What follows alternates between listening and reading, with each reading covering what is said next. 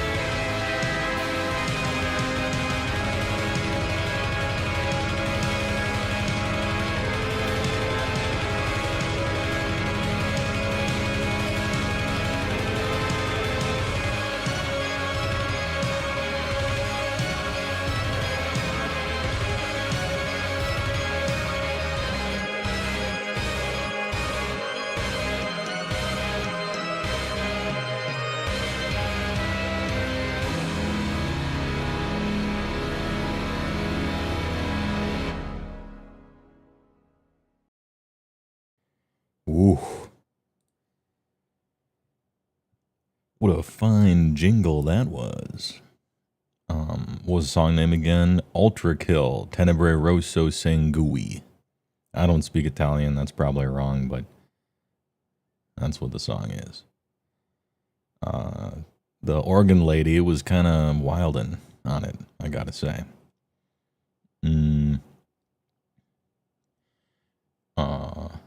Ultrakius, first time chatter, using Twitch for the first time. Wow, there's a lot more ads than YouTube. That's right. And YouTube already has more ads than I am comfortable with.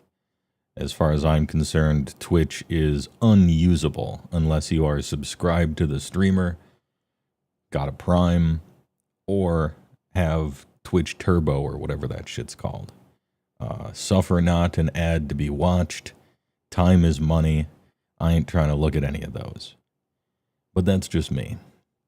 It's got a better chat system than YouTube, though, so here we are. Thanks for being a first-time chatter. Is it just you, or is the more you see of the Final Fantasy IX set, the less hyped you become? That's because Final Fantasy IX fucking sucks. It's actually even worse than 8. Like, yeah, it has Vivi. Every other character sucks. Story sucked. Gameplay sucked. Main character, possibly the worst one that I can think of off the top of my head. Well, maybe the 2 fucking kids from 12 that they threw in there. No, Zidane's worse. Yeah. Anyway, yeah, it's because FF9 fucking sucked. Opinion's mine. Alatak, thanks for the big prime. 16 months, just survived the desperate escape in Helldivers, which lined up perfectly with that song. Dude, it's a good background music to be playing while defending the right side of history and the world. Super Earth. Dude, Helldivers is actually so good, and it should not be. But hey, here we are. You thought HeyWoah was an 8 apologist? I am. But I'm not crazy. I said I like Final Fantasy VIII. I'm not trying to say it's good. Something being good and you liking something are often very different from each other. Let's be realistic here.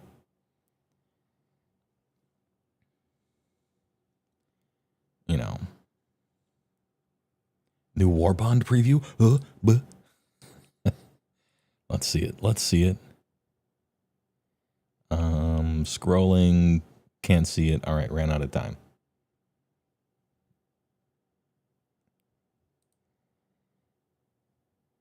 Rumor is new Illuminant on the 15th.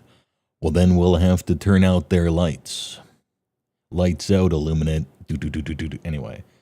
Final Fantasy IX is your Final Fantasy. Better than 7. Okay. That must have been your first one then.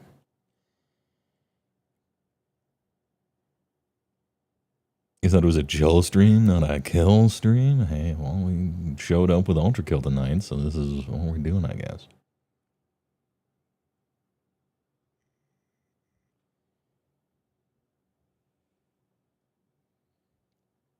FF9 had decent music at least. I can't remember it too much, to be honest.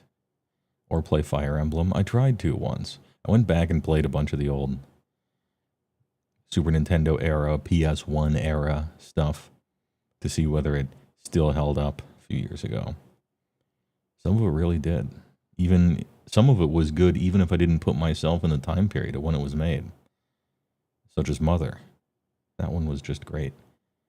Some of them were still good if I put myself in the time period of them, like Chrono Trigger. Though, super overrated. But I get it, you know? I get it. The only good Final Fantasy is... Oh, and now CJ's trying to find the trolliest one. 12? Maybe the version of it before the guy making it went crazy. But also, it was in the era where they got it in their heads that people actually liked MMO gameplay, and they were wrong. Active,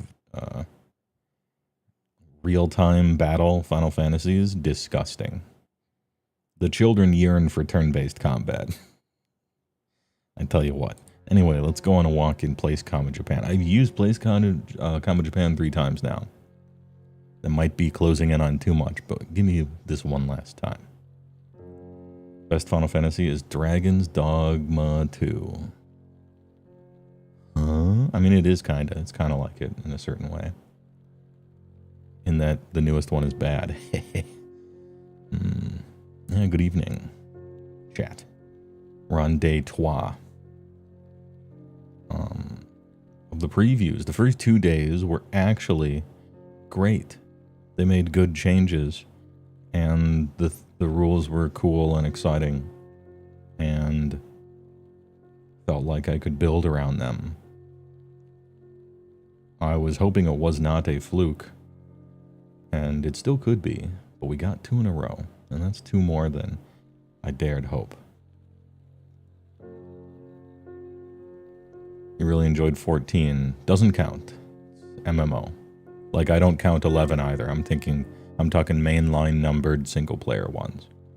14's a fine MMO. Well, okay, 14 Reborn is a fine MMO. But I'm not including that in my, Your favorite is boring, 3.6. Yeah, that is a boring, but mostly correct take. So take comfort in that. Dirge of Cerberus. I played Dirge of Cerberus. That shit fucking sucked. Vincent Shoot'em game.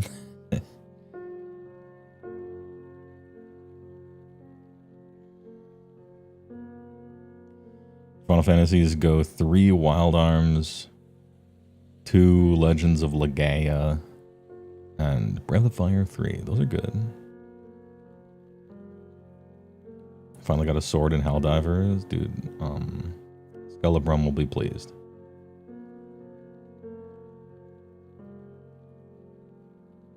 Tactics was good because it gave in to just being Fire Emblem. Ha, got him.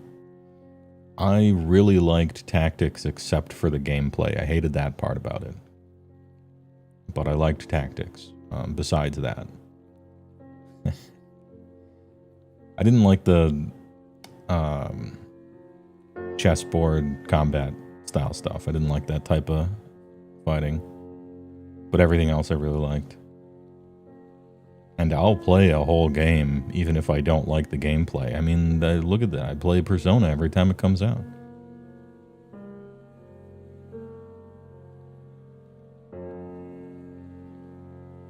You've been watching so many of my streams after the fact that you just tried the 2x speed meme.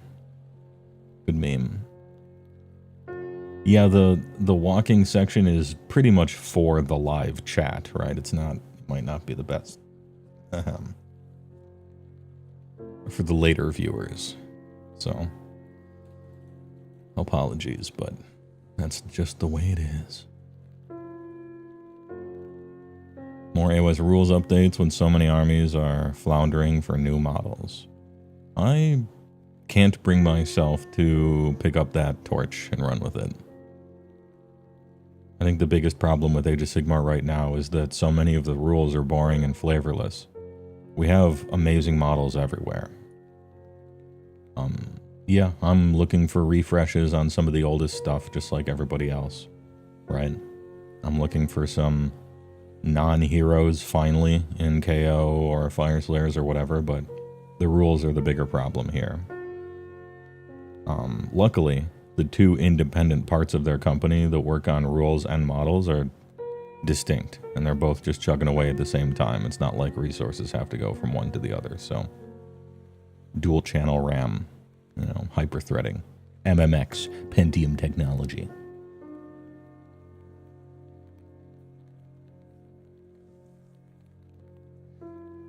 You rented Final Fantasy 1 back when you were 10? Same.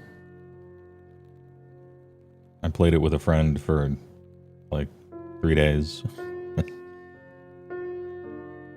That game was sick. I don't remember too much from FF1. but it was a big deal at the time.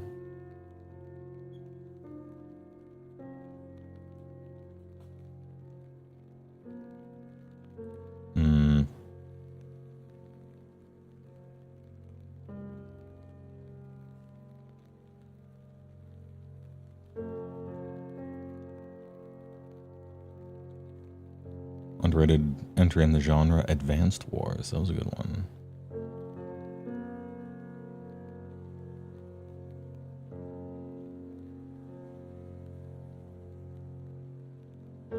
Also in news, Chicago got a pope before good pizza. Chicago has wonderful pizza.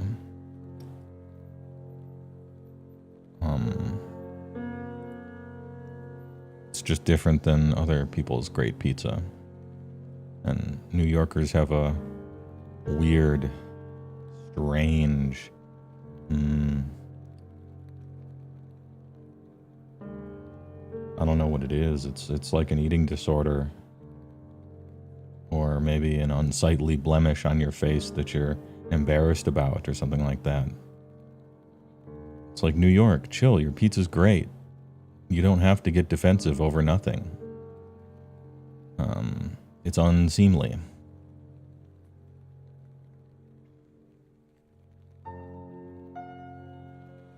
Get some confidence.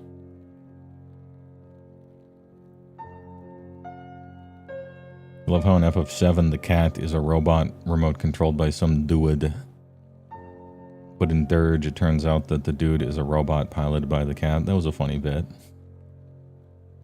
And he's Scottish, I think. Or he sounds Scottish or some such, I can't remember. Which makes me think that it's possible Kate Sith might not be how you're supposed to pronounce it. It might be some Scot word or Welsh word or something like that. But it's Kate Sith to me, just as it's Ariath. Detroit pizza is still king. I love Detroit pizza. I like New York pizza. I like Detroit pizza. I like Chicago deep dish pizza. I like pizza made all over the place. I had Milwaukee pizza at Adepticon. It was great.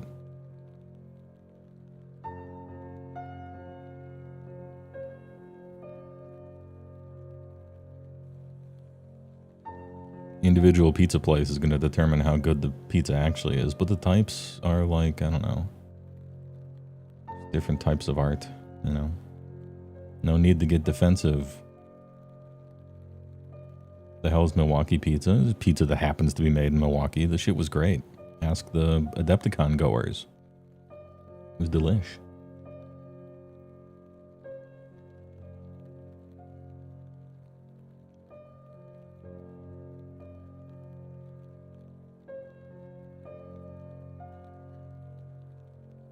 Good cheese, you'd assume? Yeah, we got pretty good cheese.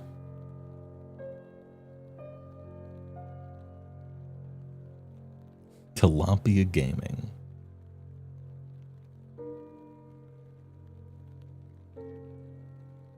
As long as it doesn't have pineapple on it. I've had pineapple on pizza. I thought it was charming. It was like an interesting mix of flavors going on there. It was neat. I think they called it Hawaiian.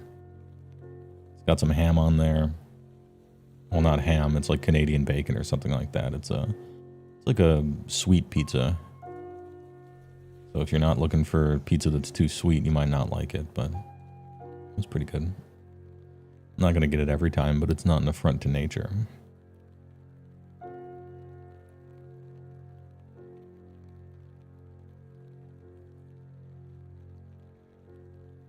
What's better, Wisconsin cheese or fish?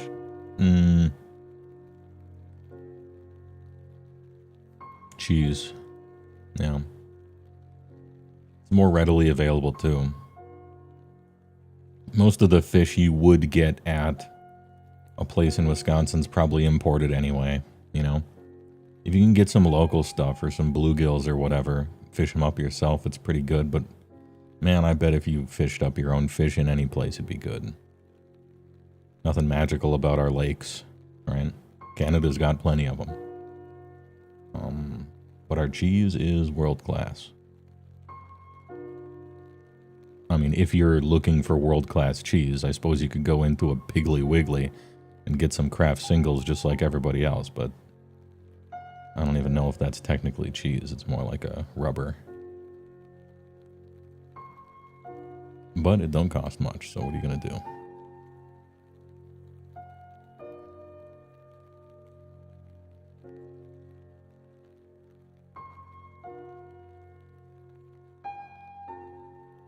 What pizza is an affront to nature? The phony old-time way of making pizza, where it's kind of like a deconstructed flatbread sort of thing with just like a giant tomato curled slice on it instead of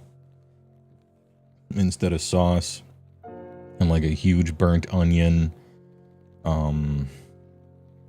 and like olive oil or something like that. I don't know. It's just like a giant weird, everything is all natural from the garden flatbread, but it's just fucking gross and boring and doughy. AKA traditional. Before the idea of pizza came to America and we made it good.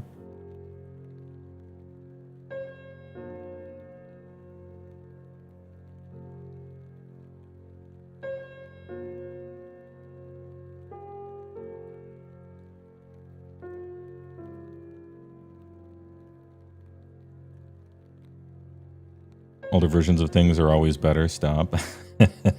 Yeah. Yeah. I mean, sometimes it happens to be true, but usually not.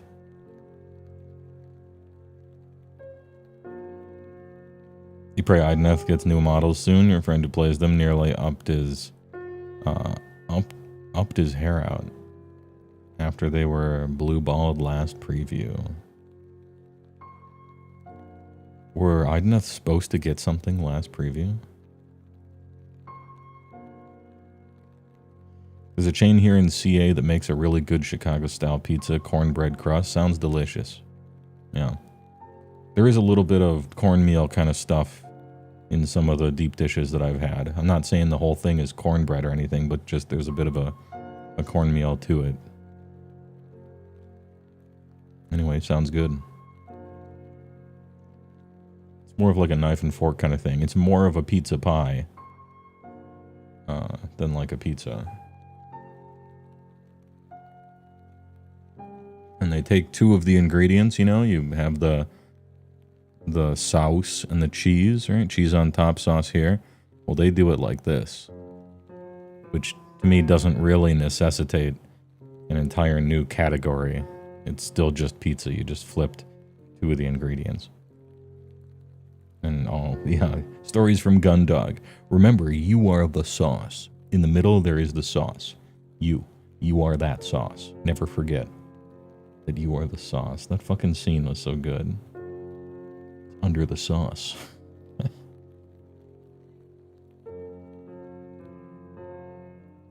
Did you see the announcement of Horus Heresy? No, I don't follow 40k stuff. It's kind of cute how they did it. Oh, okay. Was it a good one?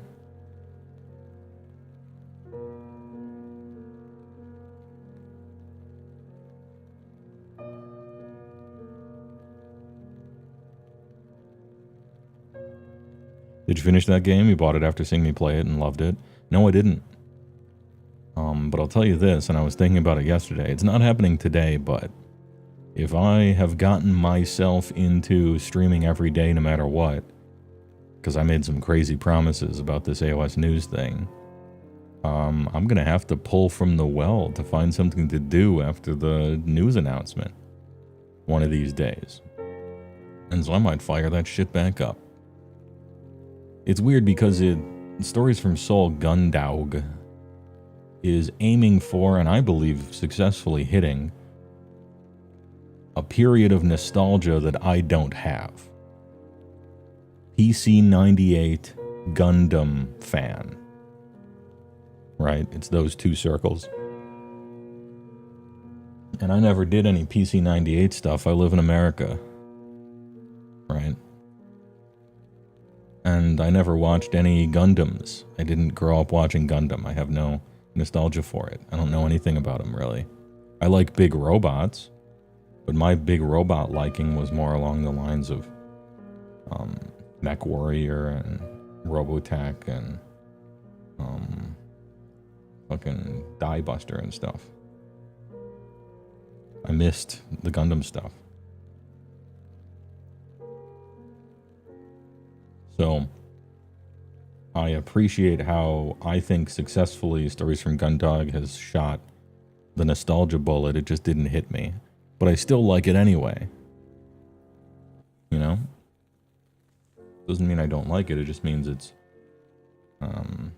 harkening back to an era that I don't have memories of. Doom Quake mode is next week. Oh yeah, true. I mean, I say Quake, but really it's not. Right?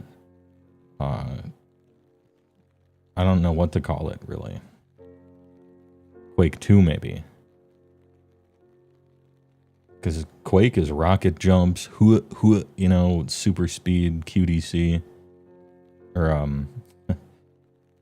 QDQ, I mean, Quake done quick. Speed runs, skipping stuff, right? All that shit. And this is just like slow Doom with a shield. So I call it Quake version, but not really from any of that Quake style things, I guess. It has supposedly like the lore is getting mixed up a little bit in the Quake universe, so I guess maybe we'll call it that, but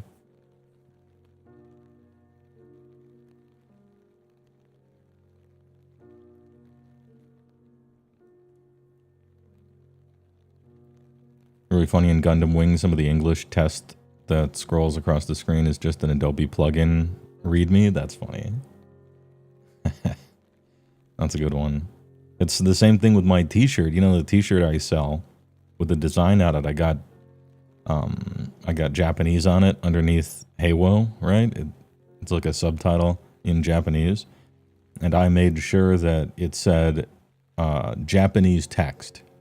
Like those are the two words that are in Japanese underneath my my name on my shirt. It just says Japanese text. And so anyone who speaks Japanese will find it funny.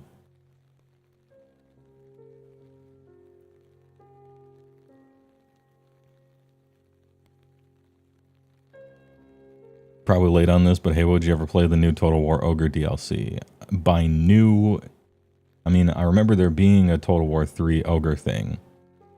And I played it, and I made an army of 18 Stonehorns for stream. Or 16 Stonehorns or something like that. And then almost beat the game, but it soft-locked for some reason after like 3 hours, and I stopped. But I felt like I had to play the Ogre thing because the Ogre thing came out. I thought it'd be a cool thing for stream, but dude, I actually hate that game. I thought maybe it could hook me, but I just don't like Total War. I can't force it.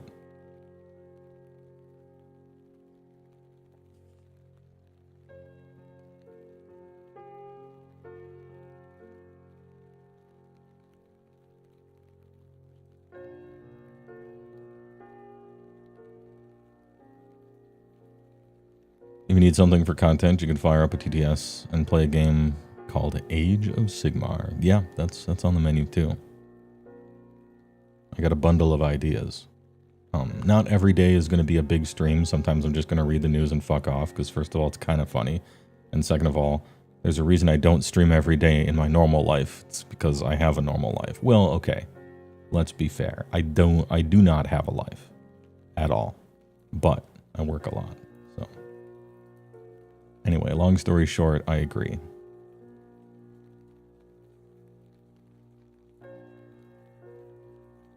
They launched an unofficial looking fan leak site, the Horus Heresy. The Horus Hearsay. Oh, okay. That's actually the real info, but all in leak form. See, that's fun. The marketers are having fun with it. That's nice. New one that came out a few months ago, they added Thunder Tusks. Oh, okay. Sweet. Yeah, I don't think I can bring myself to play it. I just don't like the game. but it's cool that they added ogres. Have you heard awesome story from recent Austria AoS tournament about Ilario who denied death? No, I don't know anything about this. Where can I read about it?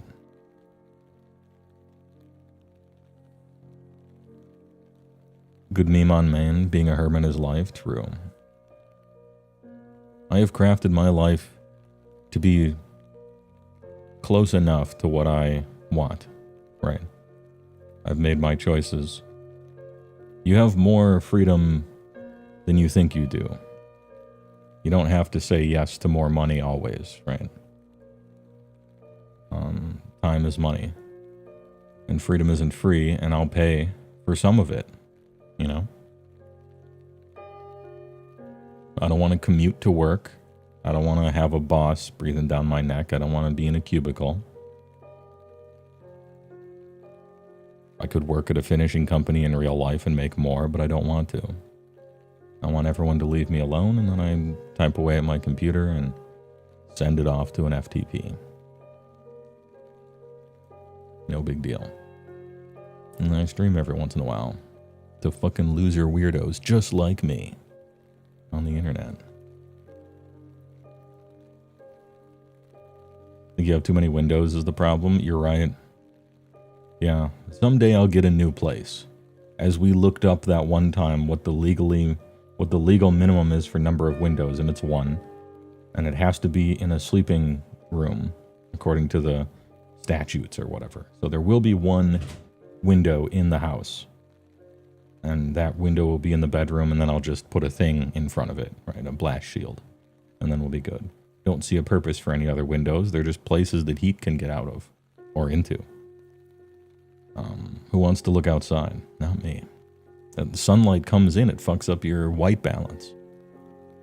Tungsten versus daylight. Come on, you know. That light temperature. Just break it up. The international engineering requirements are specific, yeah, and so we follow them to the letter. You do the office thing for the wife and kid thing. It's your bed, you sleep in it. Yeah, well, but that's what you like. That's what you asked for and wanted. And so ain't nothing wrong with that.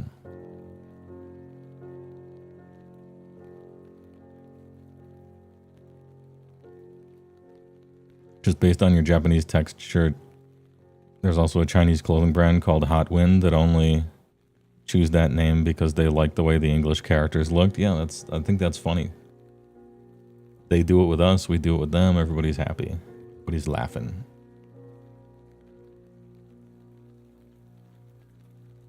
Long story short, in the game, Spanish player loses his Ilario at the start of the battle, but he just removes wound tokens and says, call the judge, you have no proof.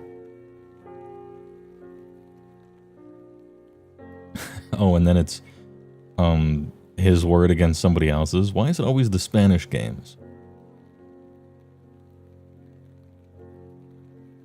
Or was the other one in Italian? Actually, I don't know. Sound like a civil engineer. I went through all the work to design a building to keep the HVAC energy in and the water out, and you went cutting holes in it. A boy has the right to dream. Once he is a man, he can no longer be a boy. It's like a deepity. When a boy becomes a man, he is no longer a boy. Deep, huh?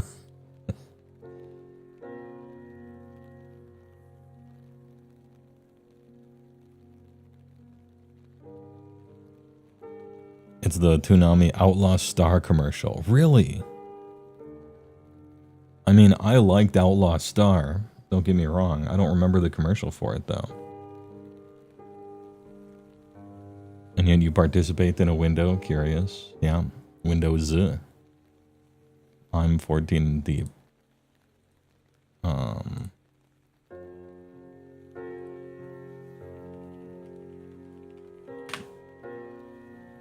Hold up.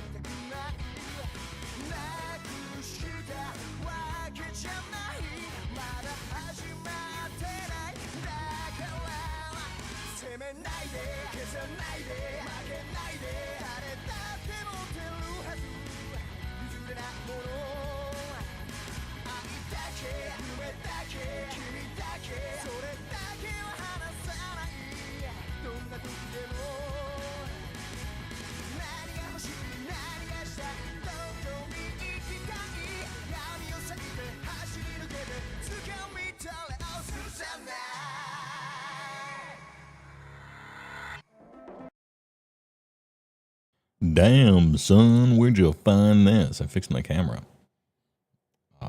You think Yu Yu Hakusho Smile Bomb goes pretty hard too? Or is this anime opening Thursday?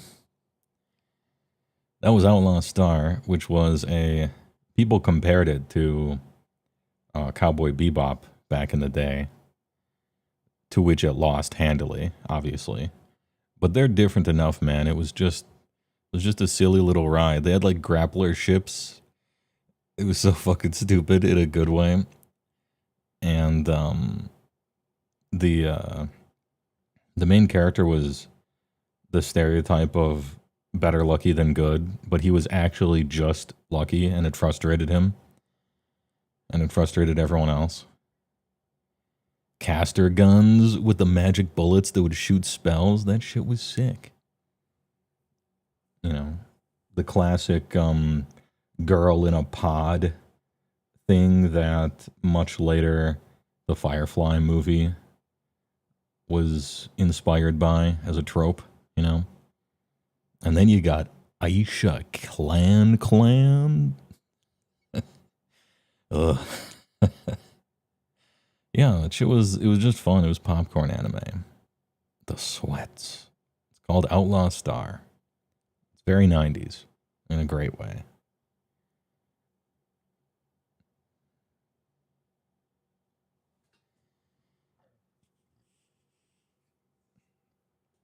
Oh yeah, the Not Trigun series. I suppose, yeah, it's like half Trigun, half Cowboy Bebop, if you want to think of it that way, although it wasn't. Certainly wasn't as good as Cowboy Bebop, and it wasn't as retarded as Trigun. But it was fun anyway. I mean that lovingly. I watched Trigun and read Trigun Mangu, you know. But I don't know, the he's a plant thing was kind of weird, and the humor largely fell on deaf ears for me. You didn't get introduced to anime via a turn it down loud intro sound with a metal suit alien and a ship remote clicking on the next show. You must be too young, yeah. It's a time capsule. Trigun's spoiler, he's a plant. And his brother's an asshole.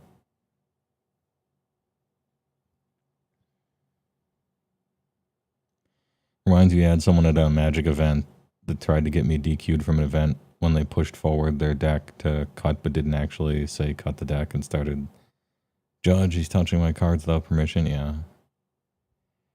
Angle shooting in that way. Well, it's not even angle shooting. That's just cheating, right?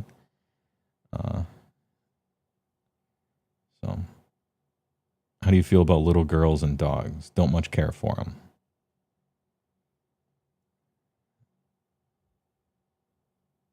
In anime. In real life, I don't like kids. Never wanted kids, so I never got me any. and don't like being around them. Dogs, I like dogs. I have a profound respect for dogs that goes back about 2 million years. But I don't want to own one and take care of it and have it destroy my things, and so I don't.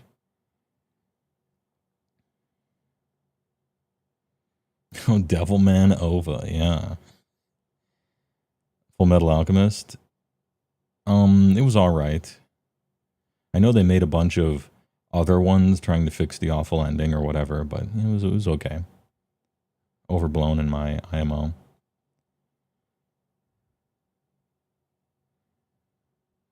Yeah, dogs are part of the tribe.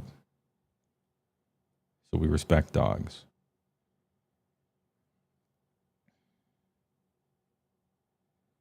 One day you're going to meet your goblins? Yeah, probably. I'll be polite.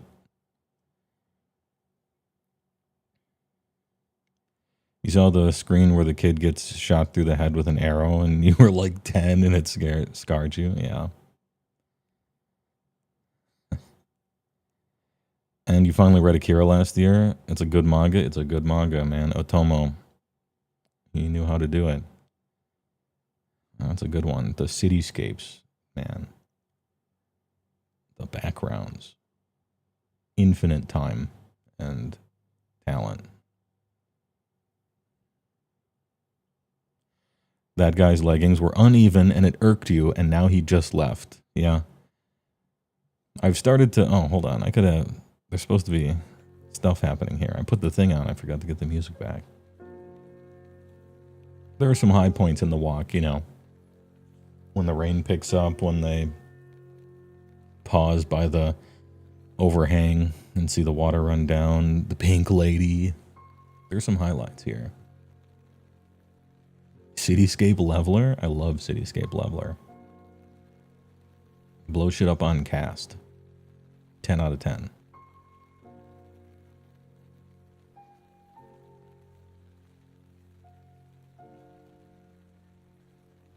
Dogs honestly deserve better than they got with all the inbreeding for aesthetic reasons. I agree, yeah. Don't misunderstand, I'm pro genetic engineering. I think we, you know, if we have ways of making supermen, we should. But breeding them too much so they can't even like eat correctly and stuff, I don't know, I think that's cruel. Genetic cruelty.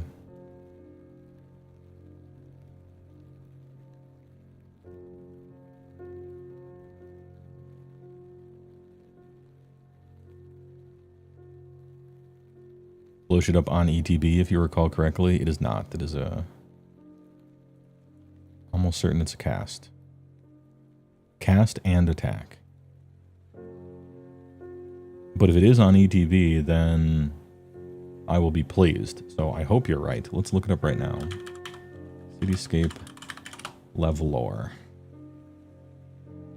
When you cast this spell, and whenever Cityscape Leveler attacks.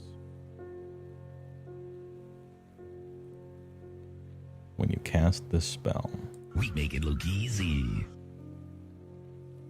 Anyway, it's still great. I still like it.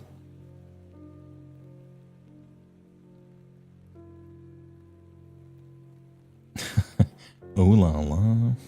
Oh, did I miss Pink Girl because I was looking up Cityscape Leveler? No, I didn't. There she is. Let's go.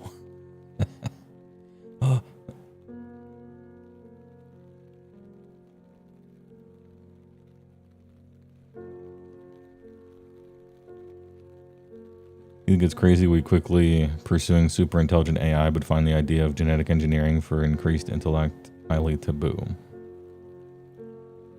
Yeah, I mean, it would... Do we even know how to do that, I wonder? And I'm talking about both of them, but I guess you can't figure it out unless you try. I just wish the marketing wasn't all lies. And I wish they asked for permission first, as is befitting copyright. But that's neither here nor there.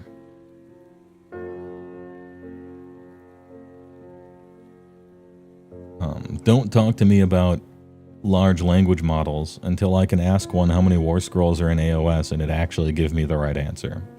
It's publicly available information. You scrape the whole internet without permission, illegally. It's on Games Workshop's website. You should be able to tell me that information. AI can't tell me anything that I couldn't have found myself. And it also can't tell me things that I can't find myself. So what the fuck is the point of it? Anyway, it's getting better, I guess. Eventually it'll be good, but for now it's all it does is make Google search shit.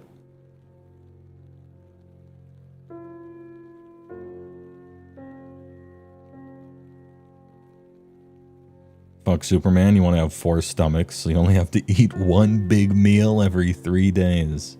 Like a cow quad stomach. 2 hearts, 4 lungs. American Space Marines.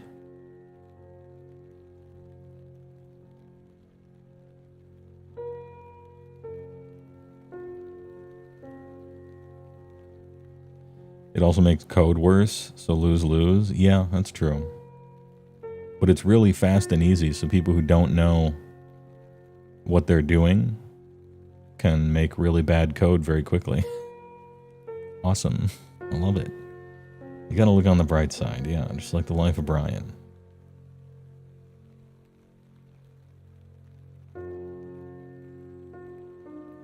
It's wrecking the planet faster, isn't it? Something like each GPT search eats up a half a gallon of water. I don't know how anyone comes up with that particular data point, but that sounds like hippie garbage. That sounds like hippie oogly boogly to me.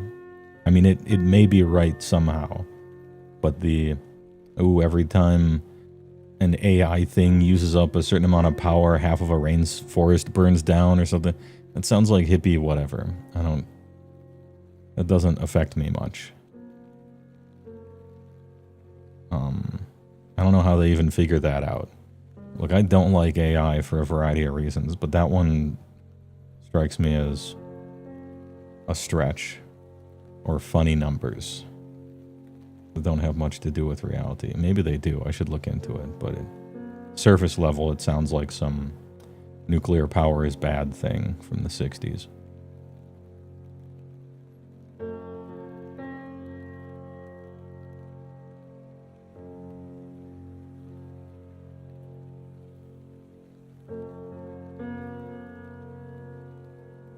Like if the country China shut off all their electricity for 1 day, global warming would be noticeably affected, right? So, I mean, that's true, that part. The temperature of the entire planet would go down by a detectable amount. So that much is true.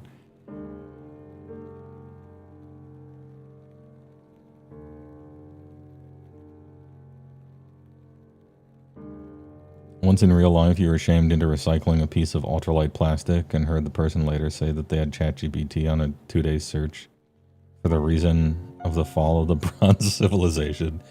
Good meme.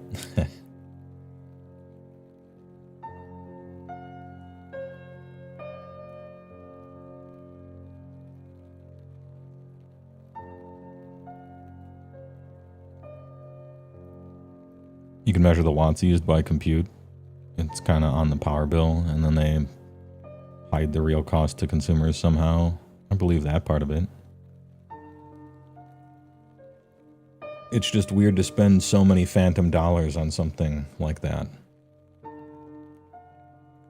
You know, $1 trillion problem, or $1 trillion solutions are usually trying to solve $1 trillion problems, and I don't see what problem they're trying to solve with this one. Besides businesses having to pay people. Maybe that's it. If we could just get rid of paying your workers, we'd be in Star Trek already, right? So maybe that's the problem they're trying to solve.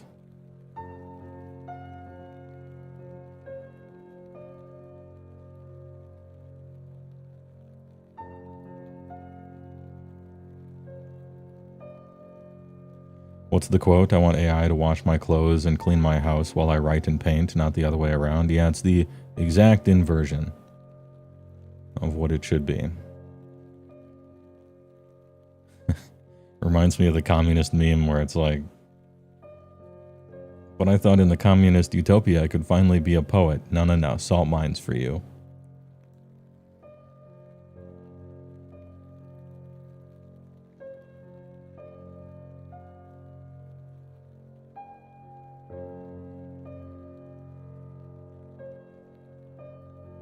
If they ever succeed in replacing the people in some business, the business will soon find itself paying the LLM owner way more than it ever paid workers. I mean, yeah, right? That's the way it works. I don't know why they haven't replaced CEOs with them anyway. They're wrong just as much as ChatGPT is. And they cost companies a lot of money. Not as much as workers, obviously, but...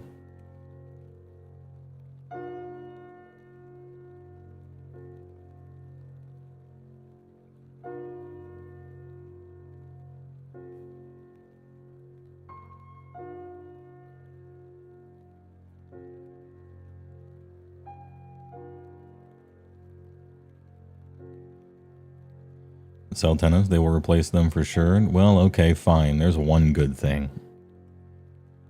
I'm a firm believer in the more layoffs meme for the video game industry. That's a funny meme. You know, the game sucks, more layoffs, please.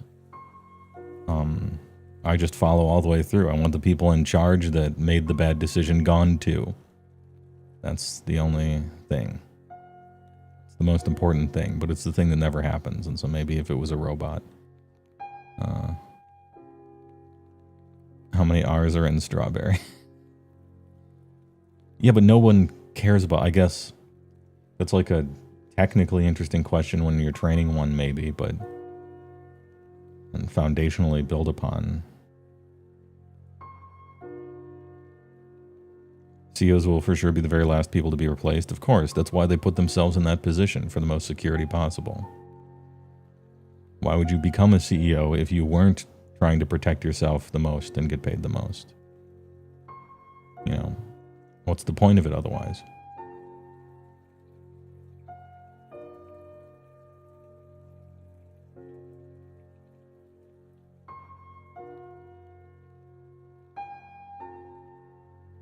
Anyway, what a nice Japanese walk this fine morning. And by morning, I mean 6:53 in the PM. I feel sorry for new games. EverQuest set such a high bar. You know what really did? I'm probably going to play it. I'm probably going to play it tonight. Top 100 game of all time.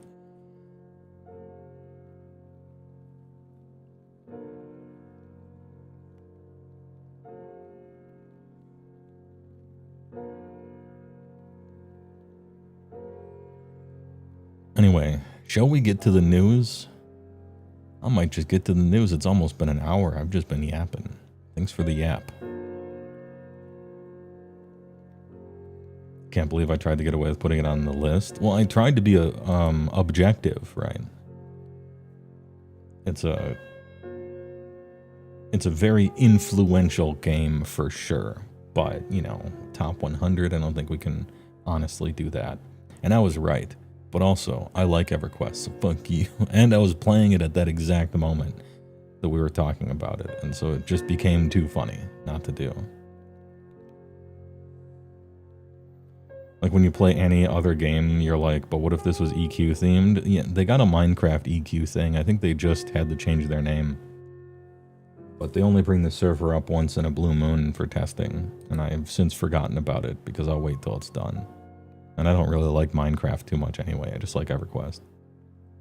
So those 2,500 players on a private server somewhere. Yeah, I mean, that's more than Orc Massage, right? I'm going to check right now. The Hero's Journey. Players online, 2,570. Right now. And that's just a random private server for EQ. Eat shit. There are dozens of us.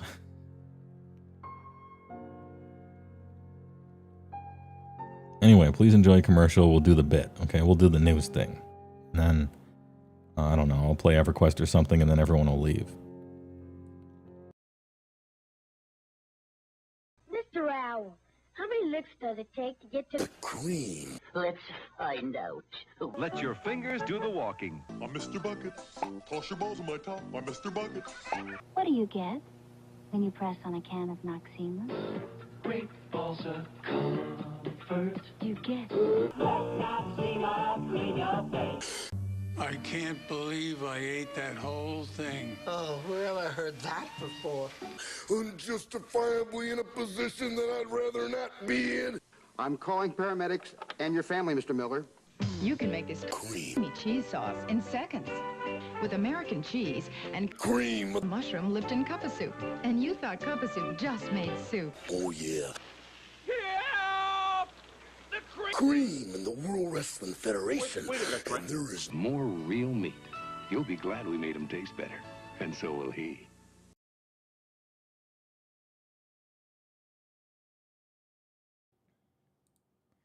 Poof. Scourge of Guy ran day 3, dining out with the Flesh Eaters. Welcome, noble courtiers, to a sumptuous feast. Repast. Laid before you is a smorgasbord of flavorsome formations, exquisite enhancements, and mouth-watering war scrolls for the most illustrious and honorable nobles of the Flesh Eater courts. Is that right? Apparently so. Sir Alexander of Marrow Ganaw is here to guide you through the menu. Unenhance. Okay, those are the only two options. It gets fucking huge or small. Lynette fought to control her horse as they watched the ghouls spill into the valley below. Her steed whinnied, bucking as the charnel reek wafted high. I'll go big. Punched and howling cannibals clawed at the plague-touched warriors they fought, shoveling diseased offal into their mouths. We have to get back to Grey Hollow, Tristan. Lynette clapped her cousin on the shoulder. Warn the others. Why? Tristan stared at the cannibal tide, slack-jawed. His eyes were glazed, the grin working its way across his face bright. It's them, cousin. The Summer King's men. What? We need to go. Look, the royal captains and petty kings, they rally their knights and lowfolk, and their claws rip at rotten... Tristan blinked, meeting Lynette's eyes. Then the haze seized him, a snarl leaving his throat. I don't care for your doubts, cousin. I'll stand with them. I won't fail. Tristan! Shock briefly numbed Lynette, enough that she couldn't stop Tristan galloping downhill towards the horde. Heart pounding, she stared back into the mass. Strange light seemed to be shining from them, a warm, inviting summer haze. The stench of blood grew sweeter, like honey. Unconsciously, Lynette urged her steed forward. Urged a steed forward. I like these little readings. It's fun. They get random people from the office in there to try to do a reading. That's fun, right? To begin, we're serving up a medley of battle formations to delight your tactical taste buds. The questing courtier's formation would suit those who prefer to bring many august heroes to their noble household. As soon as your champions kill something and possibly eat it, they become harder to kill, which is definitely a Steven Seagal movie or something. On the other hand, if you prefer a horde of sycophantic minions, perhaps impassioned serfs would be a better option. Your vassals believe themselves to be singing the foe into a blissful stupor, but in reality their enemies are so traumatized by this cannibalistic nightmare that they just stand there to be eaten. Different viewpoint, same gory result. The main course consists of 3 new monstrous traits. Savage A-Bomb comes with a serious bite, making a companion more deadly in combat. Meanwhile, Revered Monstrosity makes nearby companions more aggressive. But our favorite is Horribly Resilient, which enables you to heal your monstars, or stop it from noticing when bits fall off. Continuously regenerating Terrorgeist? Yes, please.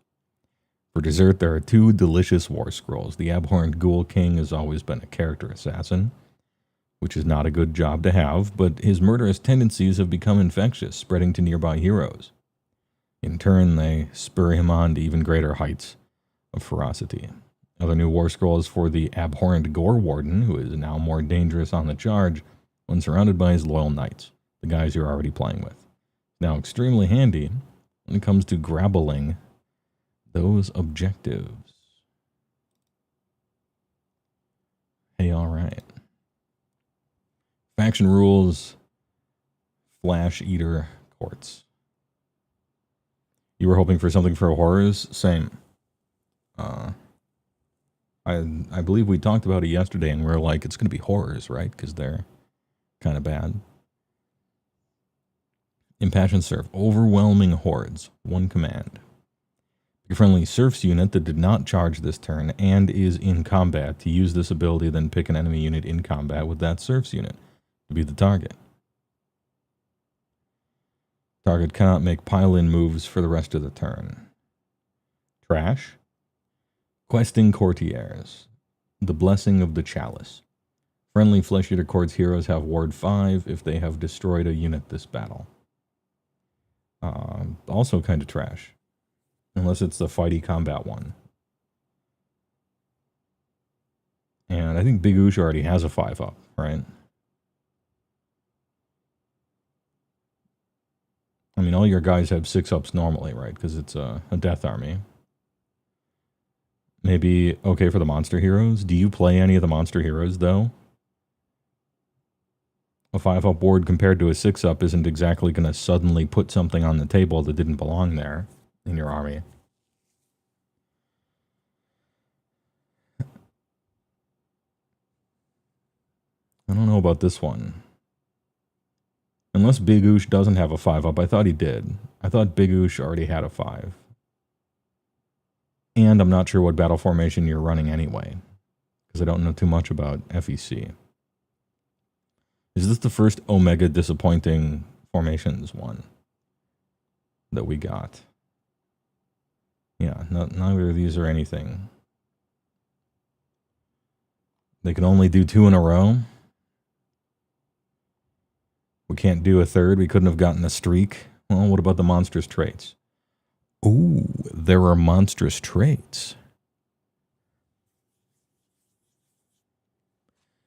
That means ogres might get monstrous traits.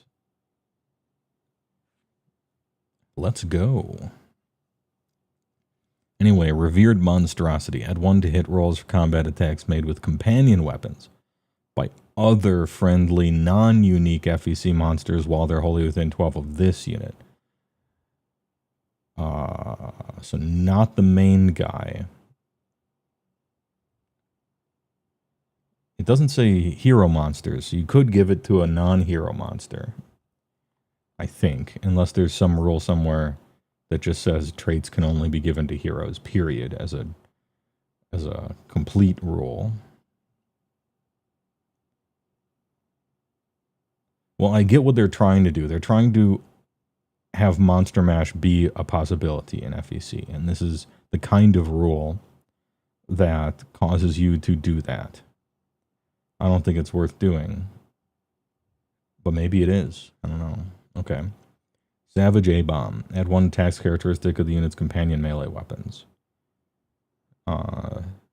Nah. It's probably like what? +1 attack, maybe +2. I don't know. Not too big of a deal. Horribly Resilient, heal D3, end of any turn. If it's not a hero, heal 2d3 instead. Interesting. Kind of neat. Somewhat resilient to chip shooting, I suppose.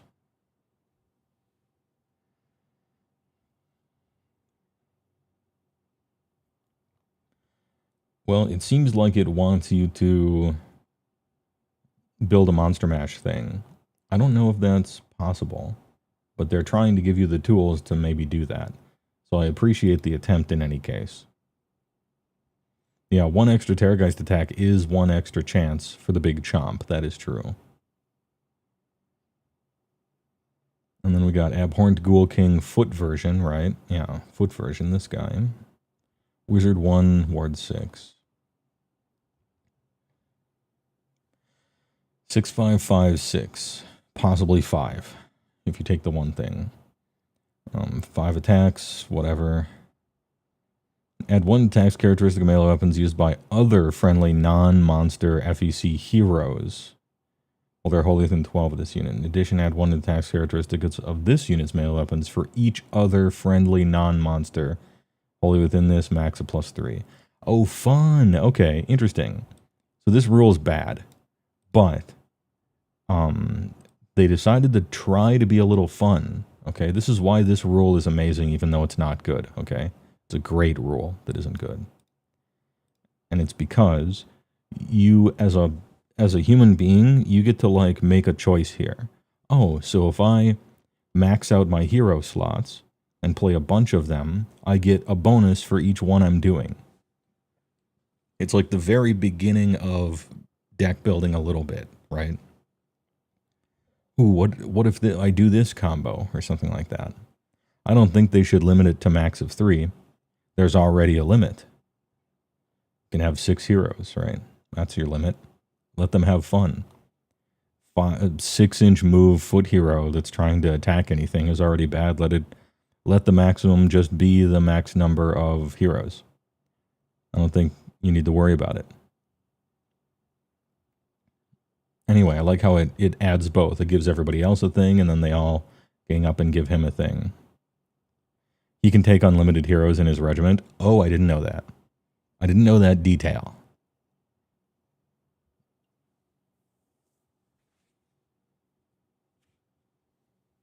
Well, 3 or 4? Okay, okay.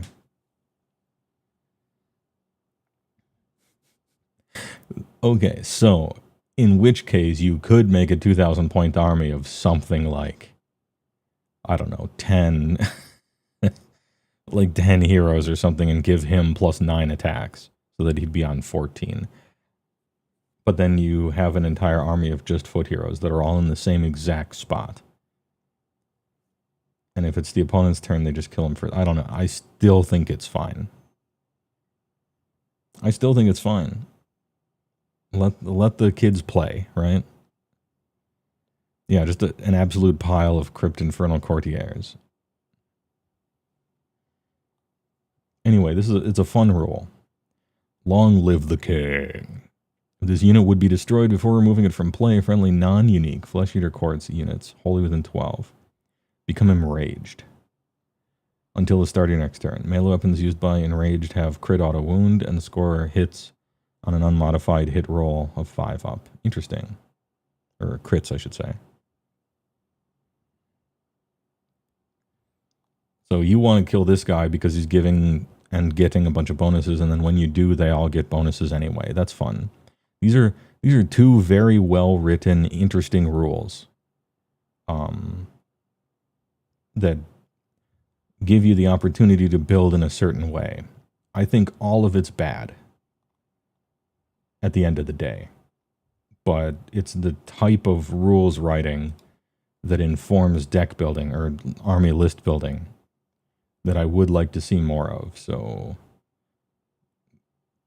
despite me not thinking it's any good, good work. Someone might do this and it might be good somehow, or at least it might be fun. Abhorrent Gore Horden, 12-inch move. And this guy is the flappy key man, right?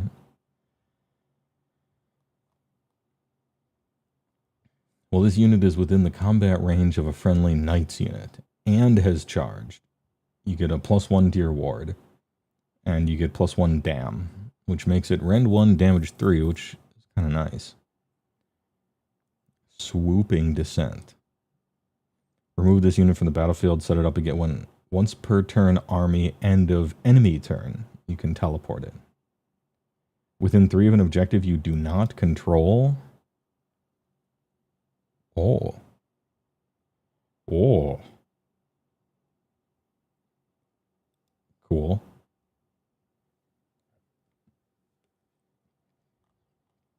Okay, forget about all that other shit. End of the opponent's turn. Teleport within 3 of an objective you don't control. Now it's your turn. Control the objective. Like, yeah, it still has to be more than 9 from enemy units, obviously, but this guy's like an automatic prospector that also happens to be a wizard hero. Knight Lord. For the knights you're already running. You know, mid-game kind of, some people have died, some armies have shrunk a little bit, and at the end of your opponent's turn, you can just choose an unmanned objective on the corner somewhere and just steal it for your turn. I like him. I mean, he's 12-inch flying anyway. That's sick, too. Okay, new Abhorrent Gore Warden. I was asleep, and then I woke up. I like this guy. I don't know how much he costs. How much does he cost? 140, okay. He even costs almost prospector points, sorta. I like him. Abhorrent Ghoul King plus...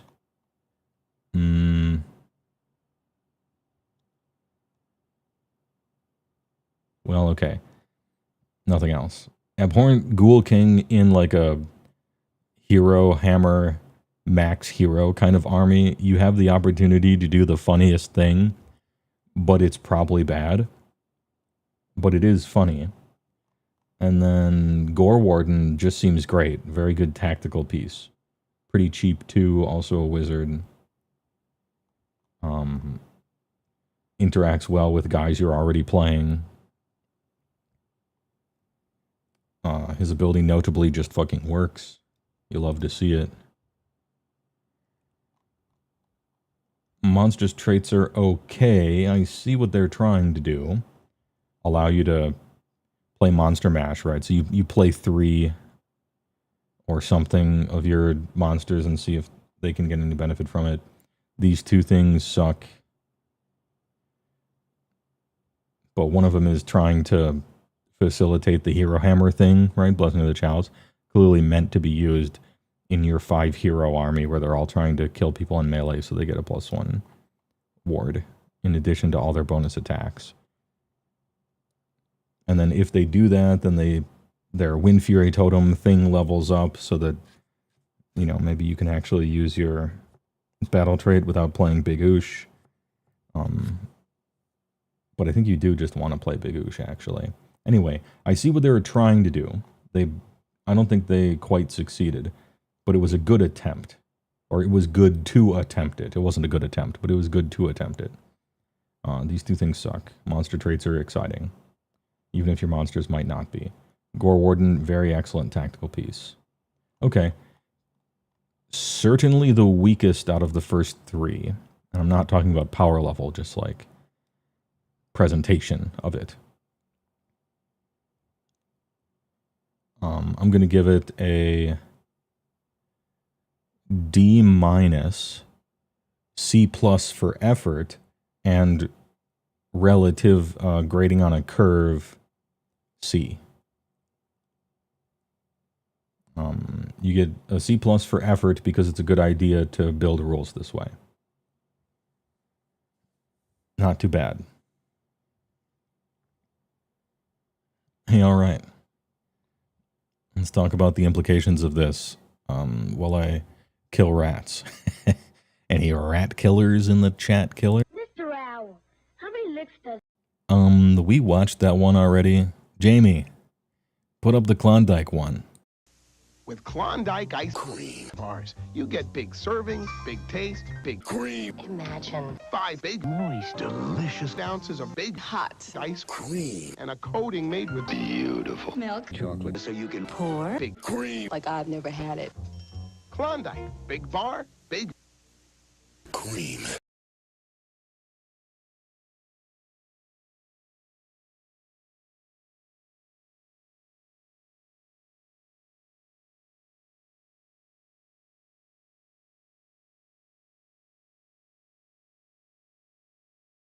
I'm typing a storm. Hold up, I'm typing a storm, alright? I will get there eventually.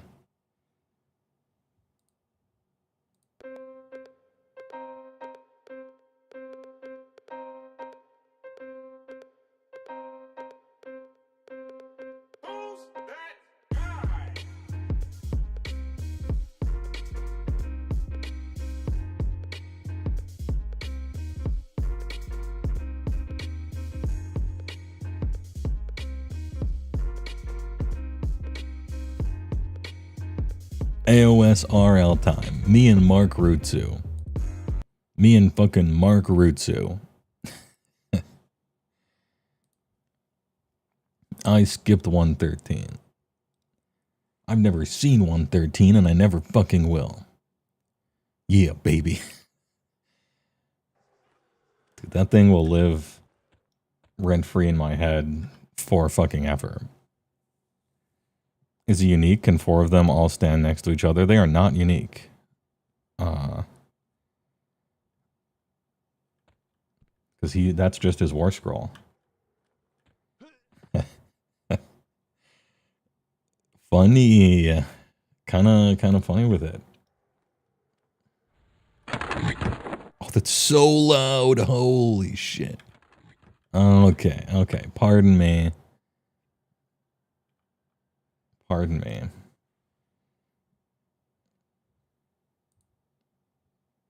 Where's my other one? Jesus. Fuck.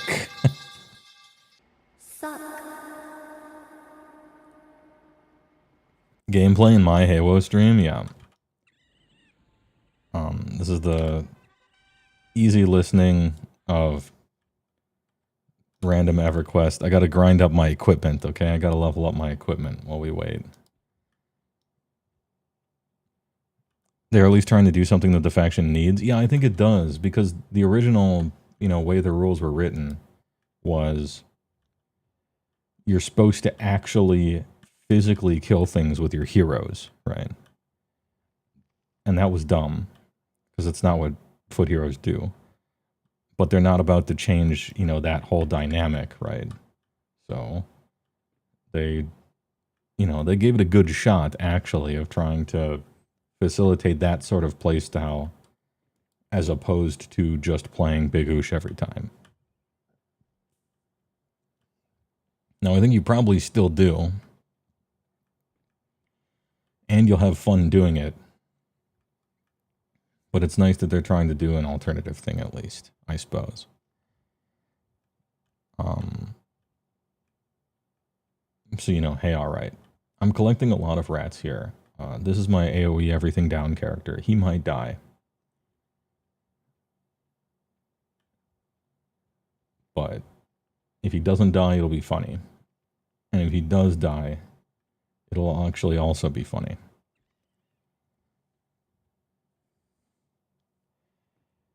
In 40k terms, these are seasonal updates. Kinda, yeah. I mean, that's what the GHB stuff is usually temporary. I get the impression, perhaps, that these upgrades are more like a...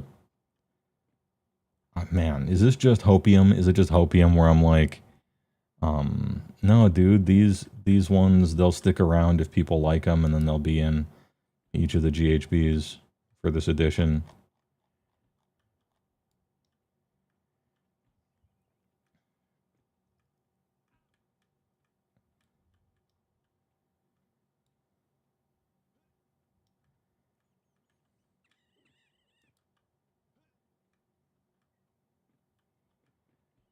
I mean, maybe.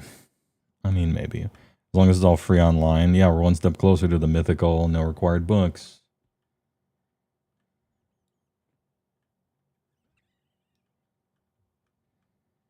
And we saw monstrous traits, which is good news for Ogas, at least half of them. Nice to see those. I wondered if they were going to show up with the battle tome or not. You might want some background music. I will get to it. I can't pause.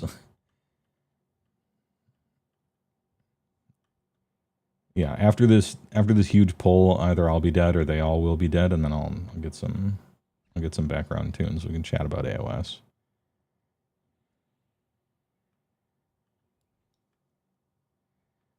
Okay, we got a lot of rats. All albino rats. It's got a bunch of gray seers. Master clan over here. And we'll use protective spirit discipline. Let's see if the combo can work. Any combo players?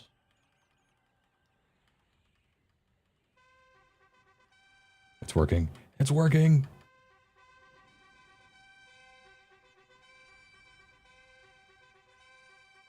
AoE maxing. It's happening.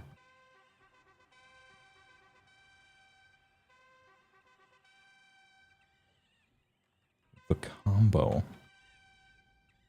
And now we loot for 7 minutes and I put on some music. Waiting for respawns.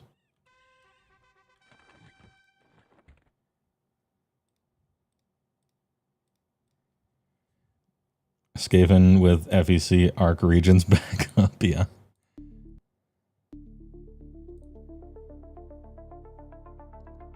Skavanicide.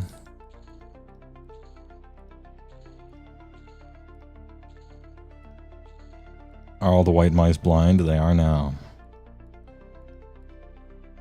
You don't want another 40k 6th edition where they have to abort it halfway through. By the way, you might want some BGM. Oh yeah, I read that already.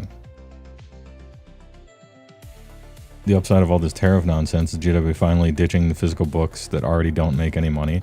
Dude, that could be hidden great effect. You know what they did ditch with this GHB that we noticed last time is the Gamer Edition Spiral Bound. That's too expensive now. You can't make that. They're back to cards for everything. And this might be...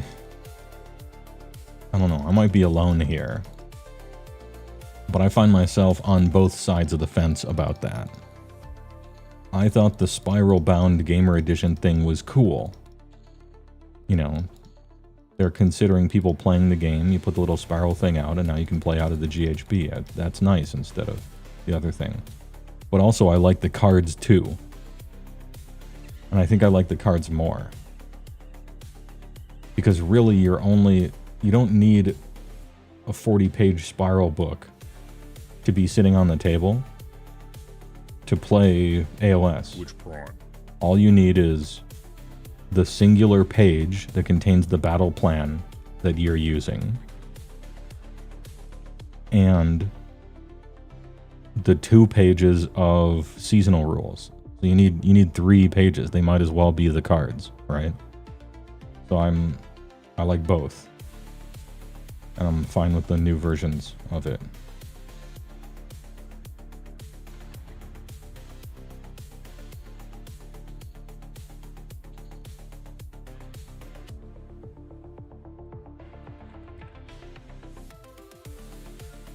Disaster Plan, thanks for the big prime. 20 months. Perfect streak. Thanks a lot.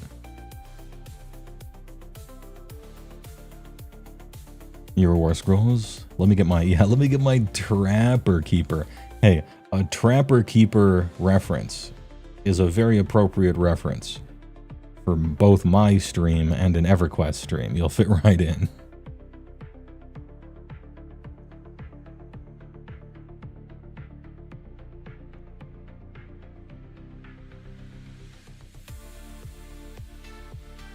Are we getting a HeyWoah stream every day this month?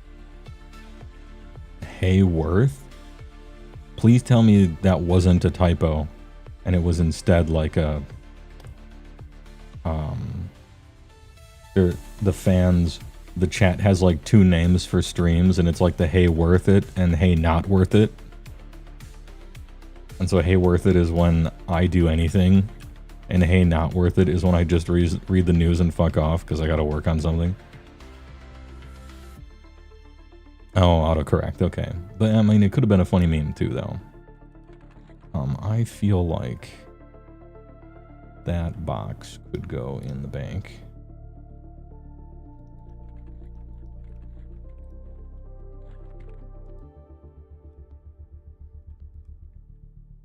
Anyway, this EverQuest server is fucking sick. For the one person in chat who gives a shit about EverQuest, and that's me and maybe one other person. This server is actually sick. Very interesting custom rule set.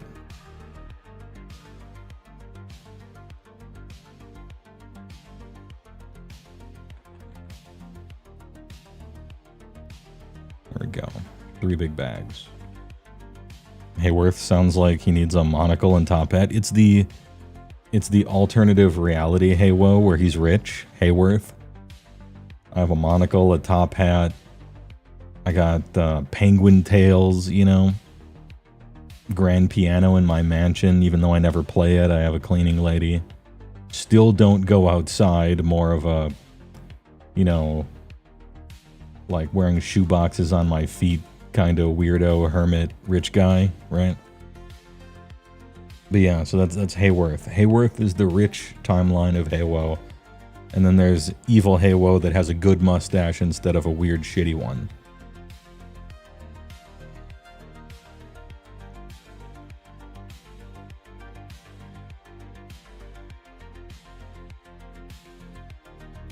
HeyWoah plays 40k as Tao. Ooh. I thought we were doing the not evil one. Actual cave for painting ogres. Yeah, it's like the Shire. You started a character on there after last Monday, but you haven't had a chance to play much. Don't worry about it. Do it on your own time, if you give a shit. This combo, I made this character combo to farm money with, essentially. It is Warrior Monk Beast Lord. But the secret is it's Beast Lord because of Bloodlust.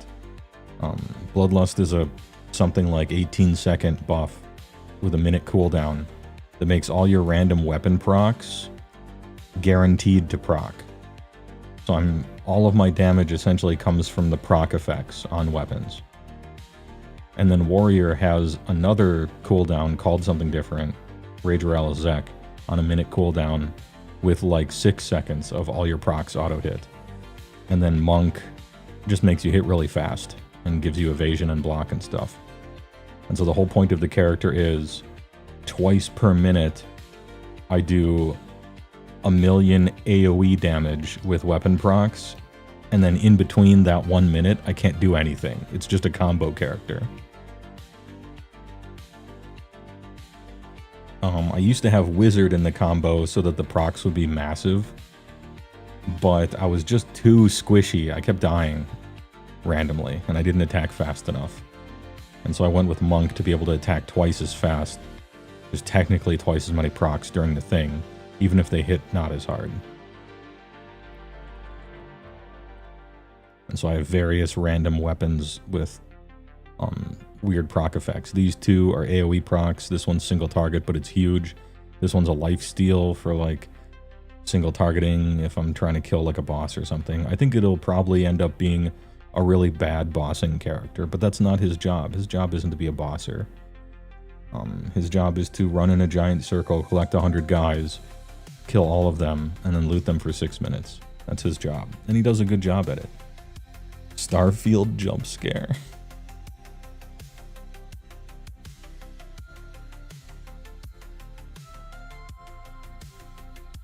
Yeah, Dead End, a Spruce Moose Enjoyer. Which CJ will get because he's been watching the good old days Simpsons, seasons 1 through 6, and then some of the stuff until 10. Riffs Megaproc of the Milwaukee Megaprocs. Yeah, I made it Riffs because it just seemed like the silliest combination of classes at first. It was Warrior, Wizard, Beast Lord, so it just did everything. Like, I'm a warrior in full plate, but I also have a robe, and I'm also a wizard, and I'm a friend of beasts, and I have a warder, and just all this random shit. I'm like, yeah, that's Riffs. 7 different archetypes duct taped together, you can do everything, and so this is Riffs. The other character I made is the opposite of this guy. He's the bossing character. He's supposed to kill one boss in dominant fashion and have an answer for everything, but not necessarily good at AoEing.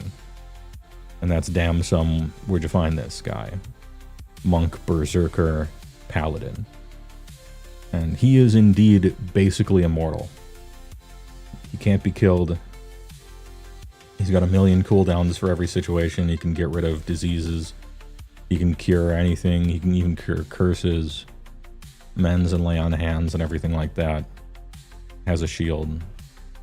So Damn Son has leveled up into being quite the nice bosser so far. Character made to kill one boss, call that guy Lagui.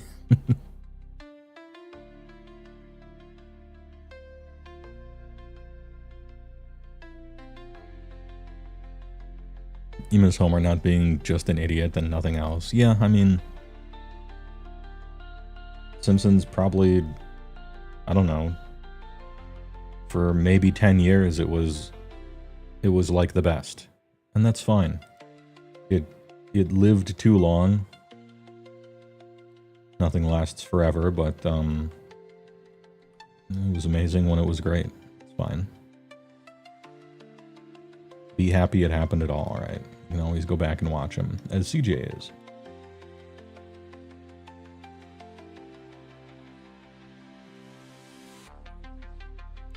I also made another combo. They call it a... So the first thing you think of when you're playing on an EverQuest server, and you're like, you can mix any 3 classes together and be your own, like, Gestalt, Giga Chad, triple class guy. You think, well, what if I make 3 pet classes and have 3 pets out? And so I'm 6 people. Is that sick? And it turns out it is sick. It's really good.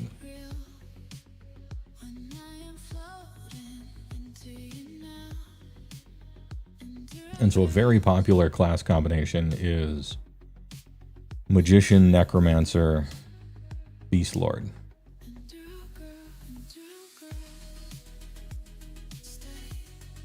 People call it the pet cuck because you actually just pull up a chair and sit there and watch all 3 of your turbo pets and the burnout, you know, pet haste, pet buff equivalent for all 3 classes stacks, and you can put it on all 3 pets. So you're not 3 times better, you're to the power of 3 better. And all your AAs stack for all your pets as well. And so you actually just pull out a folding chair and you watch your pets destroy everything, and it's fucking sick. It is cool. You do deserve to be called a little bit of a cuck, but it is cool. No hate. 3 pets in this economy? It's fine. There isn't too much inflation on the server. It's not like a Path to Exile season where after day 6 you can't afford anything because inflation's so ridiculous. Not quite that bad. There are gold sinks and stuff.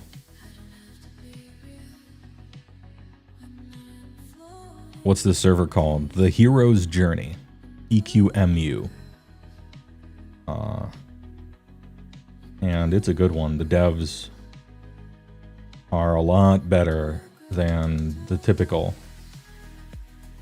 And I've been to servers with a cool idea, you know, an idea about this cool before, but those servers never got traction, or the devs didn't keep up with it or whatever. These 2, surprising popularity, it got huge, and they managed to hold it down.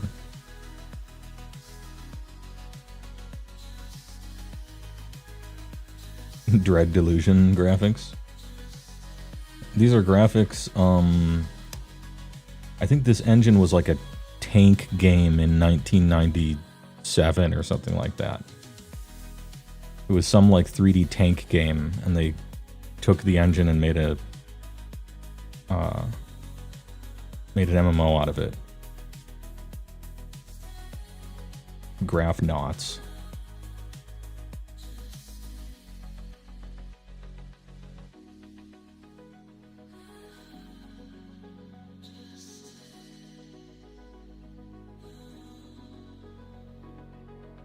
Troll SK or bust. Dude, Troll SK is a nice one. Get that regen for your Lich style effects. Not bad.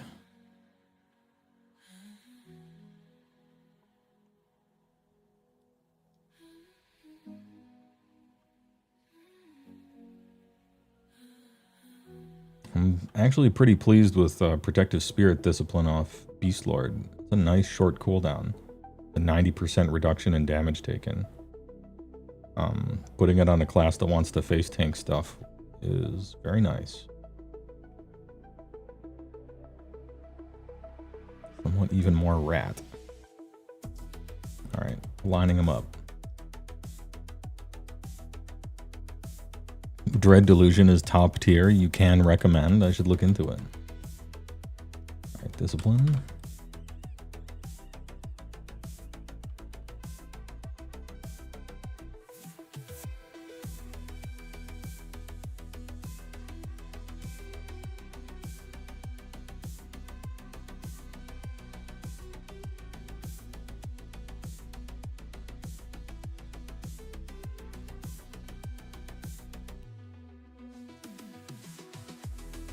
93% on the pauldrons. Almost leveled them up. How did you survive that? I used the Beast Lord Discipline, which is meant for DPS classes, which reduces incoming damage by 90%. And so the class combination I chose, you know, they wouldn't give a tank something that good, but now I have that. So I have a, when they're all running up to me, I pop the Discipline on a pretty short cooldown. I think it's 5 minutes, maybe 6. Reduces incoming damage by 90%. And then Bloodlust plus a bunch of other stuff so that I auto-proc with every attack. And I'm dual wielding AoE proc weapons, and we just AoE proc 100%, kill them all. And they all die at about the time that the Discipline runs out.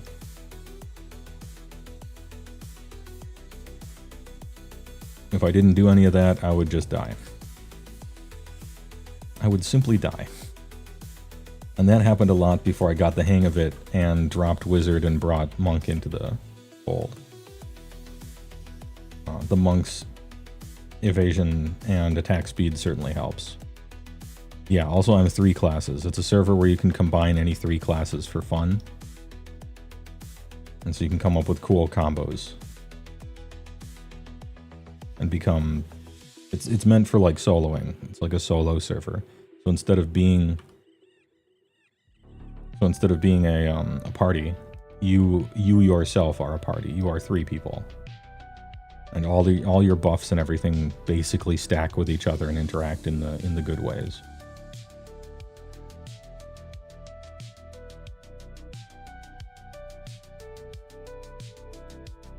I'm running around with Ward 2. Yeah, once every 5 minutes.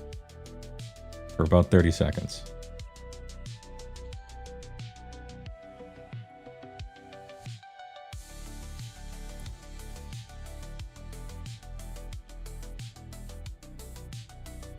Is mob damage low and AoE damage crazy? No. Mob damage is normal, although when you are 3 classes and have all the abilities and buffs and stuff available to 3 classes, then monster damage is relatively low, because you're overpowered, right? Also, my gear is insane, because I farmed for it. Obviously, you know, I'm killing reds, right? That's ridiculous if you would be in normal EverQuest. And AoE damage is very, very, very reduced.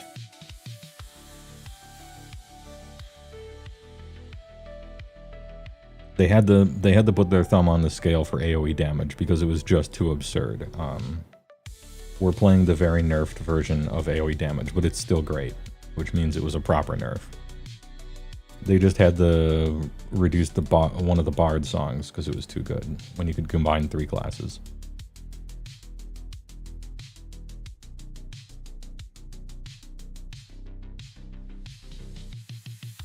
How many horrors of those 90s era textures seen across all this time? These are quality Nintendo 64 ass textures here. That's some character.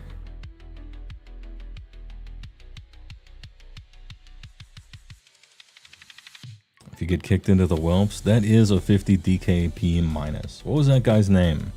Dives, I think. Many whelps handle it, that guy. More dots. Oh, the memories.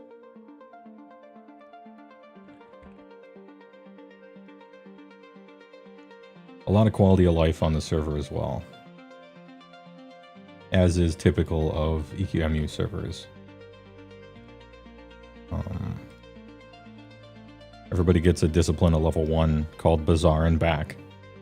On a minute cooldown, you click it, it brings you to the Bazaar. Click it again, it puts you back where you used to be. Because it's supposed to be a soloing place. So you don't have to be like a wizard for gate or anything like that. Let's get a Lord Skrulk video, but for those textures, what these textures have seen, yeah.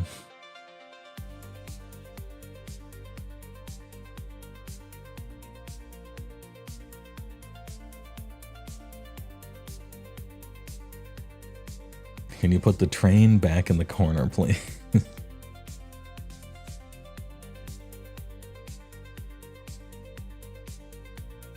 Anyway, they just did some stuff to Wizard to try to have the Wizard playstyle work. Because as it happens when you combine 3 classes, you just never want to cast spells.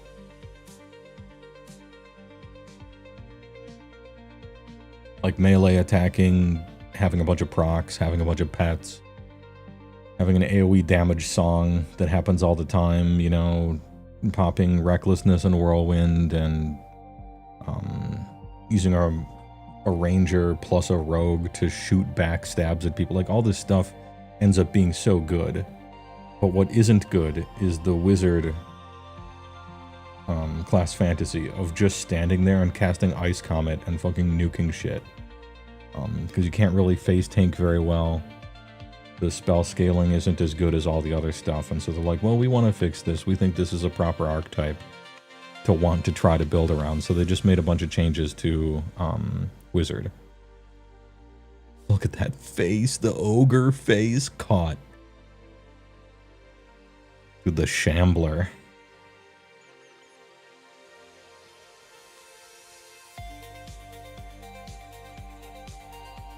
The absolute difference between killing 1 guy and 50 guys is the same on the proc character.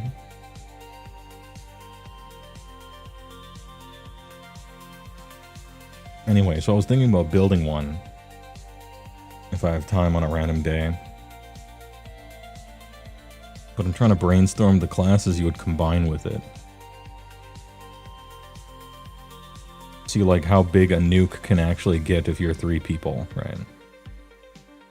For Wizard. One of the new AA they got to try to facilitate that style is like a dimensional armor thing. I can't remember what the cooldown is, but it's relatively short, and it makes your spells uninterruptible for a period of time.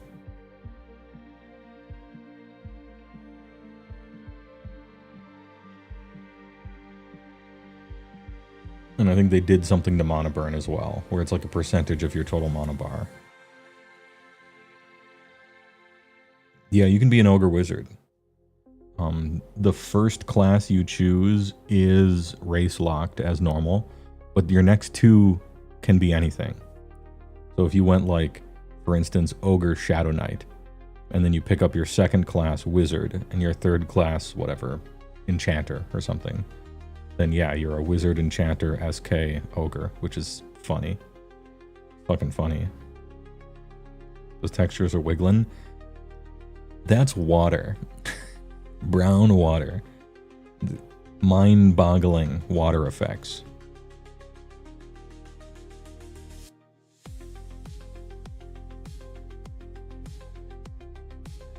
Fine, I'll hide it. I'll hide it. I thought you all tabbed. No, this is the... This thing is running right now at like, I don't know, 100 frames a second or something. This is just how fast that animation is. That's it. This is peak animation. You kind of want to try Wizard, Enchanter, Bard. I think that's a good mix. Jim Rendo. Jim Rendo, my favorite Star Wars character. Because Wizard for blasting, Enchanter for doppelganger. Because I feel like if you're going to go blaster, you kind of have to... Your first 2 classes really are just Wizard, Enchanter, and now you're choosing a 3rd, right? And Bard is a good choice because it gives you access to full... to plate armor, which is going to be important. Spell damage songs to up your spell damage %, and runes. And runes are going to be really important because you're going to be super fucking squishy. The problem with Bard is that Bard is very hungry for spell gems. Because on this server, you can play as many songs as you have gems available. And so you're not going to get the full benefit of Bard spell gems.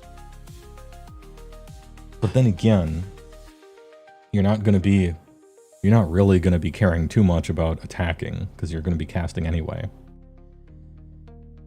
So maybe that's not a big deal. You're only going to run, you know, 2 runes and 2 spell damage ones, right? It's not like you're a melee class that wants 8 bard songs at the same time. So yeah, Jim Rendo, you might be right. That's a good option. I was also thinking druid maybe, or black wolf. If mana is a concern, which it probably will be, and another cooldown. Cleric is a decent choice as well, because Cleric actually has some sick cooldowns to pop for self-damage, like Divine Avatar and stuff like that. Also has access to plate as well. So like Cleric is possibly a good option too. Oh yeah, and Bard can cleanse. You can cure disease, poison, curses and stuff with Bard. You can do the same with Cleric. And that's going to be useful. Mage is also good but not really. I mean, you get a pet, so the pet can tank while you blast, and having access to the Mallow line will be really useful for your burn phases. In keeping with that, maybe Shaman is also decent because it's kind of like a Cleric, except you don't get the huge cooldown Divine Avatar, but you do get Mallow, and Chain at least, plus some heals, and symbols and runes and stuff. Anyway, I'm just kind of thinking out loud. The third class to combine with Wizard Enchanter for the big blaster boy, there's a bunch of good options there. Shadow Knight is a decent option, but then you would be much more attacking, much more spamming life taps. And I'm not really trying to spam life taps, I'm trying to spam ice comets or whatever.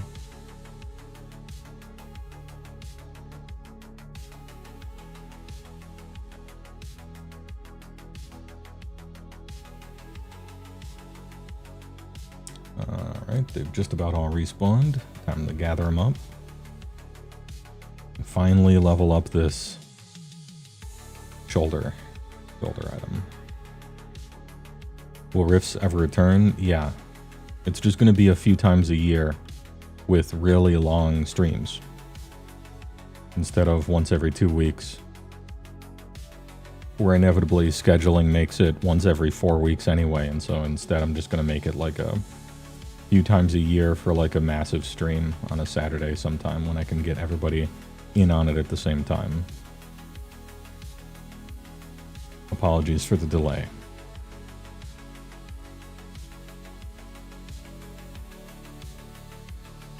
But people seem to like it, and I liked doing it, so I would like it to still happen as much as it can, right? Cleric, Necro, Shadow Knight. At first glance, Cleric isn't doing too much in that combo.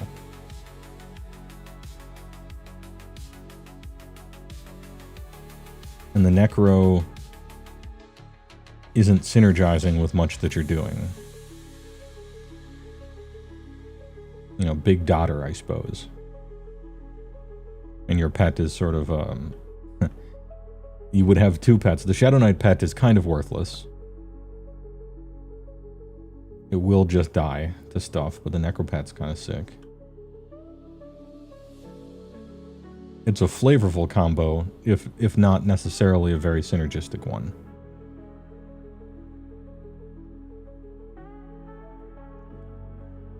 Just Shadow Knight with the gear you have available and any other 2 classes, you will be going net positive on life taps. Shadow Knight sustain is, it works. You're good.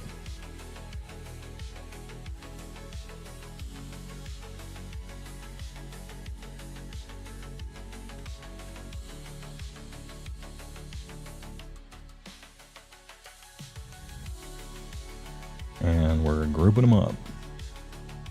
Damn, look at that ladder physics. You actually have to go into first person mode and look up to climb the ladders. Mind-bending interactions. 3D. That being said, there's a really good main hander that's cleric only, but I can't remember what it does. It has some sick proc on it or something, plus sympathetic healing. So there is that. I think pets commonly use it. Can't remember its name.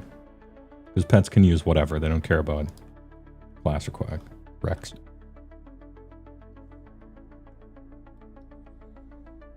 Are you pathfinding? Is it just memorization? Yes.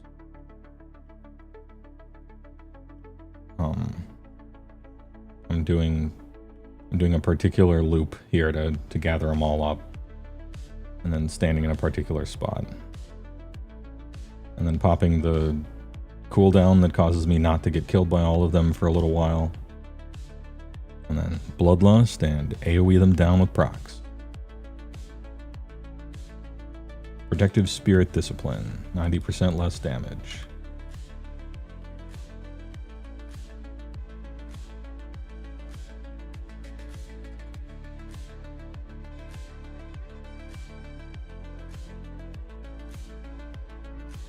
And every time I kill one, I have like a 50% chance of getting a big heal, which is how I'm staying alive furthermore.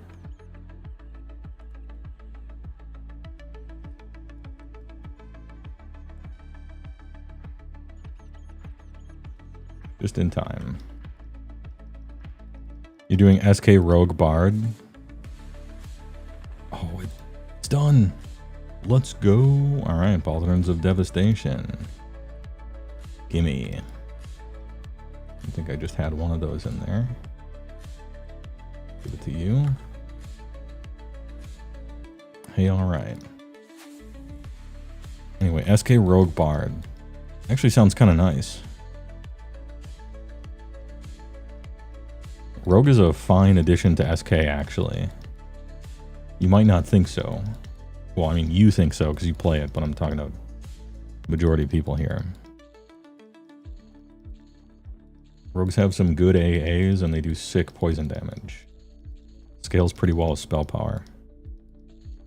And Backstab is such an excellent auto skill. Especially on this server where you can do it from the front. Bard sounds very tanky in that combo. You get to slurp essentially all of the Bard's buffs. Because you do everything, and so Bard helps you a lot there, plus the runes. And so, like, runes plus life taps, you're probably kind of immortal. And Bard has cleanses and curse cleanse and stuff like that. That's a good combo. Backstab is such a satisfying button to press, too. In ways that, to me, Frenzy isn't.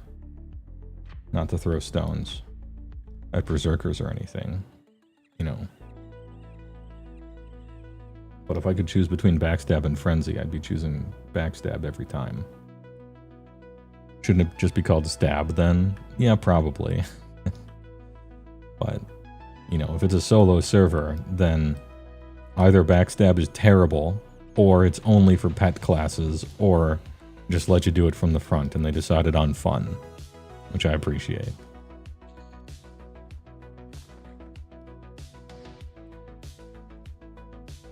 And you can backstab with all weapons, although you suffer a penalty if it's not piercing, I think. I don't know what the penalty percent is, but...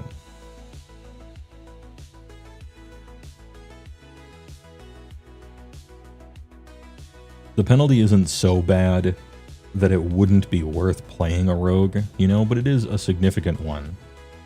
Like, you probably do want to be using piercing weapons. But I'm not sure about which weapons you're choosing between.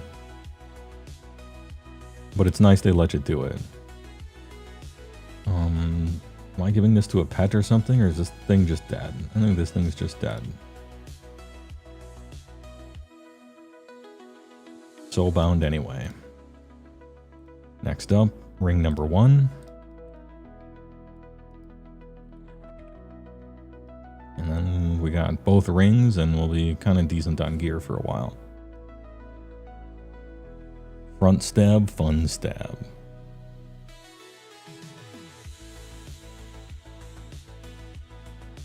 The SK time weapon is main hand only, and it's a decent heal. Alright, then it's worth. I know night weapons are excellent. Night weapons are kind of like monk weapons, where they're just better than everybody else's. Because in the real game, that evens it out, but in this game, it just makes you amazing for weapon choice. Oh, Unresistible, it's one of the minus 200 ones.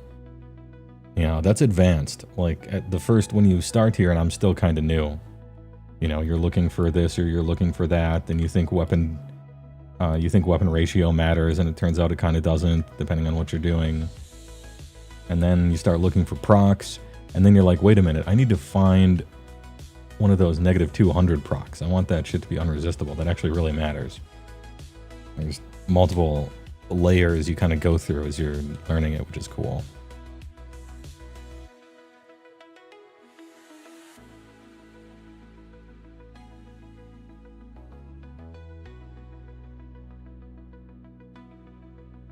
You're on SK Rogue Shaman yourself. It's sick. Oh, Shaman for disease stuff, huh? Plus Mallow. Does Mallow work on poison? Or is Mallow only fire ice magic? I actually can't remember. I think it's just fire ice magic for the Mallow line. I wondered if Shaman had some poison buff. Besides just for cleansing and a little bit of haste, a little bit of buffs, landing big slows on stuff.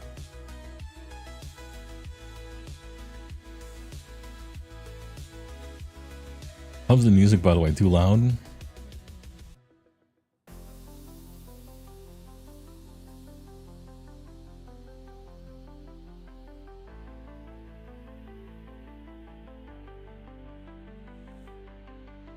Alright, I might go up top. It'll be a little while before this stuff respawns.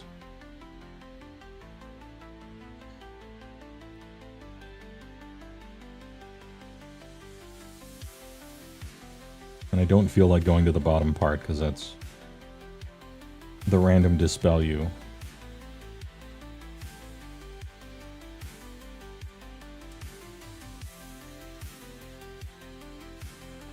Alright, 2 rings to chew through, and then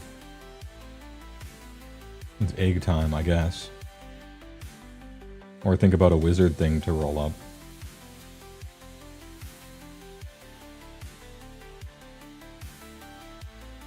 It pretty much has to be Wizard Enchanter. That's like the base 2. Wizard for the blasting, especially after the new buffs. All the mana burns. All the crit. All the twin casting and twin procs and everything like that. The new dimensional shield that allows you to actually cast spells. And then Enchanter, because Doppelganger has been nerfed 3 times and it's still insane. So, what's better than 1 wizard? 5 wizards, right? And then the third is kind of a question mark. I'm not sure. You can go a whole bunch of different ways with it.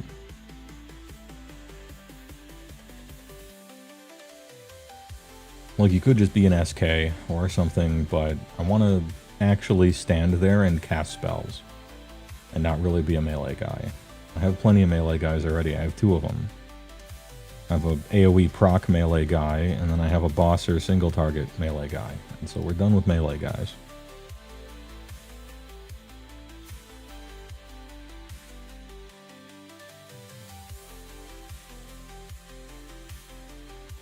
I think I'm currently choosing between Bard or Druid. I think those are the 2. Like, maybe you could make a case for Cleric, actually, because of Divine Avatar and Plate. And you could make a case for Bard because of runes and buffs and Plate. And you could make a case for Druid because of Black Wolf and, I guess, Leather. Technically having a pet.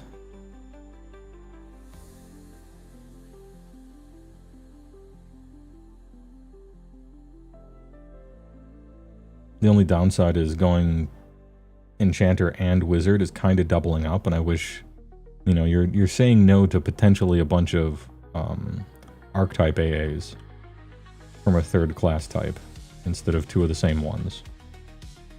But I think Doppel is so sick that it's just worth it.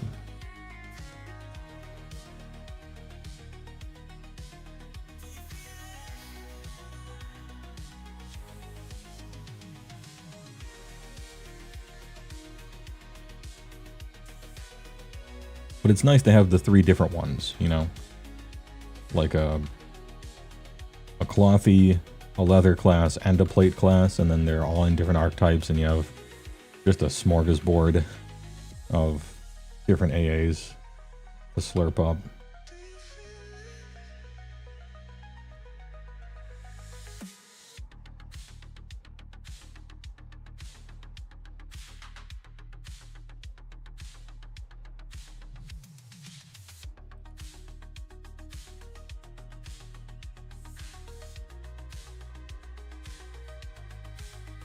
Even called in the gits for help.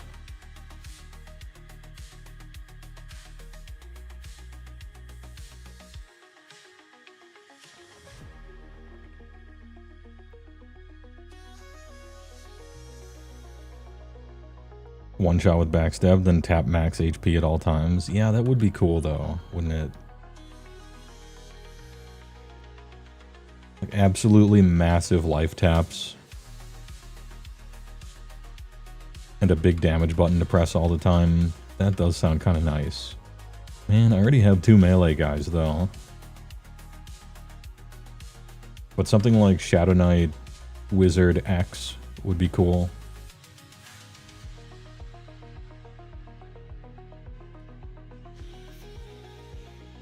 Call him, like, character name Big Taps. Some ogre.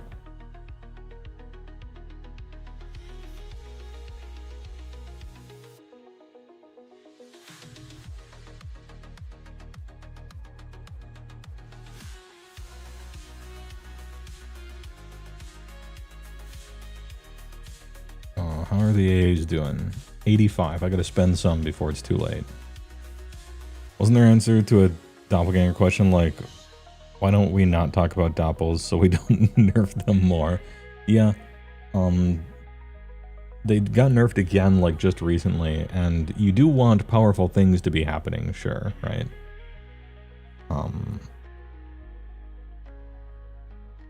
Part of the fun of the server is that everything is low-key overpowered for some reason or other, and that's sort of the fun of it.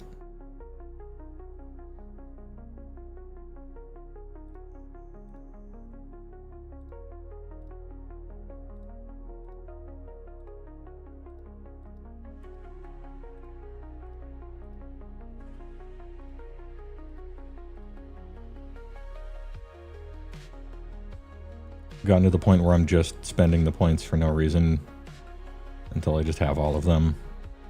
And I think there's some outlet, right? There's like a...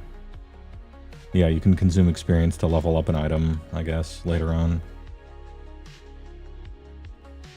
And we'll do oozes. You ooze, you lose.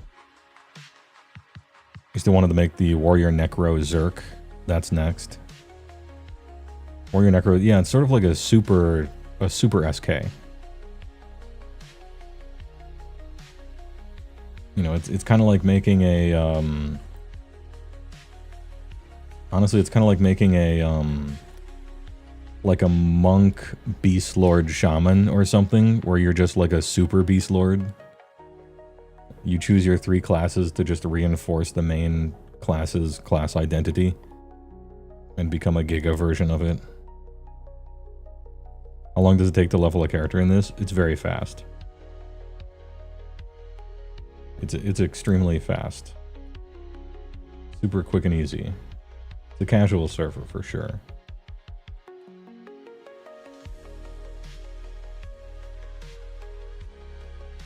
You spend more time like purposefully turning off XP to level other stuff than you do normally leveling.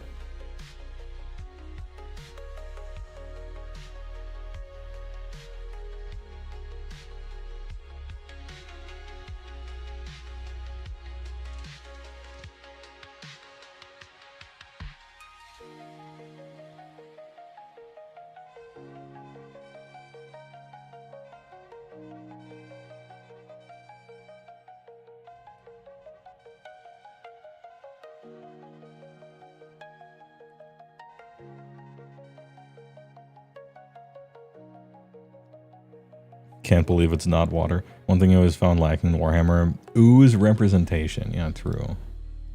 Ooze rep. You want those young oozes to see somebody like them and aspire to be better, right?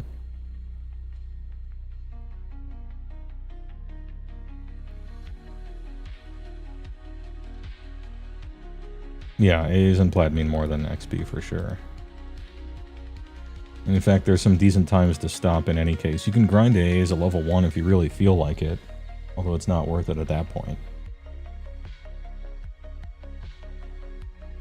The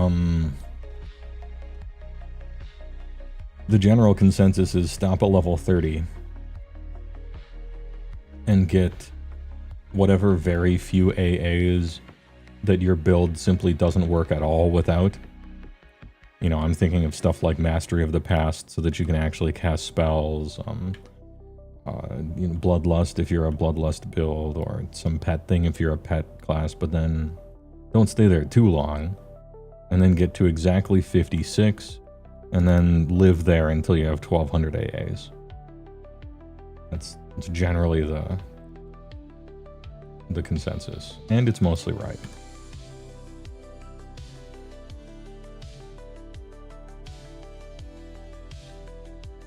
And after that, you just do all the pop, the Planes of Power stuff, the Luckland stuff, kill big dragons, get flags. Play the game, in other words. And I think it caps out at doing Plane of Fire for fun and profit, and trying the really hard bosses.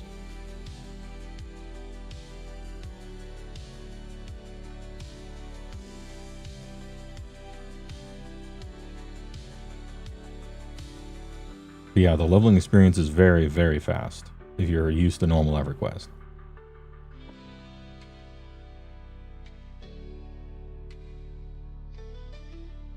And don't feel like, ooh, I need to look everything up so I don't make a mistake. I mean, look stuff up anyway. That's part of the fun, actually, is research. But don't feel like you're locked in. What do you call it? Don't get analysis paralysis, in other words. It's so easy to start over. And it's so easy to randomly get money. So, if your first character ends up not working out, it's fine. You can get to 56 in like one day, if it's the second character.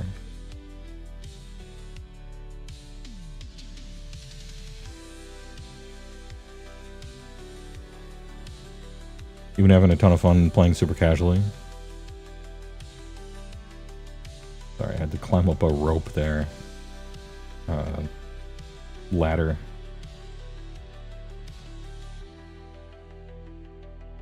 You went Berserker Monk Paladin and just walk up and press Q on people. Hey, that's one of mine. I have a Berserker Monk Paladin as well. He started out as the core class was Paladin. I'm like, what if I was a Paladin and a Monk? Let's fix Paladin. Let's just be a Paladin that actually does damage, right? And so I went Paladin, Monk, Rogue, and I switched from Rogue to Berserker. I felt like Rogue wasn't getting enough synergies in that combo. And it wasn't. And Berserker's much better. It's fun, you're truly invincible, and you can get rid of any sort of debuff or curse or whatever, infinite healing, you know. Your damage isn't, like, amazing, still. And your AoE is really bad, / on 30-minute cooldowns. But it's like a bossing character. It's fun. Plus you have a skip. Imitate Death is super good.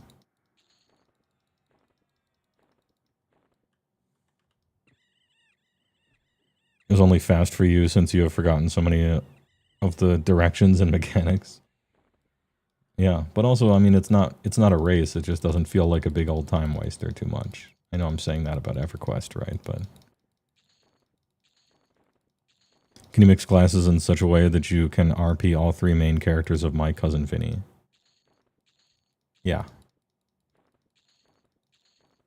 Although don't do it in public.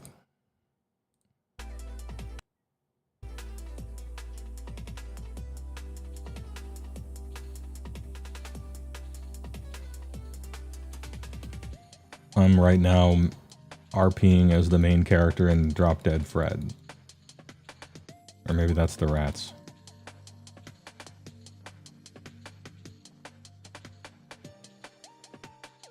UM's unlocking the teleportation guy is huge.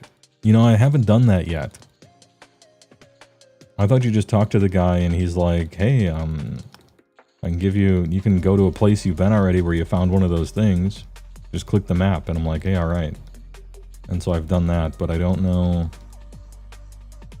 I haven't looked into the EOM unlocking teleport locations thing. What is that?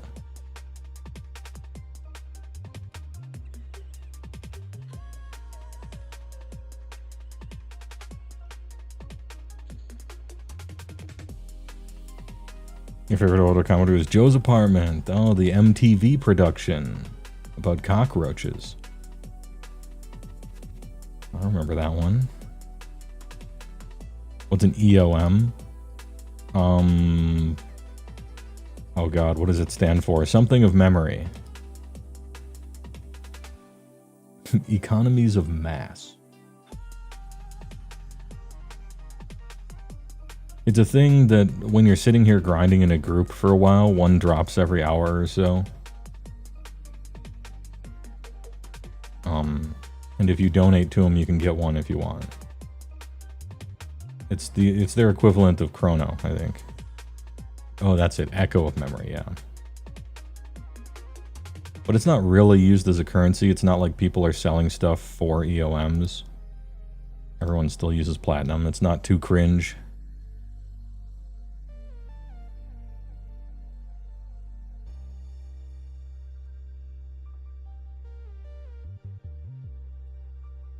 Um, 30 of them get you a huge bag that you can auto sell stuff from. They're like 2,000 platinum each if you want to buy some from people. And you get like 6,000 platinum if you like kill a big group of enemies. So it's like, it's not, doesn't feel too restrictive.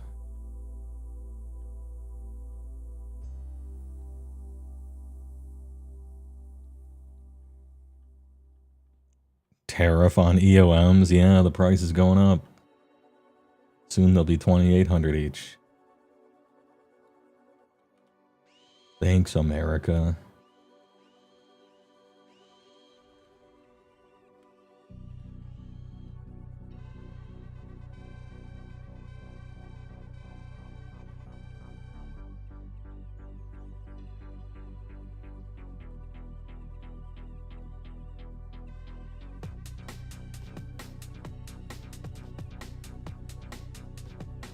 Shelob got raised. Oh, it's a phase spider.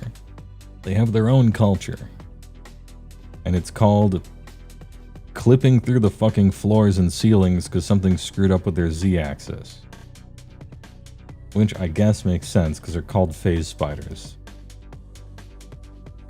The bastards.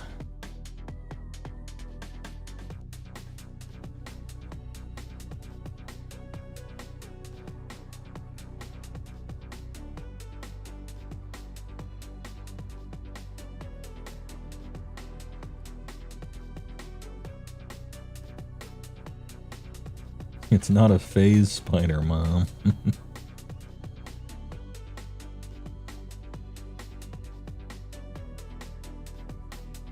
What's this ring on? 83%? Alright, we're making decent progress.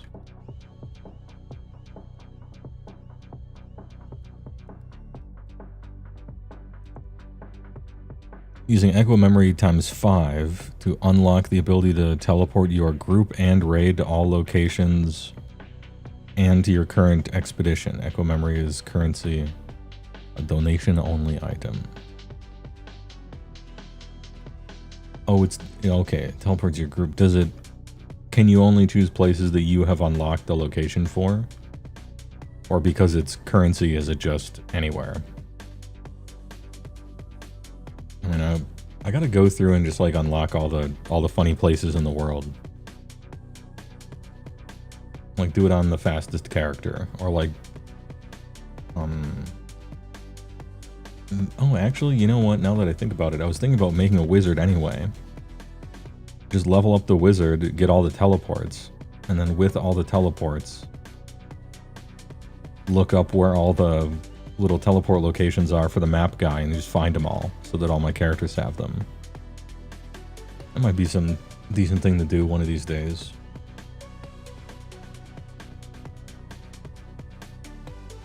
because it's account-wide where you've been, which is super handy for alts. And you also get an AA bonus for your alts equal to the AA you've gotten on all your characters divided by a certain number, so it's very alt-friendly on this server.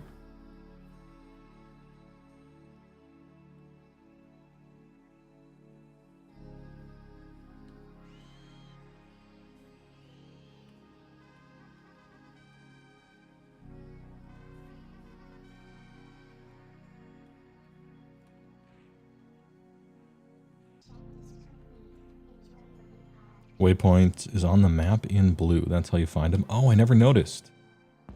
I was actually just looking for them like a schmuck. When I was close to a zone that I wanted to go to, you know. But when I finally go through and look for all of them, that'll be useful information. Yeah, I like the big skeleton dragons. They're kind of spooby. And they just appear when you stand here in some of these places. Like unlocks them.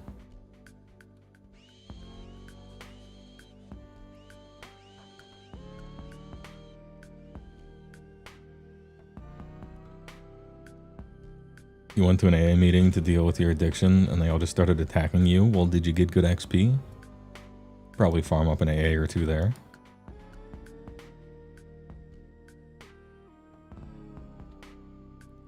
You've been here for 4 or 5 days and you learn more? I mean, I've been here for a week and a half, probably. When people ask me questions, I still say like I'm relatively new.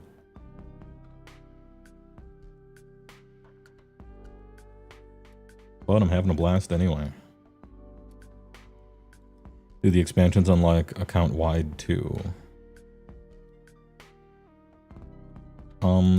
You being able to teleport to those places, yes. Whether it's the full unlock for that character or not, I'm not sure, but I also don't know what that involves. I know that when I unlocked Lucklin, I could bring my alts there.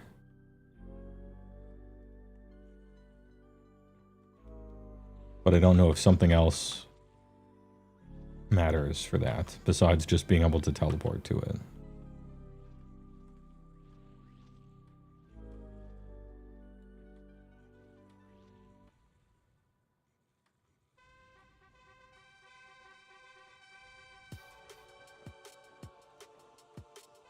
All right, ring number 1 done.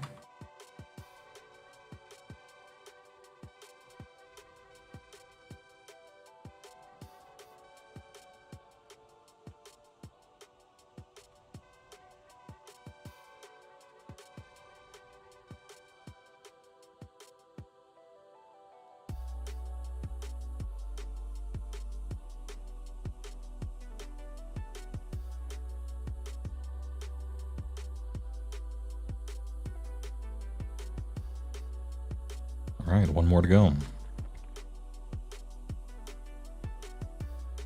Step 1, become a wizard. Step 2, go to the coast. Wizards of the coast? Wizard of the coast or the most? Played EverQuest for 23 years, so you only have a little stuff to learn THJ. Ah, okay, yeah.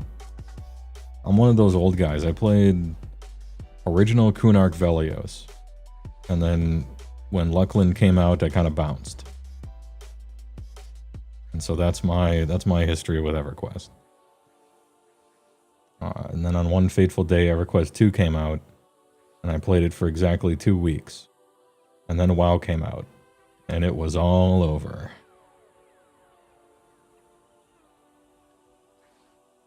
And then way later, I got back into EverQuest retail, and I had fun. I got a max level character now. A little wizard man who personas into a Shadow Knight. Where the fuck am I? Oh, here we go. Okay. That direction.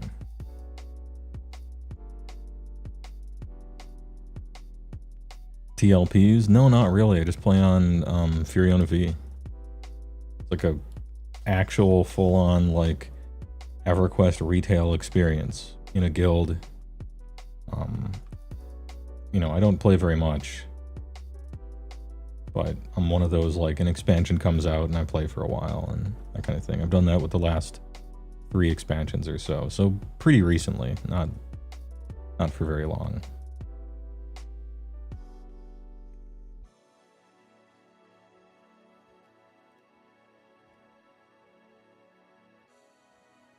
Yeah, in an alternate timeline, I'm running my own Ultima Online server or something like that.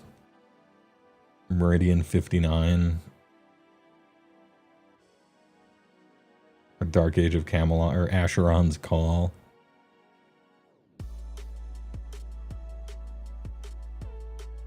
You rated until this expansion. You don't like the dragons? Man, I really bounced off this most recent expansion. I don't know what it was. I mean, they're all very formulaic nowadays, let's be honest. But I really liked Larian's song. And the new one, I just bounced. No level cap. 0 new wizard spells that I wanted to use. None of the encounters looked that cool. I'm just like, I'll come back for 125 or 130 or whatever the max level is now. Thing dragon, yeah, I guess.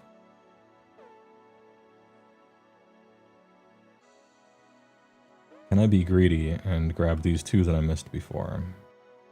Will I hit the whole pack as it's running up, or will I beat them? I think I'll beat them. Yeah, okay, we're good.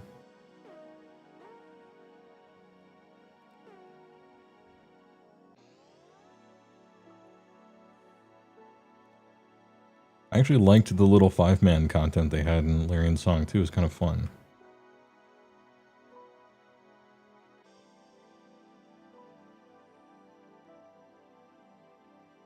And Personas is a neat idea.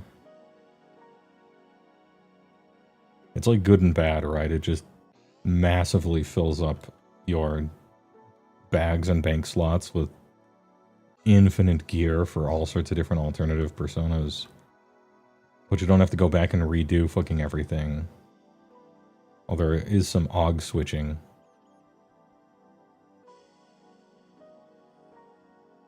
Your main was an SK, my alt is an SK. Made an SK alt to tank with and wizard on main. SK is fun, man. It's pretty much as good as everybody says. And once you get your epic, what is it, like 2 minutes out of 5 minutes, you're a god. Forever.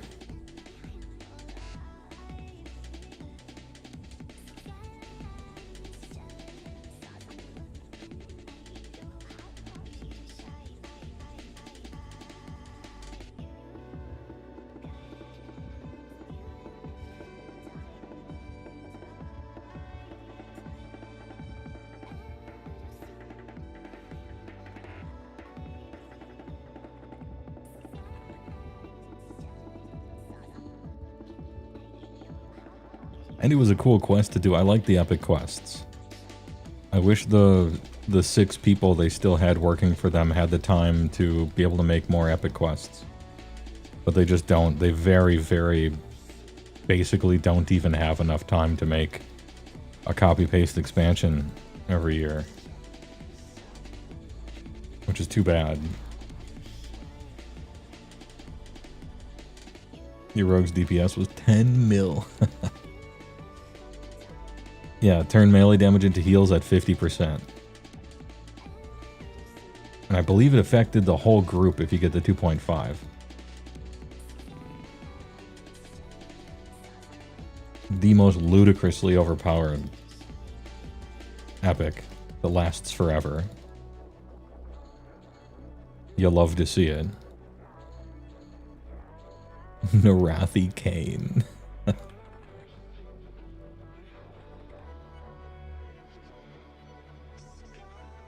60% whole group, that's it.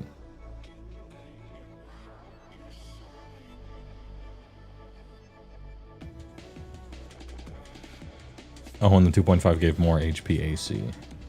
And maybe a cooldown reduction by just a little bit or something, I can't remember. Or a duration increase. Man, it's been too long.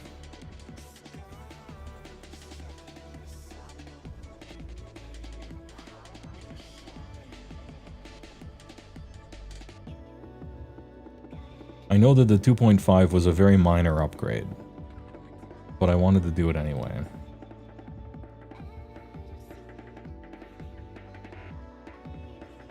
Alright, what are we at?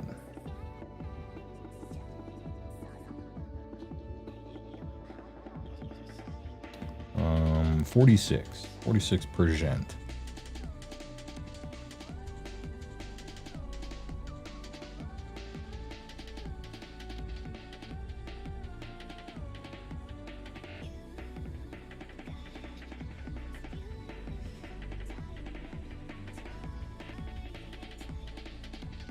I wonder if I should level this guy up after this. I'm kind of running out of AAs to meaningfully purchase.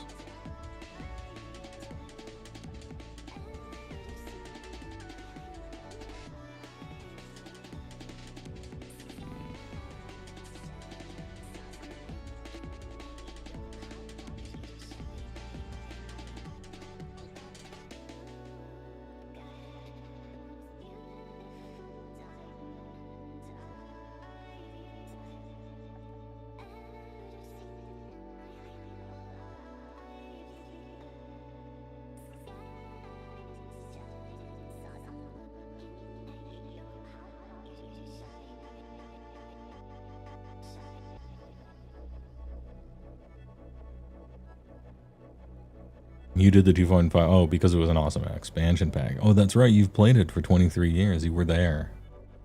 And I merely paratrooped in way later, so it was all like ancient content to me that I was trying to look through old forum posts to figure out how to do. It was some fun archaeology, actually,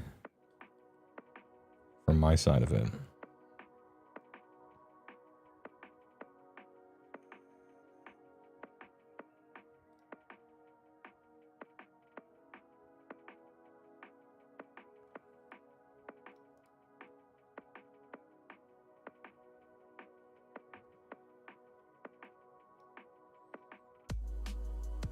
I know you can de-level, right? You can spend EOM to de-level.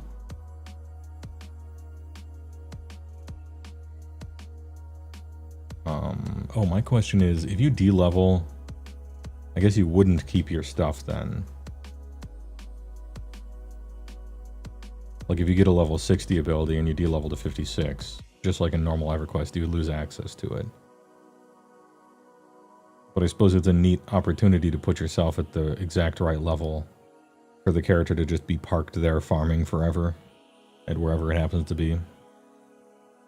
But maybe Plane of Fire is where this guy will go eventually. Finish off this ring, max out all my AAs, and then get to Plane of Fire. And then run in big circles and kill everything. Maybe that's this guy's future. He's like the AoE guy, and then I have the boss guy. You love Dreadspire Keep.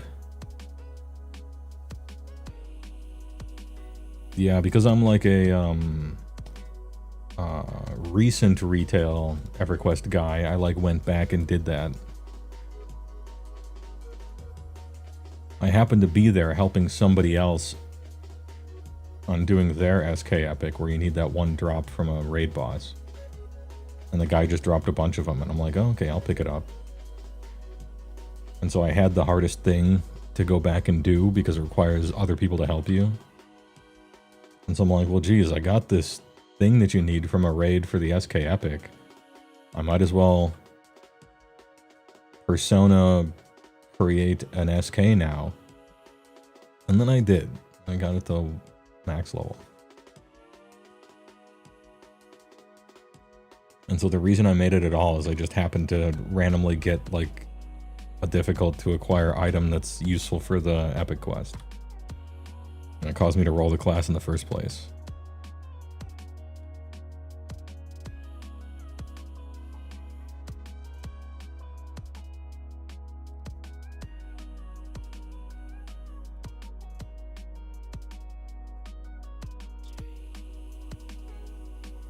That should probably be right next to the main death button. House of Thule was the best X-Pack in your opinion. How so? I don't have a horse in the race. I'm just wondering what the reasoning is.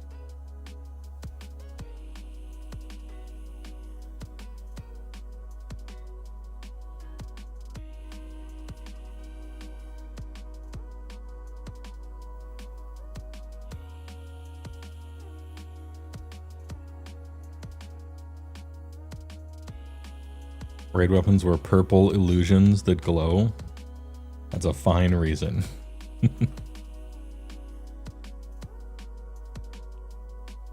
Good enough reason for me.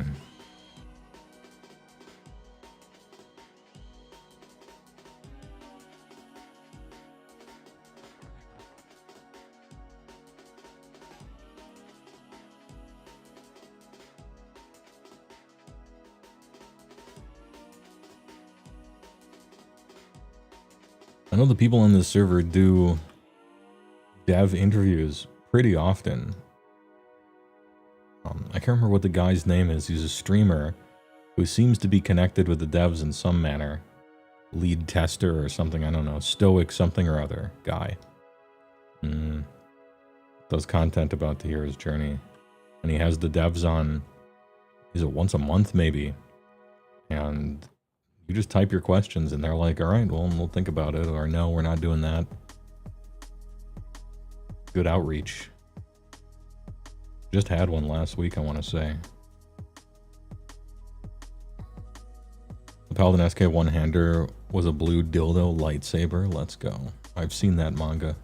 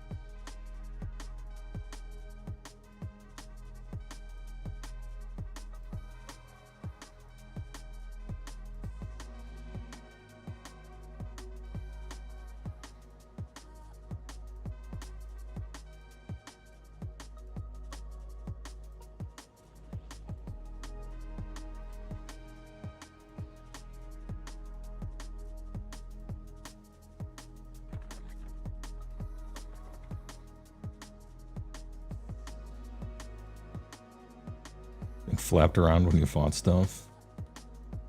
Was it supposed to be a flail? What was it supposed to, what were they trying to do? What was the attempt made?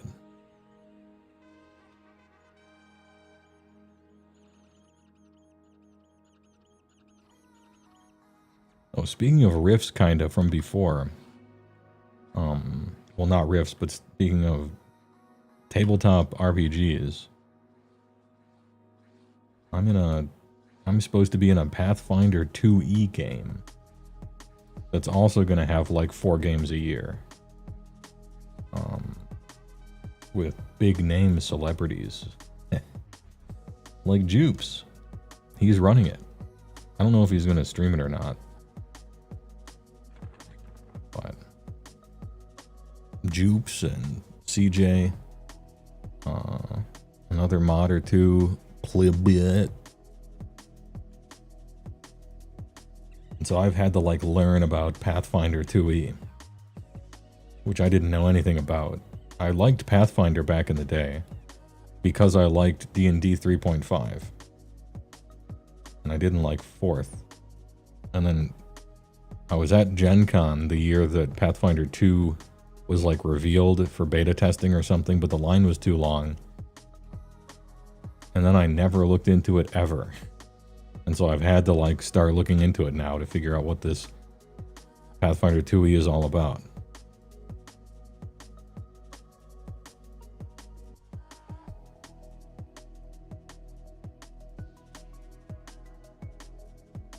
And so I downloaded like the PHB equivalent and some other thing, and now I'm trying to figure out how their system is working.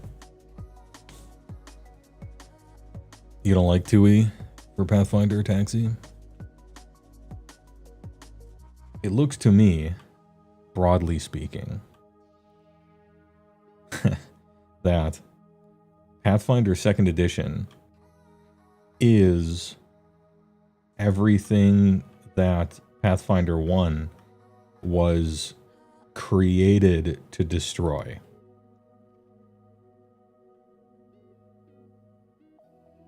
Like, I think I hate it. From the philosophy of the system to just everything about it. I think I don't like that system at all. But I like the people and the game's going to be good.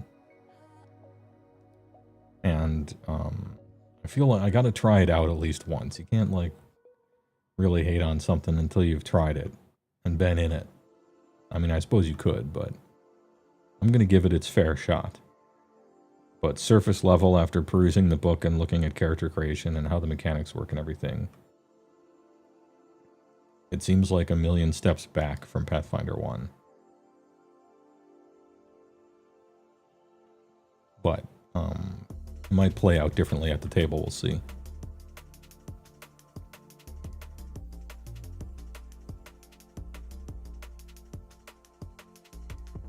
It's as deep as a puddle with more paperwork somehow. Yeah.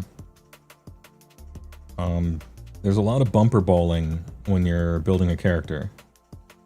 Keep your hands and arms inside the airplane at all times. No fun allowed, no combos allowed. Everything's the same. Just hit for 39k. Ooh, big.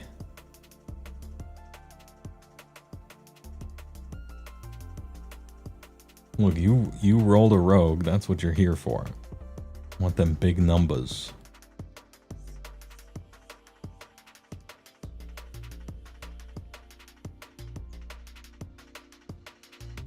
That's the one thing that I'm actually kind of sad about from changing one of my classes from rogue to berserker for the paladin monk.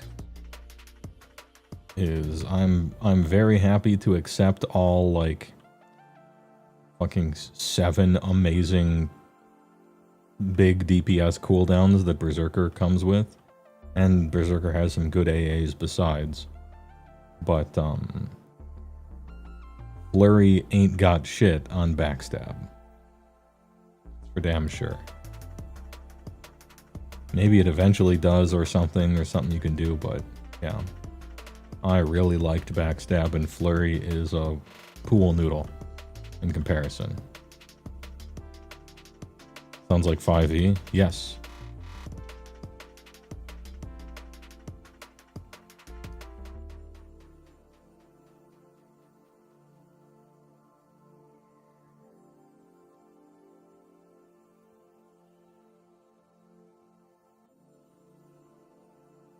Alright. Protective Spirit Discipline. Wait for them to group up. And we Bloodlust. Oh no, it's too many. Oh no, it's too many. We've gone too far. Help. Oh dear.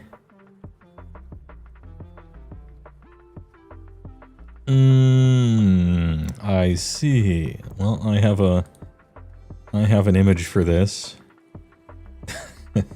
Please stand by. Crash detected. You have pulled too many rats. The game has crashed. Please report this bug to the Discord. Too many rats detected. Oh no. Alright, we're doing a file integrity scan at this point.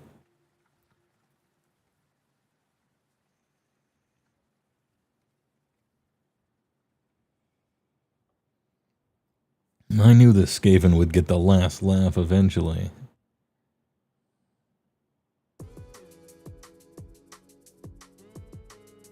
I might have accidentally all the rats.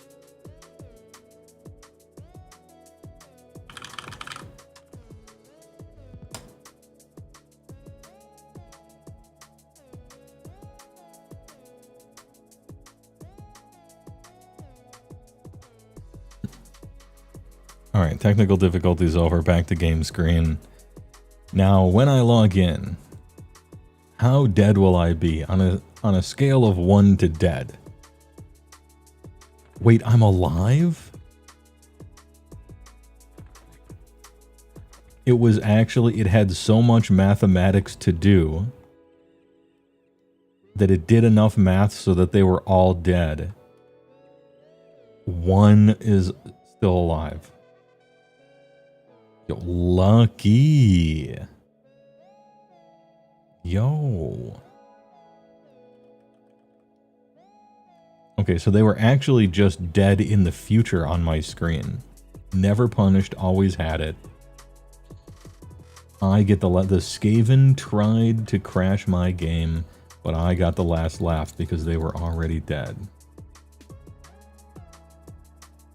Man, I was thinking 100% dead. So I guess that means that halfway through the poll, they're all dead. It's just the game has to do a bunch of math first. And so if you DC halfway through, it finishes the math, and then it's like, okay, yeah, all those rats are actually dead, though.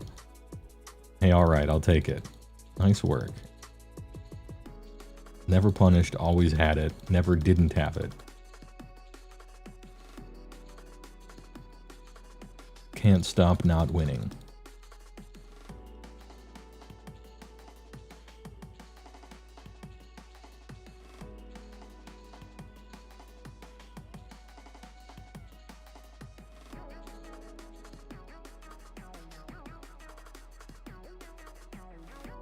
How much would being dead set you back in this game? If this was normal EverQuest, it would set me back all of the time you have been watching me plus more. Maybe 3 or 4 times the amount of time you've been watching me. It would set me that far back.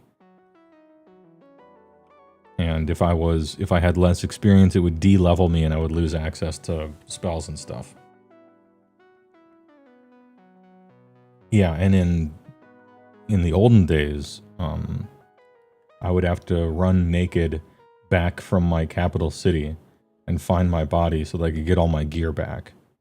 And if your body happened to bug out or be underneath the ground, you would have to petition a GM for it, and it's possible you could lose all your stuff forever.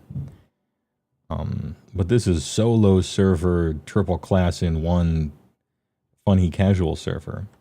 And so dying there would be completely and utterly irrelevant. It would set me back not at all. In fact, if Bazaar and back was on cooldown, I could just kill myself because it would put me back in the Bazaar faster. And it would be like a reasonable strat. So no big deal, it just would have been funny.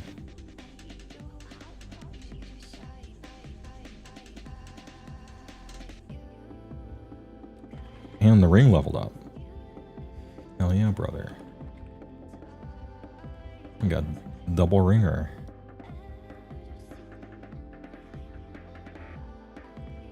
Armor fragment in the ring. Alright, 2 banded prismatic focus. Not like the best rings, but they'll do. Have a lot of combat effectiveness for when the cooldown's not up. Decent heal and damage, accuracy and attack. Just decent rings, not crazy. Band of prismatic focus ×2, or band of prismatic forces ×2, probably what I would ideally run here, but they're super expensive and the extra value I get out of it not really worth it for a character like this. Buy my legendary egg. I mean, dude, these eggs are like too good. If I'm egg grinding, you find a legendary basket probably once every 2 hours or so. And you could just sell those for 75k in about 1 minute. Free money.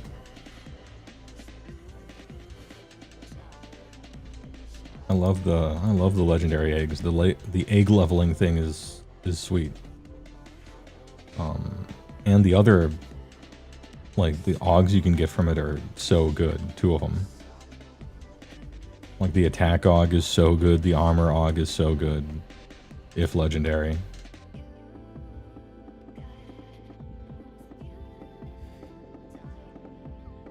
Yeah, always open your legendary eggs. A high chance of just getting gumdrops or whatever. But we like gambling here. You have like 6k. I can't help but become money man in the games that I play. Just what I like. Here's a legendary egg right here. Jelly beans. Yeah, usually it's jelly beans, which are just nothing. But yeah, you gotta spin the wheel of value.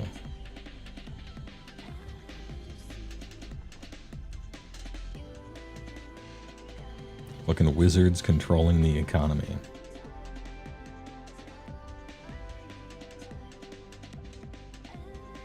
Give war wizards a chance. But yeah, if you get a legendary basket, it's like a huge backpack with 100% weight reduction. And like having huge backpacks is good in EverQuest and everything, but if you're like relatively new to the server, you can sell one of those to someone in OOC for 75,000. Like every time I've ever tried to sell one, someone whispered me within 30 seconds and it's just like, yeah, I'll buy it. I've sold probably 12 of them so far. And I don't even use any of them, I don't care. You can teleport back to the bazaar for free on this server to sell stuff. Like, why would I want big bags? I want money. Dude. Give me the plats. This is a plat-based economy.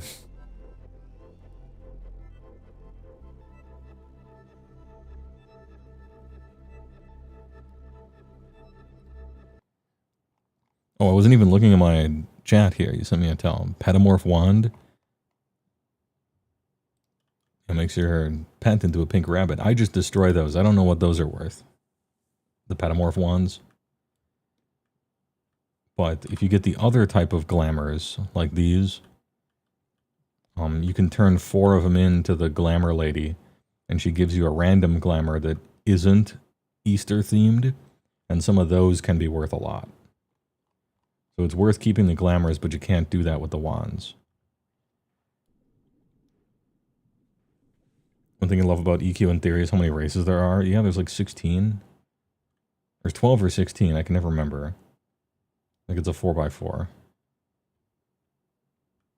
The pink one is worth 20 plat. Yeah, the wands aren't worth that much. Because it's for pets only, and they're relatively common, so everyone who wants one kind of has one.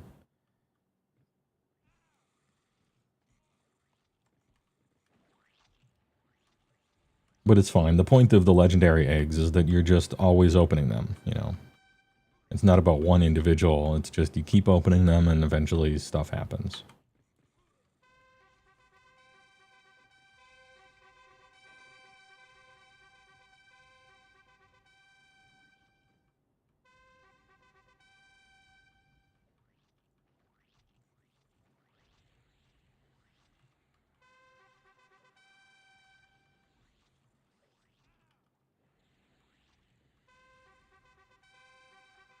Sounds like clue scrolls in OSRS.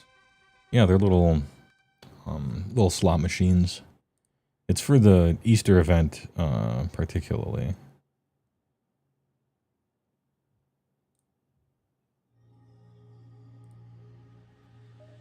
Which is lasting a very long time. Oh, here we go. Got another. What do we get? Jelly beans. Alright. The trolls declared war on the frogs. It's true. The Gukta.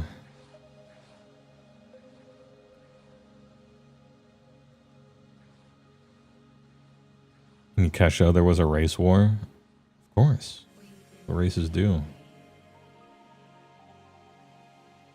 I know they had an expansion about the Kesha, I want to say, but I don't know anything about it. I just remember the short sword of the Akesha was fucking awesome back in the day. Dual wielding those things, you were a baller. It had a proc. It had a weapon proc. Holy. It was kind of fast, too.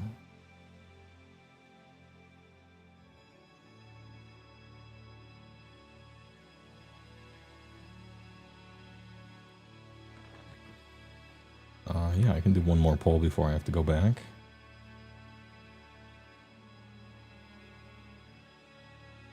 How many AAs do I have? 72. That's fine. During the war, you had to choose sides, and there was open zone wars. Cool. How was the split? Did most people team up with the trolls or team up with the frogs? Or was it just kind of like if you're a goodly race, you choose frogs. If you're an evil race, you choose trolls?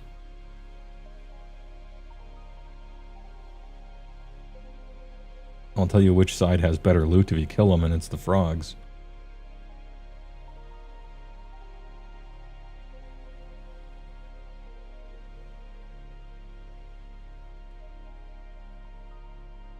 The good races won? Okay. It would have been 99% trolls otherwise if you could choose. The trolls won.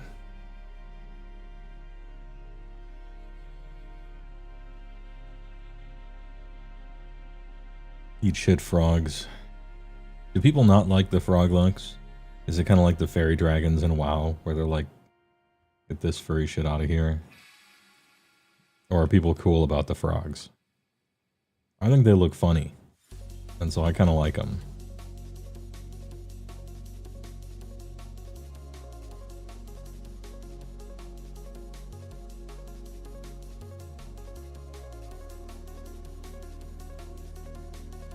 That's why the frog looks are in the tents in the Wraith Mountains. Oh, they like, they actually implemented the win in the game. That's cool. That's cool when they do stuff like that. Yeah, OG Froglocks look like South Park Canadians. Their heads are just big fucking UFO saucers that flop all over the place. Hilarious.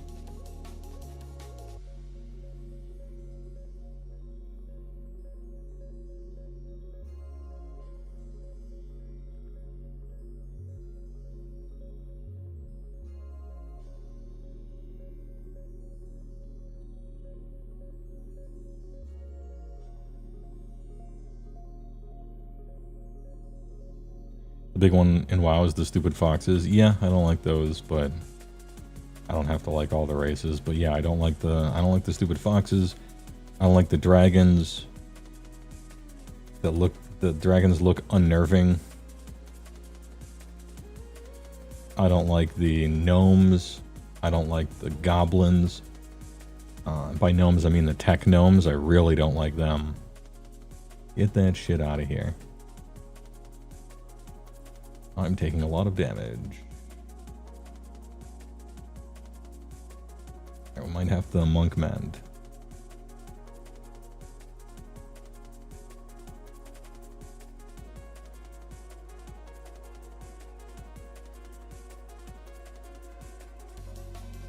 Nope. Don't have to monk mend. Just blasting.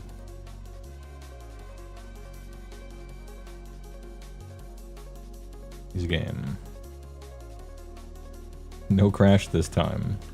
I pulled slightly fewer rats this time, so that the game could handle it. What do we get this time? Jelly beans. Alright. You just gotta open enough of them, no big deal.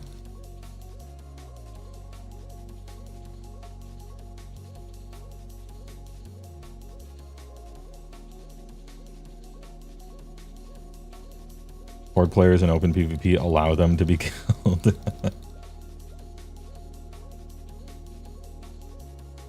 Rejoining. What are we grinding for? You're grinding to 1 of 8,000 item on just over 15,000 pulls. Still don't have it. Also sandwich flavor.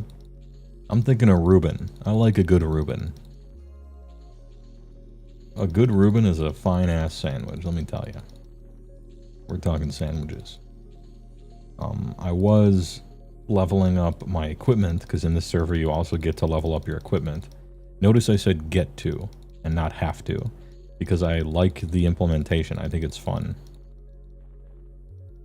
I like putting the thing in a special slot and having to grind it up from normal to enchanted to legendary. I think that's a fun little extra grind you can do.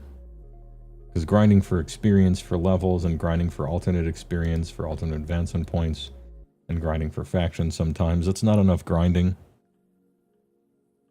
And so I like grinding for equipment as well. Good change. But I actually finished. Both rings are legendary, shoulders got it.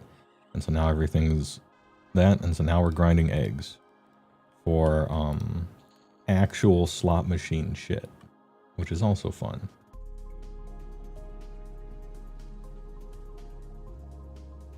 Get XP, watch bar go up, number go up. Good. Good like fun.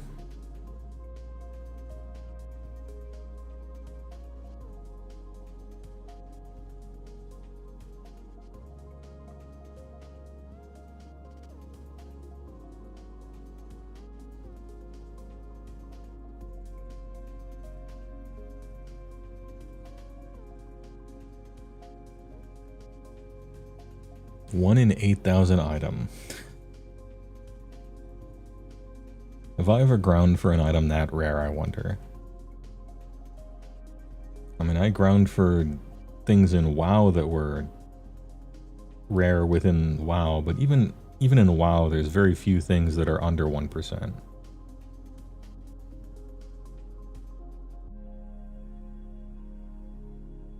You know, Blessed Blade of the Windseeker stuff, or random super rare mounts here or there. But typically they like to cap it off at a 1%. They don't like to go too far below that. I think the bindings are something like a 2%.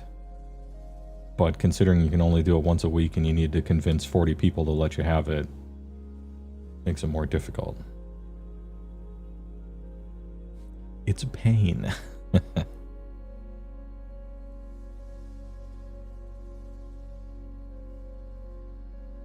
To be fair, it's a pet. A pure little sprite that follows you and does nothing. So what you're saying is it's worth money. You're grinding for money. I understand. Now I understand.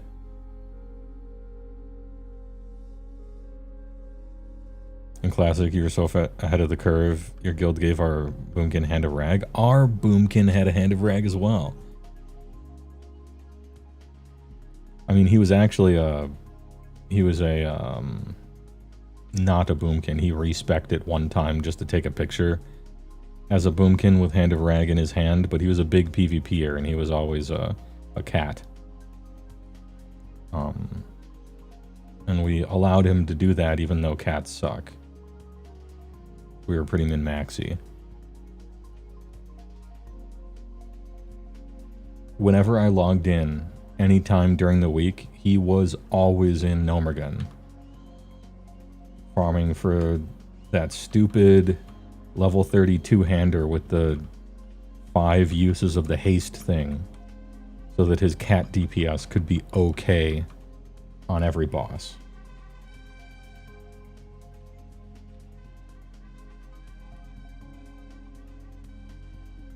I can't remember what the thing was called. But he was always in there farming for it. He had it down to a science. His bags were just filled with those things. 5 clicky uses, and then throw it away.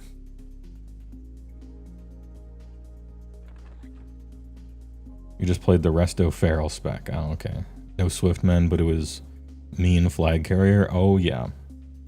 Yeah, he was a big PvPer, big flag carrier.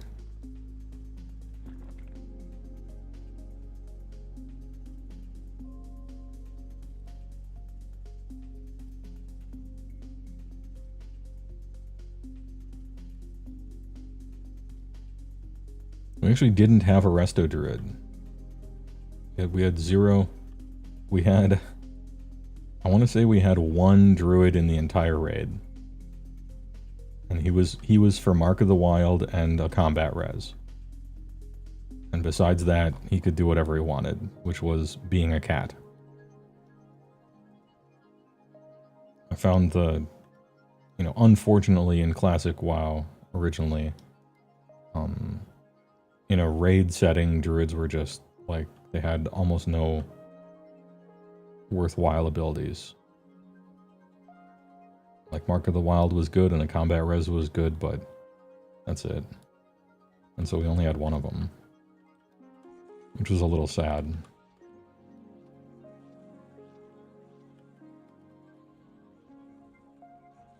You bring them for B-res and heals? Yeah, I mean, our other healers were better, though.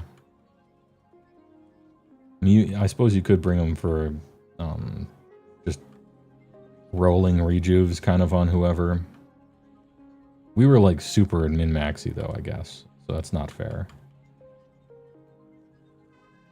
But yeah, combat res was really important and Mark of the Wild. Aside from that,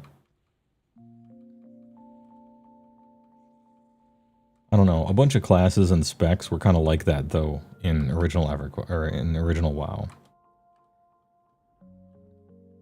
Where like the designers invented you to do this and you're just not good at it. Or you just don't need that. Like a whole one of them. Like, oh, I want to be a paladin that doesn't heal. Nope, don't do it. That's not for you. That comes later. That comes way later.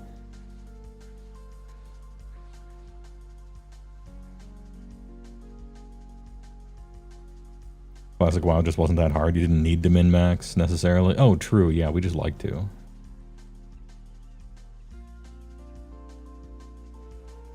Whenever like game designers talk about optimizing the fun out of the game, they were talking about us. But what they didn't get was that that was the fun. Optimizing the fun out of the game is the fun. As long as you were the one doing the calculations and figuring out. If you were the goose at the very front of the triangle, then you were having the most fun. If somebody else did it before you and you were just copying their shit, that's where the no fun is. Because you didn't even get to solve the puzzle. You just do the thing. Get in the dress. Yeah. Technically, you can wear plate armor. And you could use a two-hander. But you suck so bad at that. Sorry, you're here to cast Flash of Light and Salvation. Get in the dress.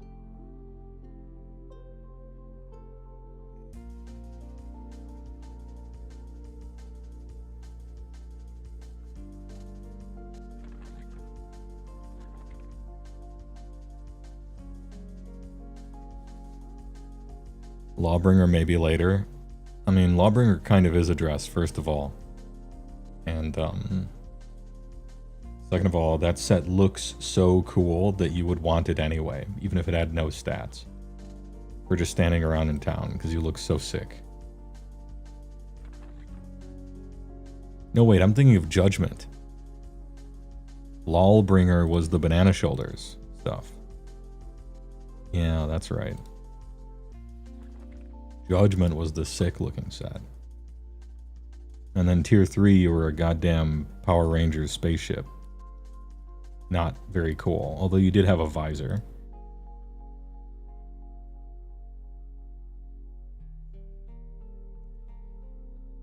Stat-wise, you're already maxed out in the 2 skill levels you need to do the pet hunt. And you did the math.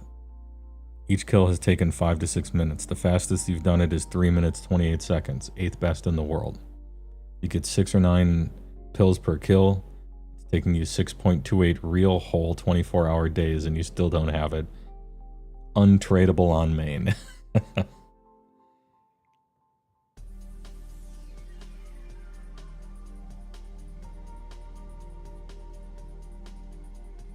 Look, you have the power to do what others are unwilling to do.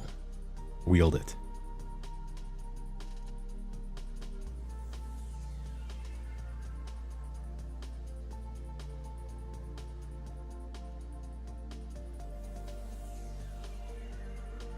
What was the classic two-hander that you'd have a shaman or paladin use? I know what you're thinking of. It's the one that procs the boss takes bonus magic damage one, right? It might even be like a blue weapon, and it procs a magic debuff so that your mages do more damage. And it was like kind of an excuse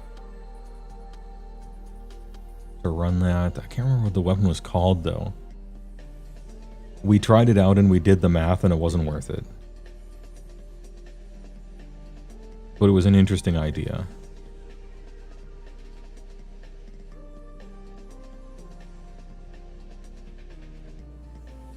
But that was only because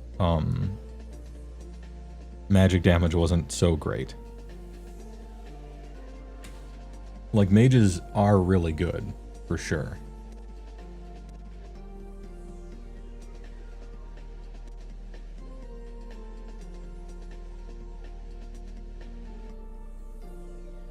But there just wasn't quite enough magic damage in the raid to make that worth.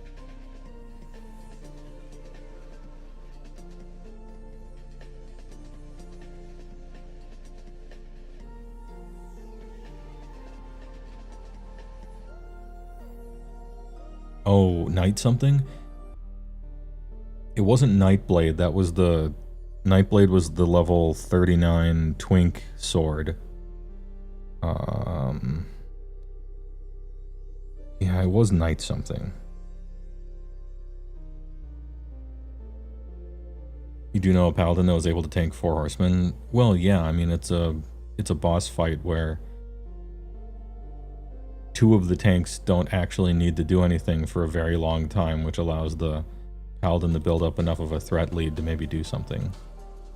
You have to, like, a paladin could sometimes kind of tank stuff. It's just that they had no taunt, and their threat was awful. That's all.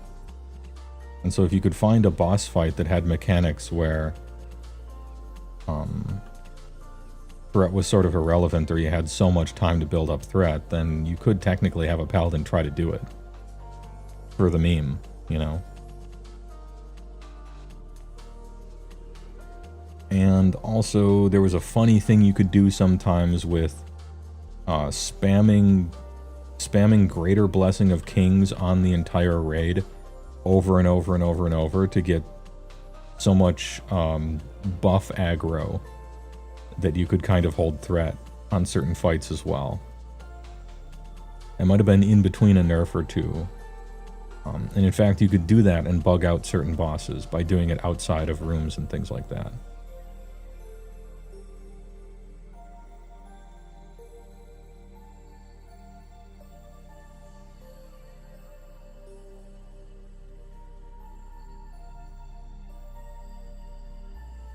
And that was the funny thing about Classic, is that, I mean, it wasn't optimal, but you could find legitimately a clever use of game mechanics and still kind of do stuff as whatever class. For instance, on my Warlock, I regularly tanked Undead Strathhome runs. As a Warlock, I would tank the whole run. Use a Voidwalker pet to pop in case of emergency. The bonus threat enchant on gloves from AQ40, and spam Searing Fire. I could actually tank the whole instance.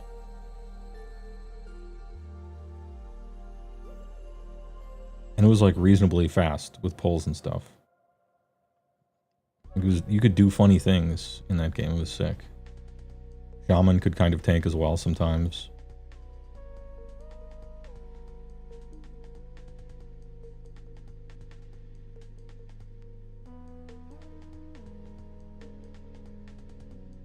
The Searing Pain, the fast-casting Warlock spell, had a high threat coefficient on it, so that you could tank Twin Emps, which I also did.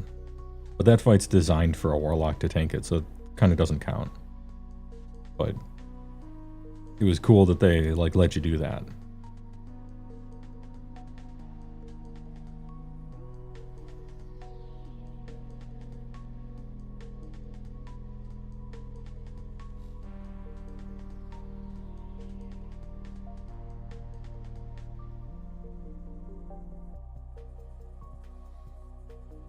Because Rockbiter on Dagger and Earthshock, and you legitimately could not rip aggro from him.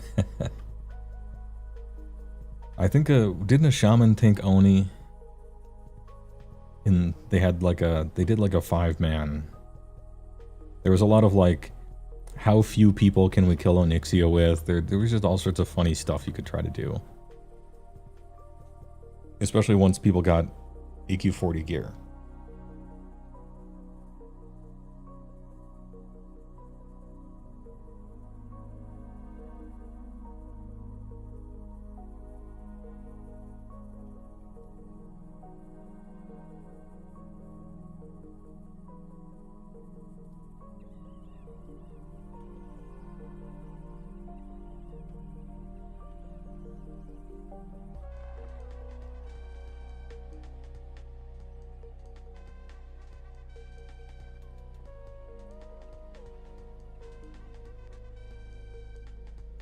Two spins of the wheel? Alright, a glamour, I'll take that. Building up to 4.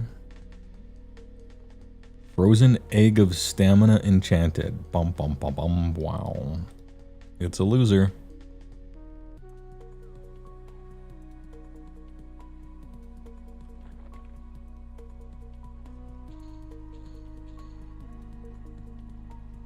Retail? Oh yeah, I'm not looking at my tell window, I'm looking at YouTube chat and Twitch chat. What do we got here?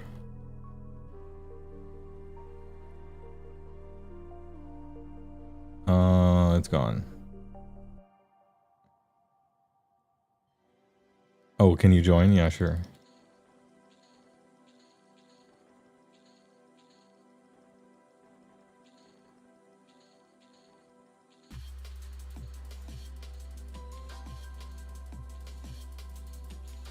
Technically a good leech, if anyone's online. Jim Rendo guy or whatever.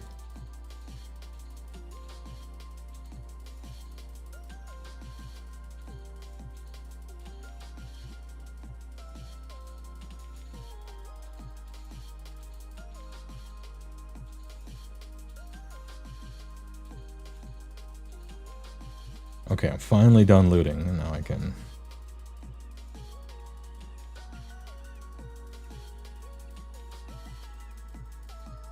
I should have looked at that before the huge poll.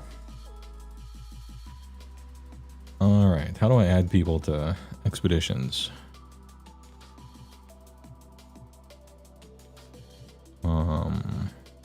You're the group leader, so I don't think I can, right? Player targeted, do DZ add.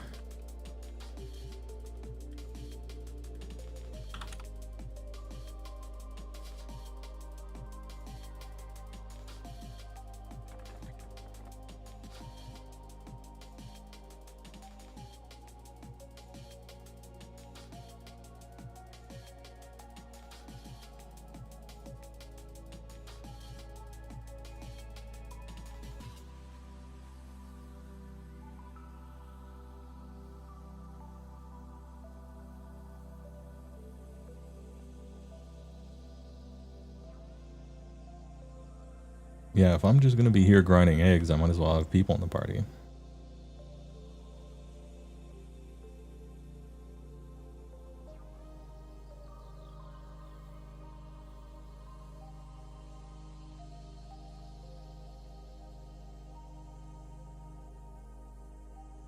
I'm gonna go up, do the oozes, and then go back to sell. Plan. While the giant rat thing respawns.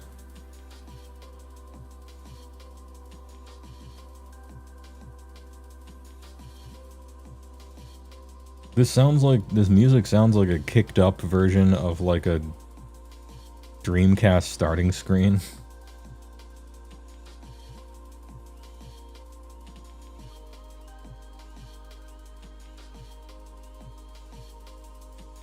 What's up, Killer Creek? Is this EverQuest? It is. It's a private server.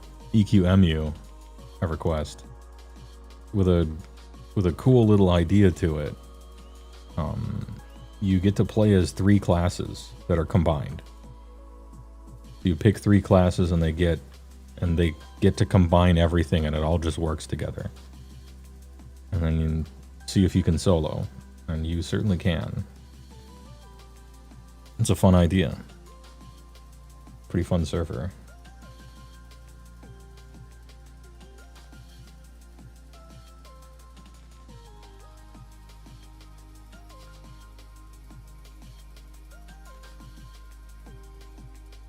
Oh, Mihus. He's here, one of the administrators, the guides.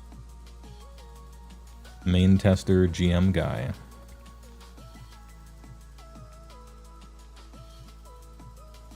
Mihusy.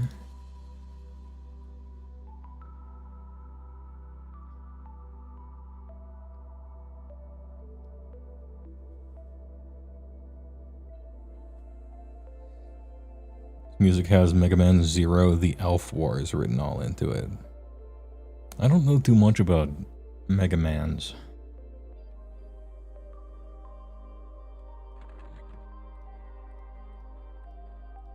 I suppose I could get more eggs, right? My other characters that randomly find eggs, I'm like putting them in here. We gotta get these out.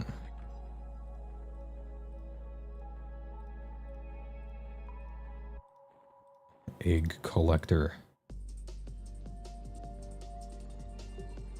I mean, that's fine for now. I don't want to put them in the top 3 because the top 3 get sold already. And they said that they were just about to make a change where the legendary eggs get soulbound like everything else. And so I unequipped all of my legendary eggs. Because I bet the price on them is going to skyrocket as soon as people realize that they're going to get attuned when you equip them. And I want to make that decision when I make that decision, but some of them are worth a lot.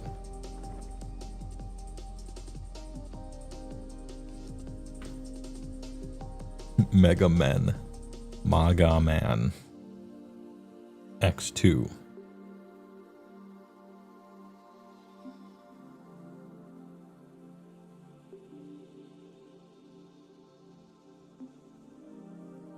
You're kind of making me want to play it.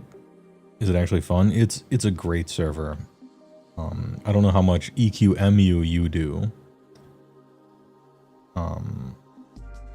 But it's one of those cool idea servers, except it actually has really good developers that are constantly making correct and reasonable decisions and choices. Releasing content at a pretty decent clip. They just added Planes of Power a few months after Lucklin, which was 1 month after Velios. Like, they're just churning it out. And the 3 different classes in one is a cool idea that creates a whole bunch of combos and stuff you can do.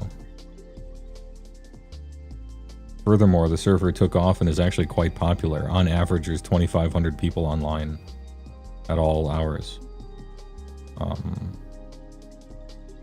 Weekends, it's like 3,500.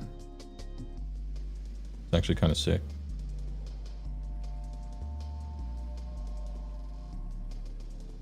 And it's got all the creature comforts, all the quality of life that you're used to on many of the solo EQMU servers.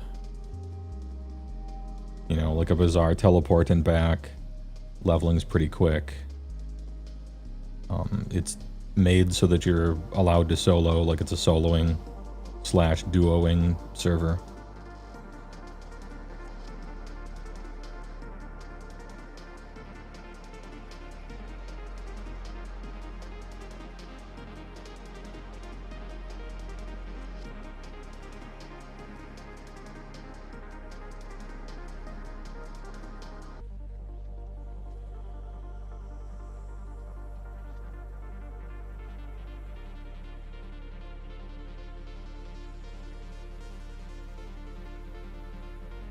Oh, you never played EQ? Okay. Well, then I don't know. Maybe either you'll like it or not. I'm not sure. But it's like super combo, like creative power gaming EQ. If that makes any sense. You're playing ESO, then Dwarf Fortress. But this looks nice. It's a It's a satisfying grind. You grind for XP, you grind for alternate advancement points, you grind all of your gear is individually up to legendary, you grind all sorts of stuff. If you like grinding, it's a grinding game.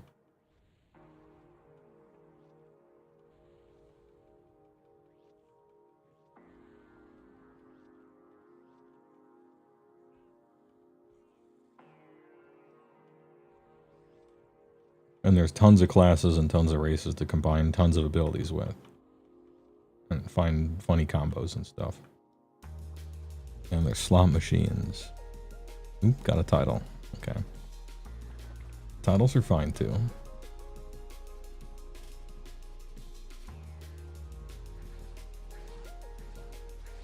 You shall not hear any Mega Man slander. Games between Mega Man X and the end of Battle Network before and after, and whatever the fuck Volnut was, fair game. Or Mighty Number 9. That doesn't count. No one thinks that counts, and they're right. I never really got into Mega Man. Just because I'm not like the biggest platformer guy. I never really liked platformer games. And so of course I wouldn't like Mega Man.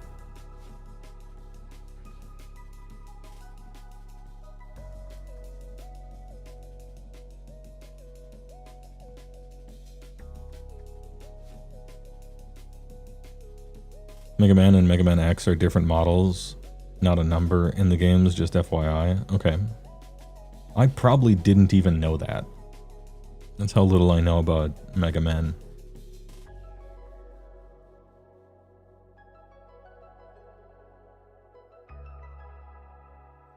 Alright, we'll do the big poll.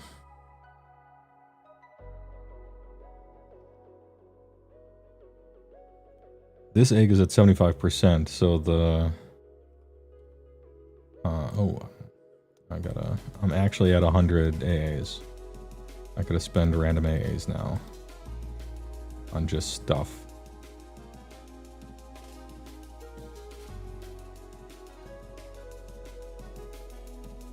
Rapid feign, replenish, sure. Yeah. Can't bank more than 100 AAs, as it happens. Wow, hey Retorius, thanks for gifting a sub to Taxi. The 2 stock. Thanks for the 2 stocks. Appreciate the gifter. You have said many based things. Enjoy your sub. He's earned it.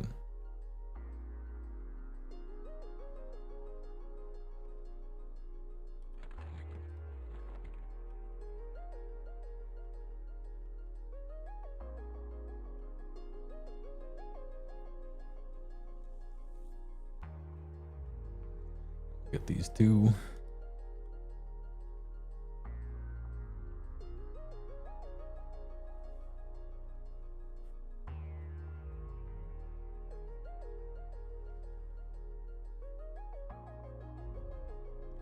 And I think I have time to go up and get these 2 that I always forget.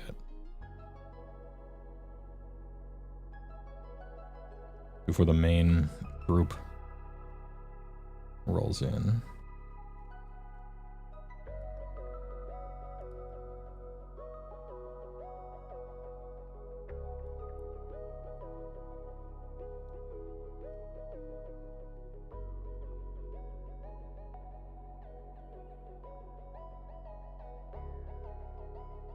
Mega Man lore is probably the most lore you know about a game series that doesn't matter at all in the game.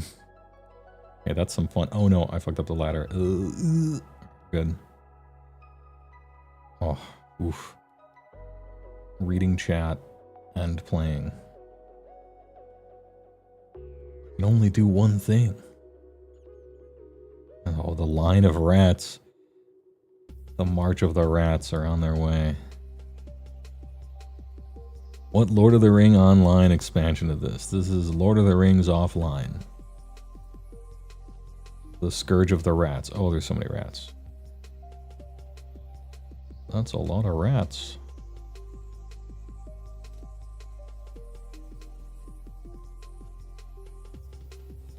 Okay. Right around the corner. The kill corner. I'm gonna have to get ready with the next egg because this one's gonna become legendary pretty soon. Protective Spirit Discipline. Wait for them to gather. And Bloodlust.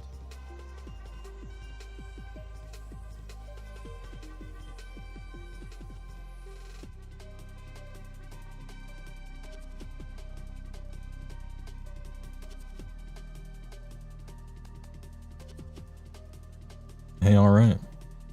Double Leggies. What do we get? Okay, now we have 4 glamours. We can turn them into the glamour lady.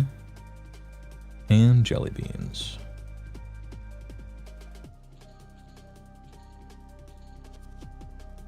Yeah, that's, and they always say yeah when they run up to you.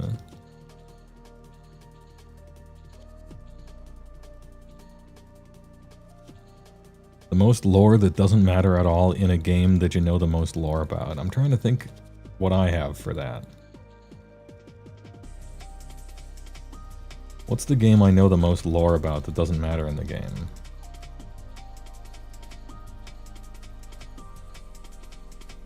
I mean, maybe Baldur's Gate, but like a lot of that does matter.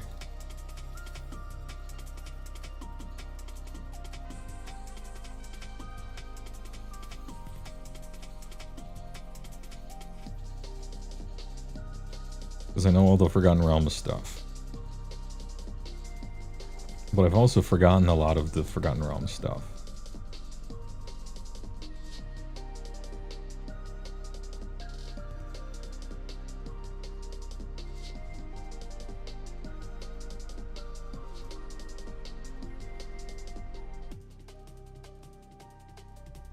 I suppose I could kill these guys in the bottom right. Warhammer 40k, lore doesn't matter on the table. True.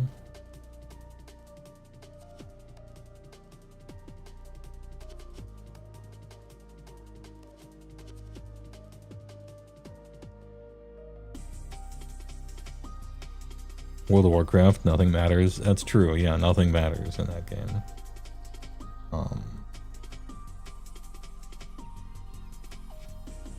There isn't like that much WoW lore though, relatively speaking.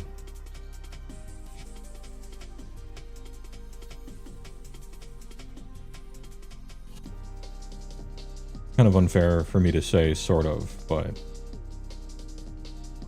like there's so many words. Like there's just pages and pages and pages and books and books and books of words, but it's all garbage and completely irrelevant.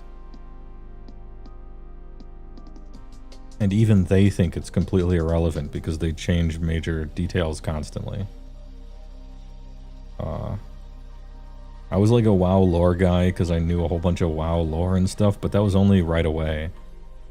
Because I played like Warcraft 1 and 2 and 3 and everything, and it was that kind of lore, right? When the 90s guys were still writing the dumb but kind of like heavy metal lore for all of it. Once it got to be just like, this is the lore for the MMO, that's when I think everyone else kind of checked out.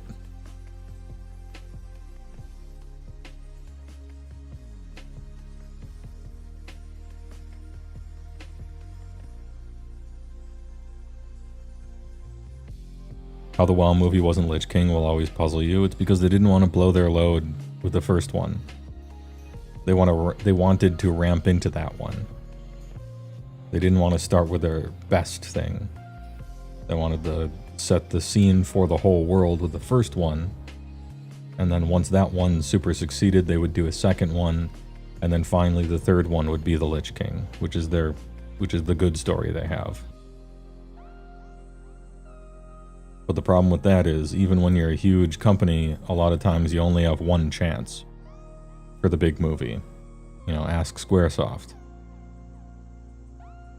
And so it really is worth just starting with your best thing, so it has the highest chance of being a big success, instead of starting with the stupid crap no one cares about, like the orcs. Like, I'm sorry, no one gives a shit. Just tell the Arthas story.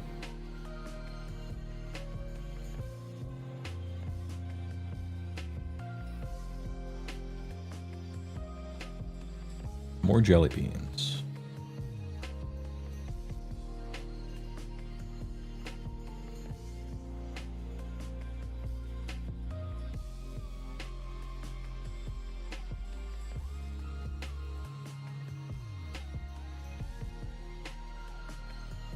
Oh, we play the game of which buff am I missing? Hopefully it's one of these three.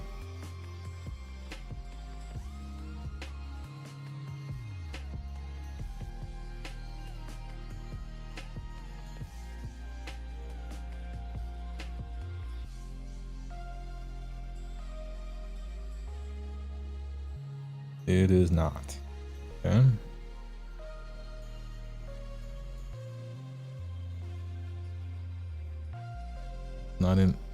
Not that one. That one. Not Frenzy. Yeah, right. I guess we'll never know. Oh, is it the belt? No, I don't have the belt on this character. Is it a clicky? I don't really have clickies on this character. Well, hey, alright. Apparently I'm doing fine as it is. It's just it's a farmer. Alright, I guess I'll be here for when I come back. I tried replaying WoW to scratch the MMO itch and got the Land of Disney Dragons, and there's just noise and explosions, and you're like, oh, I'm too old for this. Yeah.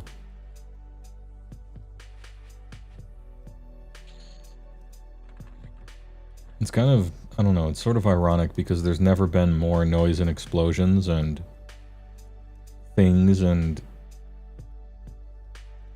set pieces and distractions and mechanics and NPCs to talk to and things to do and quests and everything. But it all just kind of simmers into a white noise. And I find it to be, at the same time, completely effulgent, but also flavorless.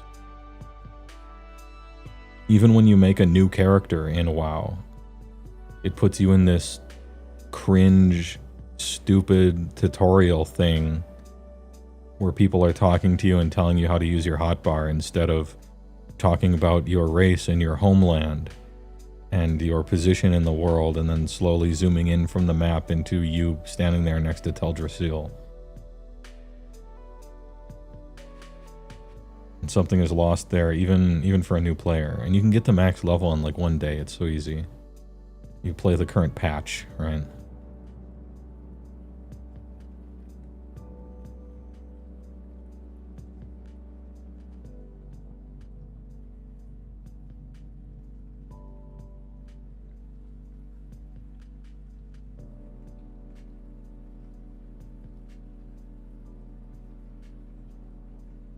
Mr. Woe, I'm gonna donate the why Volnut sucks comment, but I need the how much do you know about Mega Man?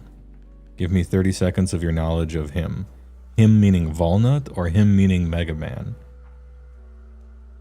Or the series as a whole. I could give it to you. It's about 30 seconds worth of knowledge. But as I wait for this cooldown, I'm gonna get a cherry Coca-Cola. And I'll be right back, and then I'll tell you what I know about Mega Man. And it should be a good bit.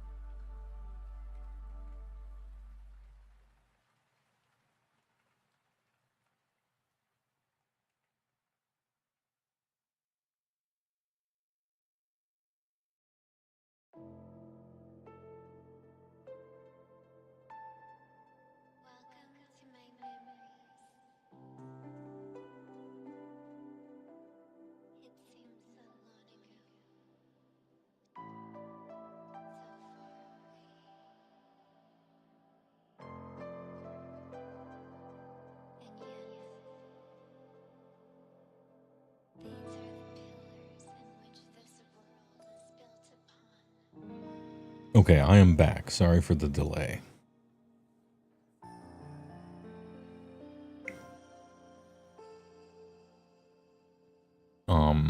I will now tell you, as promised, what everything I know about Mega Man lore, okay?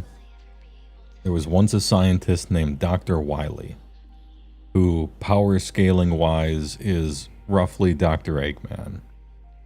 As far as, like, genius inventor level shit.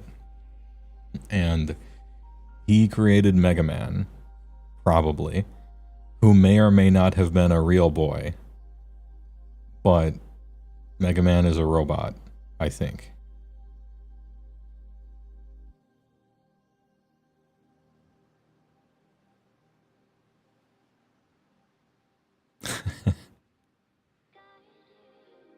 That's it.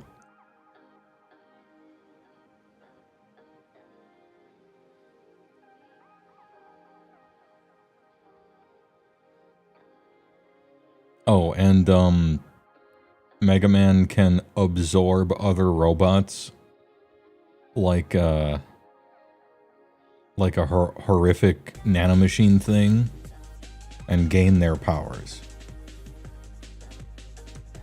Also, Zero exists because I remember him from Marvel vs. Capcom 3. He may or may not be Mega Man's brother or something. Yep, that's it. That's the entirety of my Mega Man lore knowledge.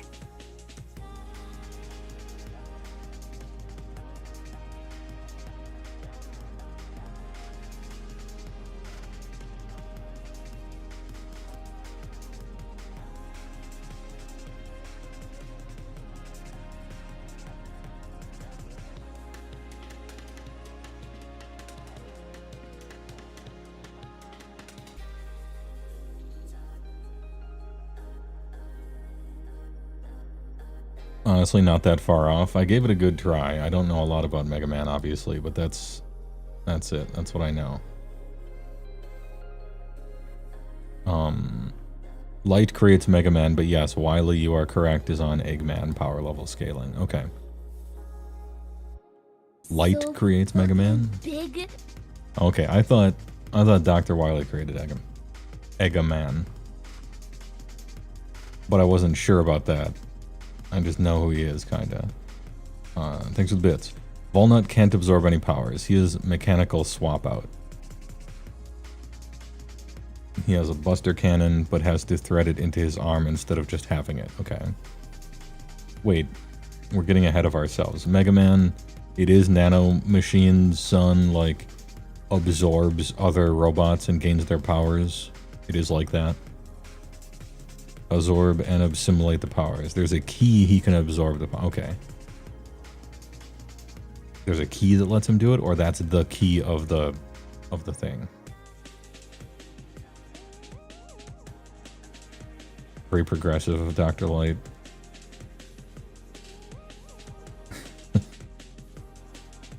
I might take some extra damage here, but I'm getting greedy on the number of rats we're pulling now.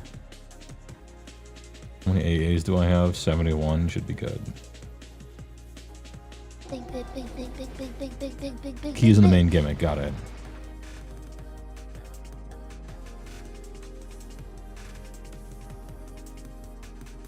Thanks for the bits. One that doesn't have any Reploid about their Reploids. What a good name. No Defender Tech. It's called Defender Tech. Allows him to gain the power. I missed the two little side doors you could go in because I was reading. But that's only like 3 rats. No big deal.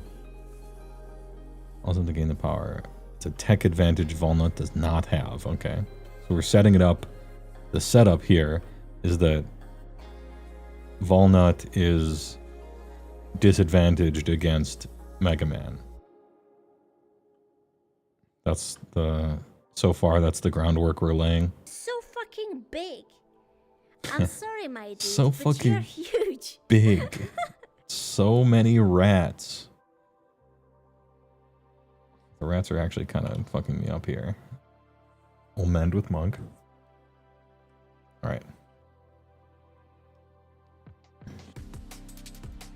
Prepare for XP. Respect. Discipline, 90%. And Bloodlust. Get the procs.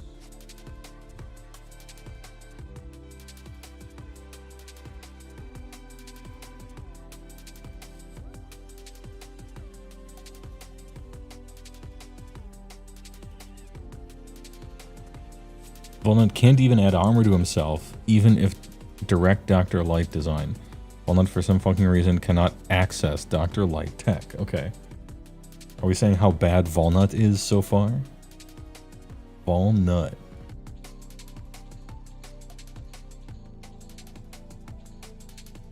Where's the so fucking big actually from? Oh, what's the VTuber's name? It's from this Space Fox VTuber girl from Sweden or something. She's an artist and does like cooking streams and stuff. And one time she said so fucking big, and it was such a funny clip that I clipped it and added it to the pile of people saying big. I think it's Scoo-chan, I want to say.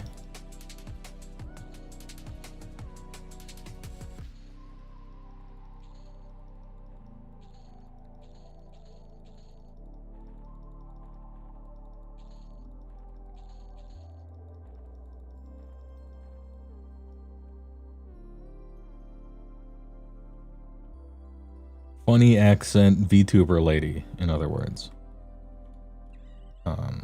Which are the good stuff.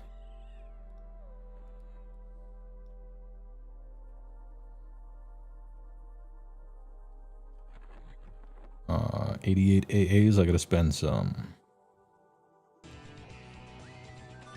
Oh, big.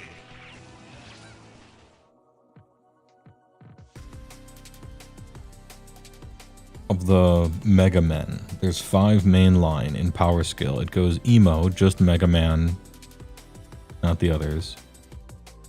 Oh, IMO. 1 is Battle Network, 2 is X, 3 is Femian, like the radio FM.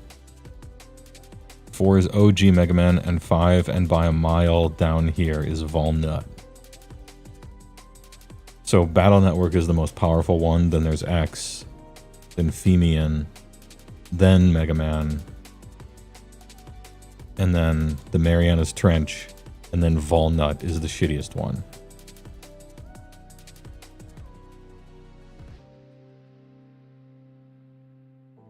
X is like far-flung future Mega Man after Dr. Light and Wily are both dead. He was like in cold storage. Okay, neat. I'm learning.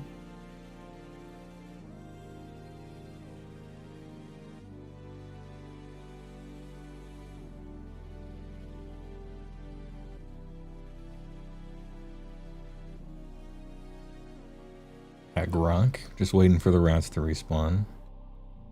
Spinning AAs. Sure.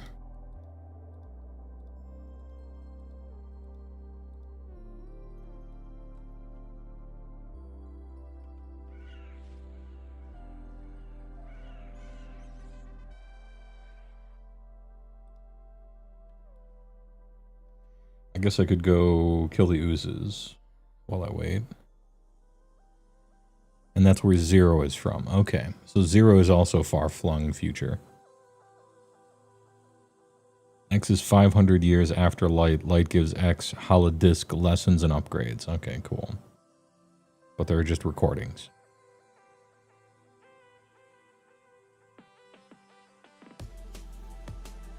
Zero is the first model on improving Mega Man. X is after Zero, but not necessarily better. Okay. Are they rivals? I'm gonna get the oozes, I think.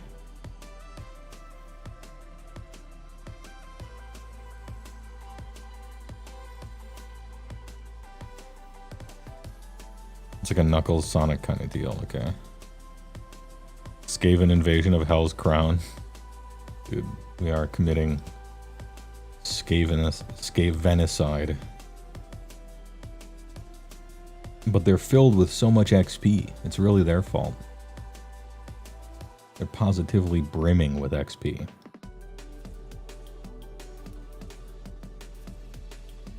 Basically the best place to grind AAs. This is Dragon Necropolis at 56 exactly.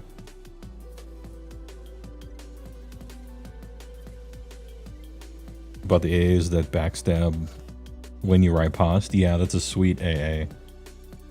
That's a good one. Do you have access to like a auto riposte discipline as your combo? Like Furious Discipline or something like that, one that auto ripostes everything? If so, that's a lot of backstabs.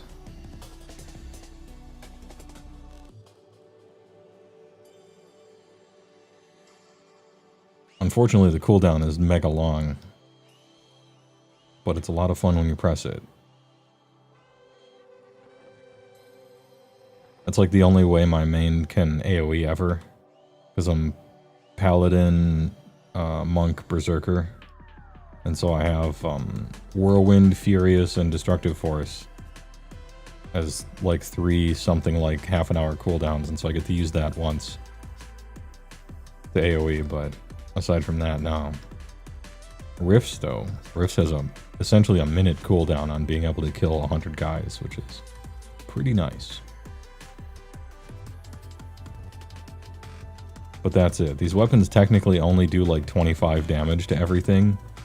Just to have so much spell damage that it becomes kind of alright, but it's super bad on single target. I have other weapons for that.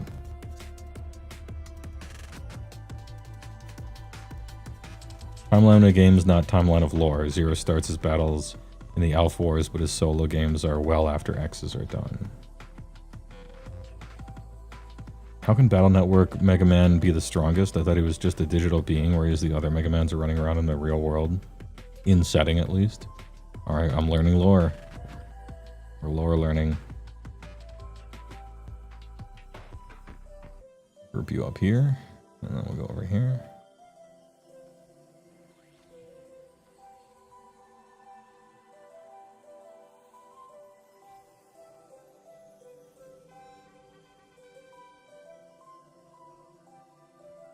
This one's kind of weird because it takes forever for all the oozes to shamble on over here. The rats are much faster, which is good.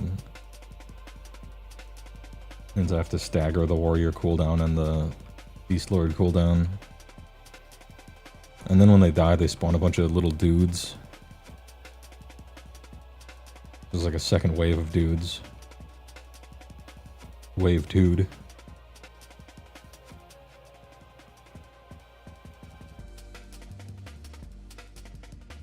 You need spell damage for Dirge? Yeah, like, surprisingly, Rogue scales very well with spell damage. Probably better than melee even. Like, your poisons become a real serious percent of your damage. Such that putting Rogue in like a pure melee build is worse than putting Rogue in like an SK wizard build or something like that. Oh, I thought you meant Dirge is in being a rogue. Dirge, you mean the Bard AoE version. Yeah. The triple D.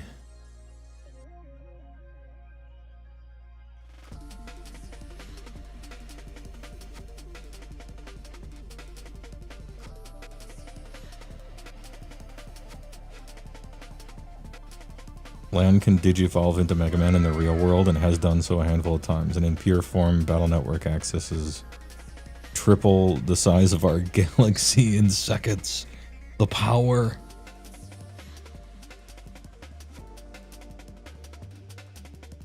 Arthur's thanks for the gift to Max Minius. Gifting for correct Mega Man takes.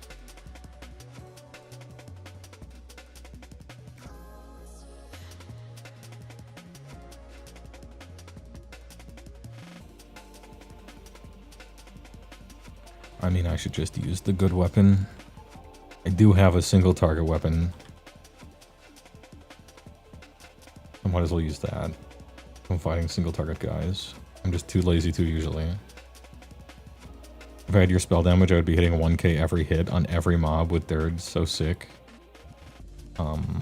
I don't think I'm capped on spell damage. Yeah, I'm at 664. The cap on the server is 750.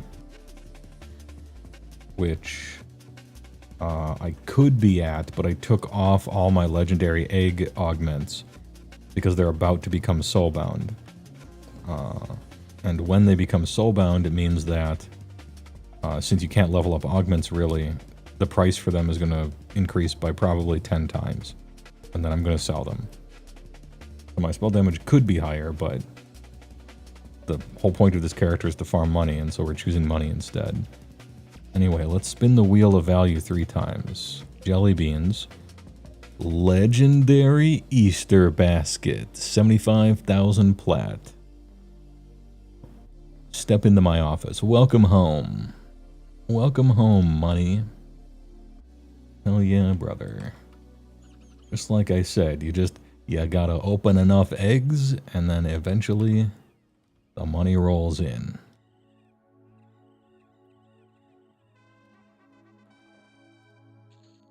Let's go. Can you have a loan? Sure. No, I'm strapped for cash, obviously, so... Alright, let's pull a huge group. I think they look like they've all respawned. Dude, egg leveling never felt so good. When this Easter event goes away, I'm gonna be so sad. This is a great moneymaker.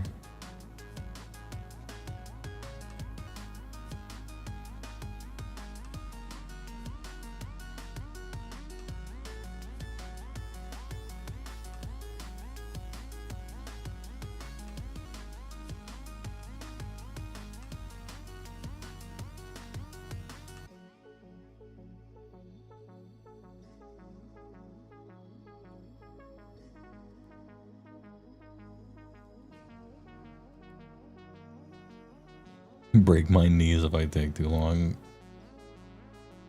I have no way of enforcing it. You know. So fucking big.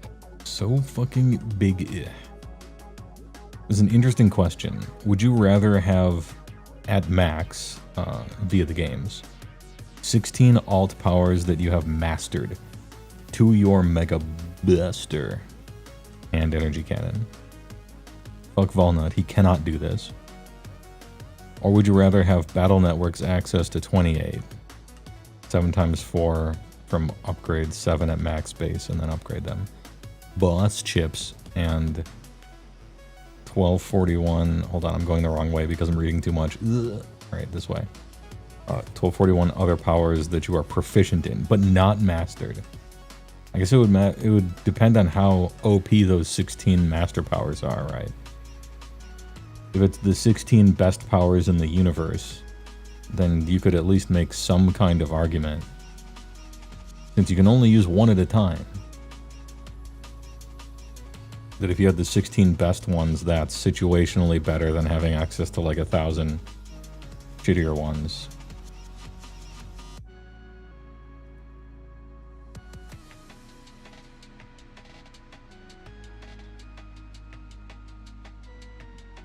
But I like options. I like options.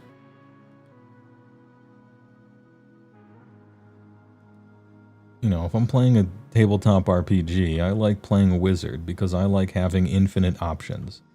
The exact right puzzle piece for the right situation.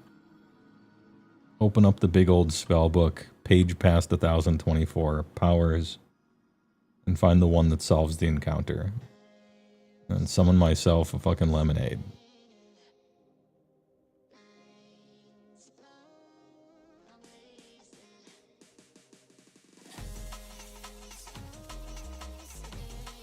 Oh, the rats, the rats. Rats are on the march.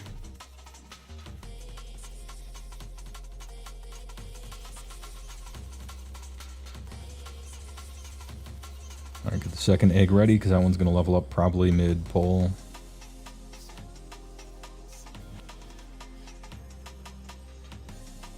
Spirit Discipline. Wait for them all to group up. Alright. And Bloodlust.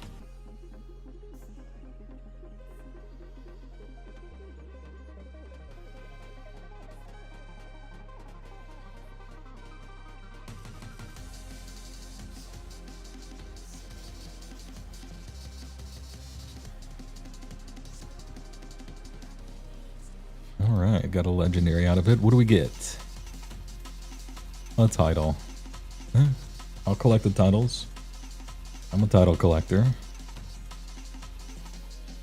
X can only master one. Battle Network gets a boss plus only use. Oh, X, you only have one master. Okay.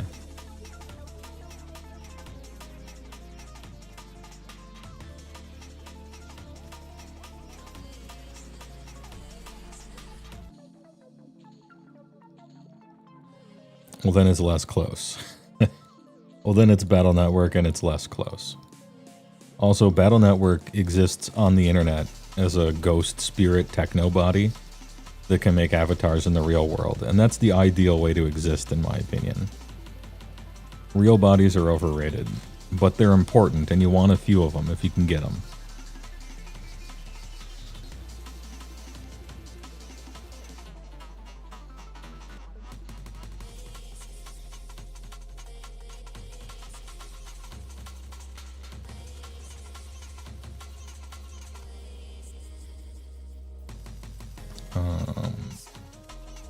Go back to sell.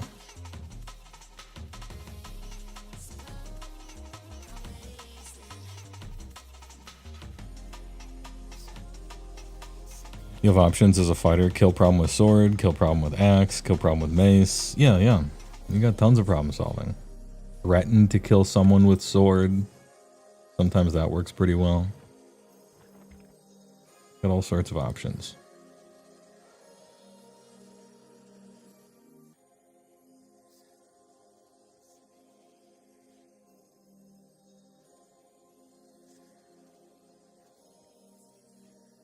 Like X has all of them mastered, but he can use 16.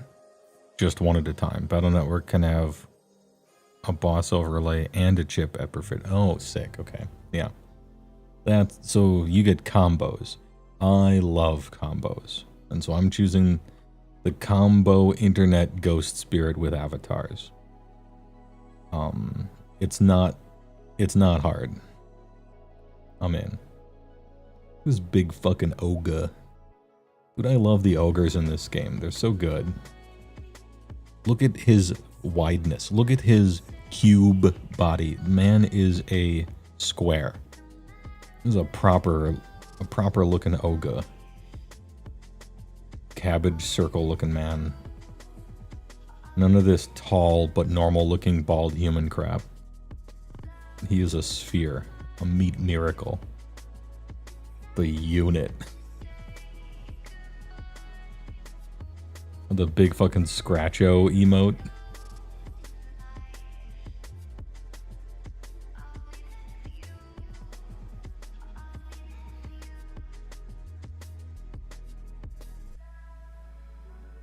Yo, so for the wizard, I'm making an ogre for sure, right? For wizard, enchanter, and then whatever the third class I pick is, he has to be an ogre wizard. Because I don't have an ogre character yet. And every character has to be a different race. I have a high elf for the AoE guy. I have a dark elf for the bosser. I got a erudite for the pet cuck. And now for the wizard, we gotta go ogre. Because it's an anachronism, kinda. I guess maybe the choice then is... what third class can an ogre pick? Maybe that will be the decider instead of what's the best. Because if it's split, then which is the third class that an ogre can actually be? Which might mean that might be none of them, now that I think about it. Because one of the options is bard. Ogre can't do that. Another option is druid. Ogre can't do that. And another option is cleric, and an ogre can't do that. Okay, so ogre can choose none of the third classes that I was deciding between. Hey, alright. Interesting.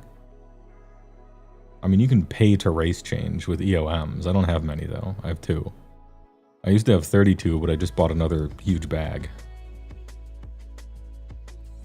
I guess I could buy EOMs with Platinum, but...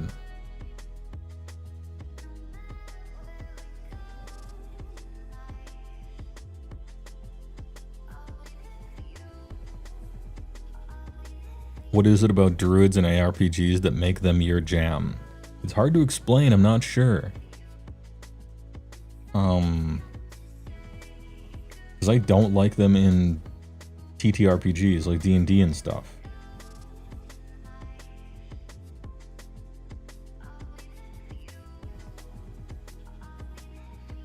I'm gonna pull the uses, I guess.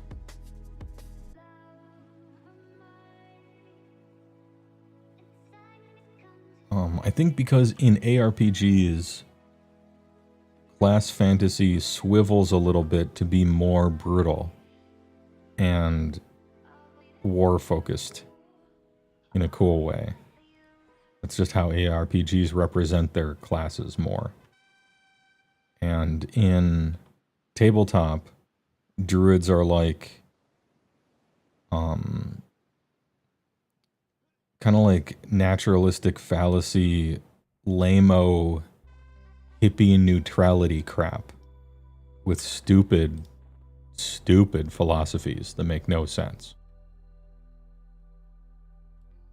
And most of their shit is like weak and lame. Animal summoning is dumb. Shape-shifting is always overbalanced to be bad. And your spells are like wizard spells, just worse in every way. And in general, I'm not like a big nature theme. Like, nature theme is lame. But there's a way to make druids like really sick, and that's if you go into the brutality and violence and unfairness and infinite genocide of nature. Nature is the most evil thing you could possibly imagine in real life. Like, it's monstrous, right? The entire system is built on the fox must murder the rabbit's parents to feed his own children. Like, that's so evil, right? But it has to be, that's just the way it is, right? You know, a trillion creatures are murdered every day, whether humans exist or not on the planet, right? It's so much waste and so much killing and violence, and it's so evil, right? And if you could go at it from that direction, and then it'd be badass. Like, just it's pure sinister logic of calorie counting and you know, oh, you can only support 3 children, and if you have a 4th, you don't have the hunting prowess to let that one live, so you just let it die, and that's it. Like, it's brutal, you know. And then plus you can get into the like creepy wood spirit stuff with like skull antler faces and swamp slime and witch shit. Like, that stuff can be sick. So I guess there's like ways that druids can be sick. Relaxing, kind of invigorating. Everybody doesn't appreciate it like we connoisseurs do. What I'm saying is nature is evil but also metal, and there's a way to make druids cool, and it involves all that, and not the nature harmony balance, nuclear war bad, I can't use metal weapons but apparently I can tan leather, lame-o crap, you know, that you get in D&D. And so philosophically speaking, that's probably it.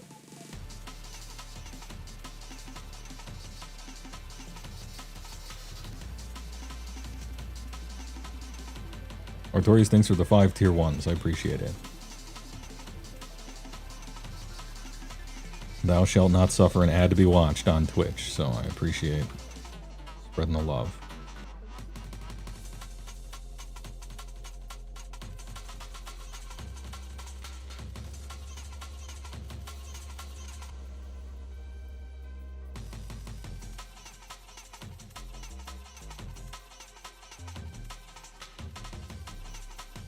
And in ARPGs, they tend to just have cool mechanics.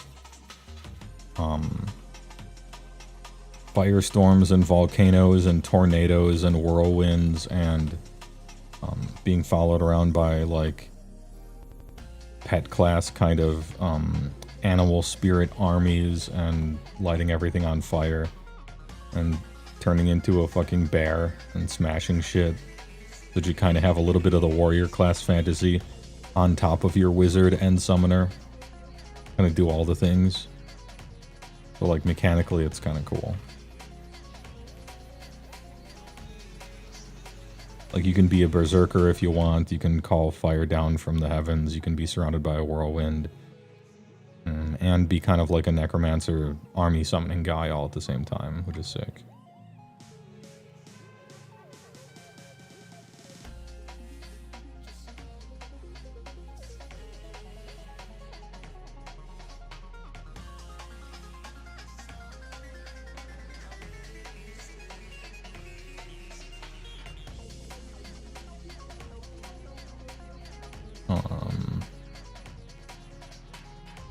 Druid sacrifices stuff all the time, IRL.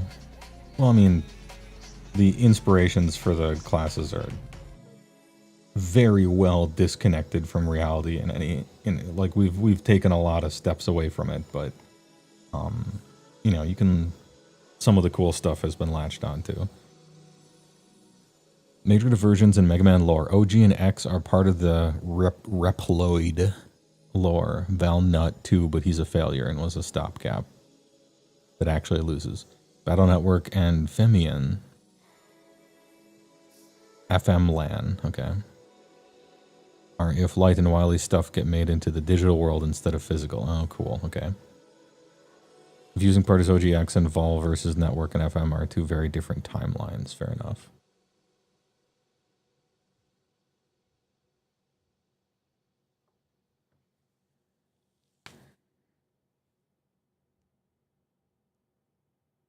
Did you like Druids in WoW? Very much no. No, Druids were trash in WoW.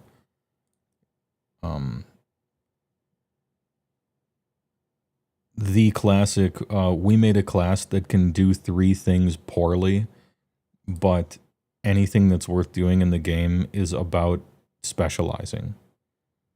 And if you let the class that can do 3 things specialize in 1 be better than the class that can only do 1, then that's unbalanced, and so you're just not allowed to be good until you drop that whole thing later on.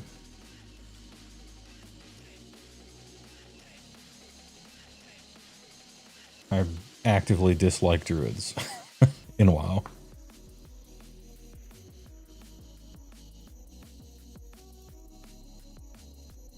Well, look, I had plenty of friends that are Druids, alright? Table Grapes is a great Druid. And he was very frustrating whenever he played Capture the Flag against anyone.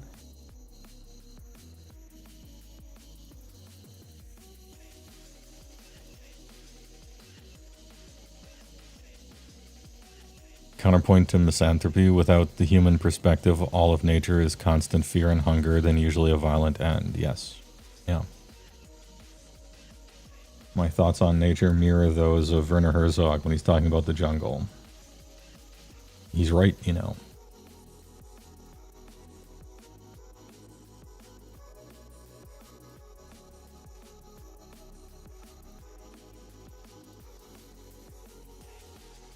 Jedites were horrible in OGEQ.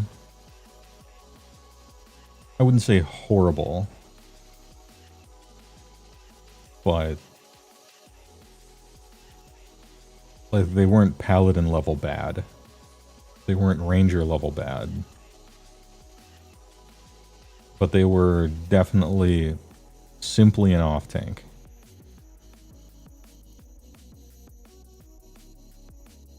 And I can't remember when it was, but at some point, At some point they decided Shadow Knights should be the main characters of WoW. Or the main characters of EverQuest, I mean. And from then on they were. And they still are today.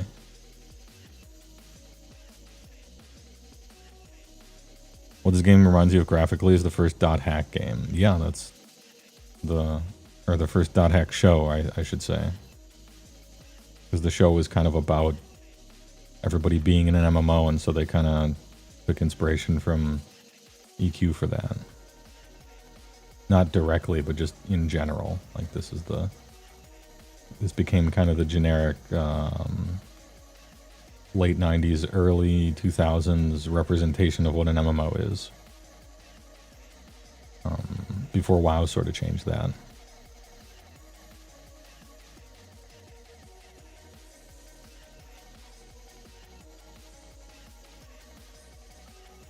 Weren't they really good from TVC onwards? I would say that they were playable. As opposed to just not. Like, I can't express to you how bad they were in Classic. Like, if you had more than a single druid in your 40-man raid in Classic, it was a kindness to them as your friend.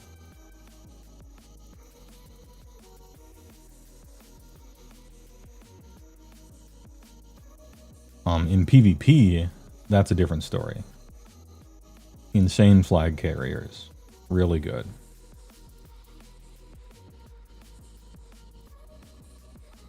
Very annoying to duel, for sure.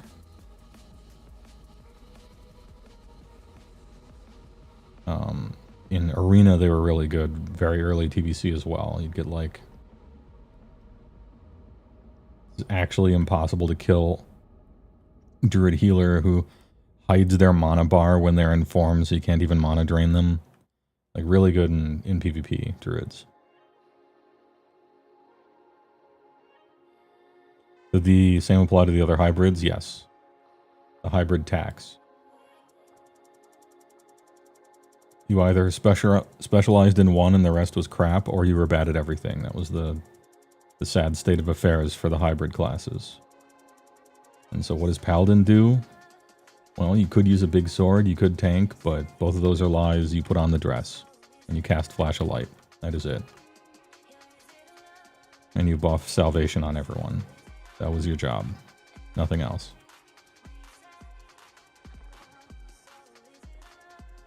And Shaman, you put your totems down and you cast Chain Heal. And you run out of mana.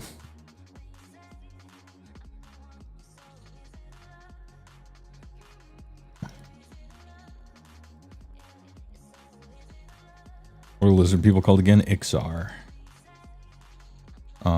Does the hope, the belief in humans, pure hope, rate you at all on the value of OG Mega Man? No. I have little sympathy for the hope in all humans trope.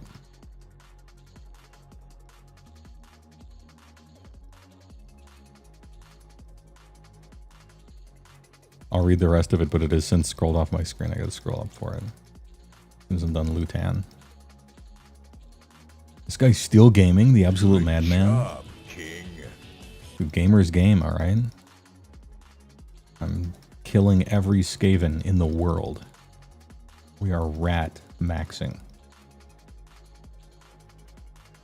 The corpses of Skaven shall blot out the sun in between pulls of the slot machine. Some Norwegian dude thinks with a tier 3 53 months. I really appreciate it. One of the all-time tier 3ers. Thanks a lot. You even watch my EverQuest streams, which is amazing. Because you would think I stream EverQuest to kill my channel on purpose. So thanks a lot. Battle.net had that, but that was only from the human interaction with the net Navi. Mega Man for sure has the most faith in just humans, okay.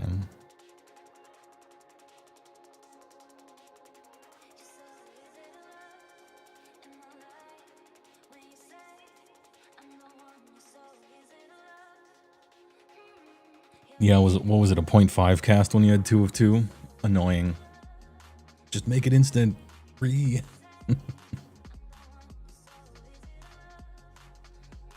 Screw Superman. It's the thing that they don't get Superman right with. I actually really like Superman, but it's, I don't think it's even ever, like, whenever they do Superman movies, it's just fucking retarded. It's dumb.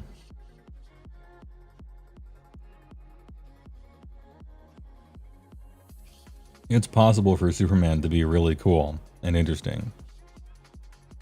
They just somehow refuse to do it on the silver screen ever. Oh, big.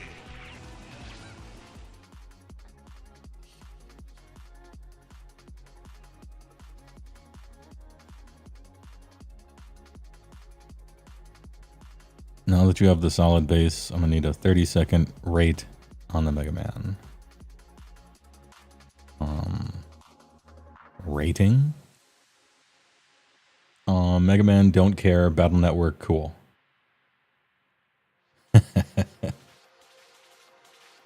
Battle Network sounds like my kind of guy.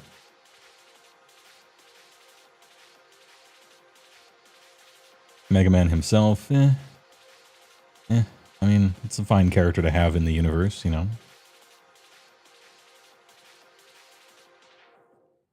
Oh, Lady Unaleska? What does it do? What does it do? Ugh. Hold up.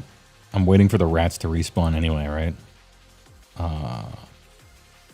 Lady Unaleska, literally the most powerful Final Fantasy character, perhaps, amongst all of them. So what do we got? Grand Sumna. Oh, Bant and only costs 4. Okay. I'm being attacked by rats and I was just watching.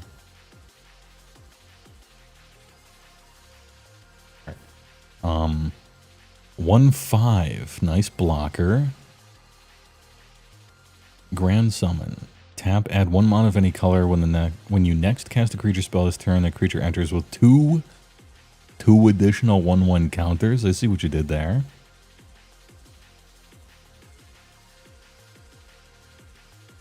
Whenever another permanent you control is put into a graveyard from the battlefield, if it had counters on it, you shift the counters. Okay. All right. Damn, that's a combo in a can if I've ever seen one.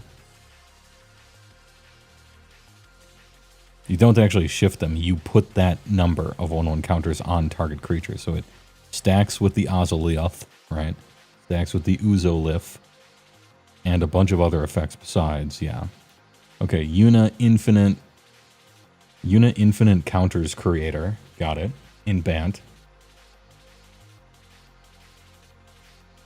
Oh, and she's got prominent heterochromia over here of a green mana symbol eye and a blue mana symbol eye, just as in the lore.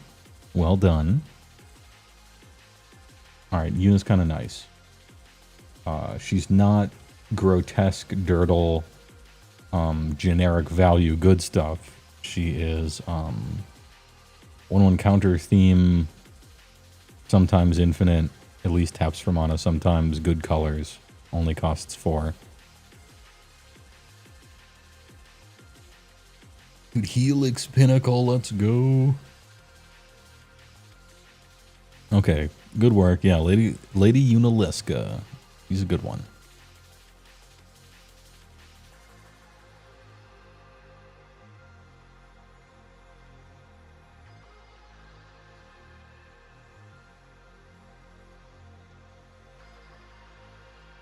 One to 5. I mean, it's probably what you say, because you're the expert.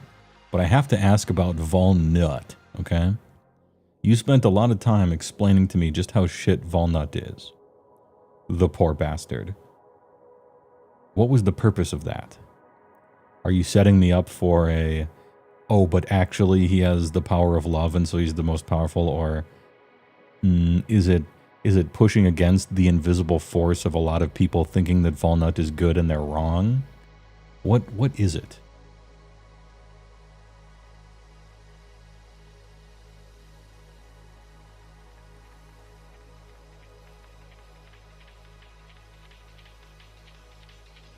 Nope, he just sucks. He was a cobbled together stopgap that loses. Hey, alright. Sometimes you just suck.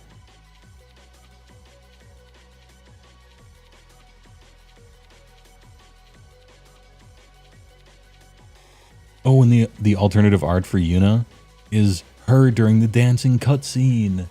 Let's go, the dancing cutscene at the beginning.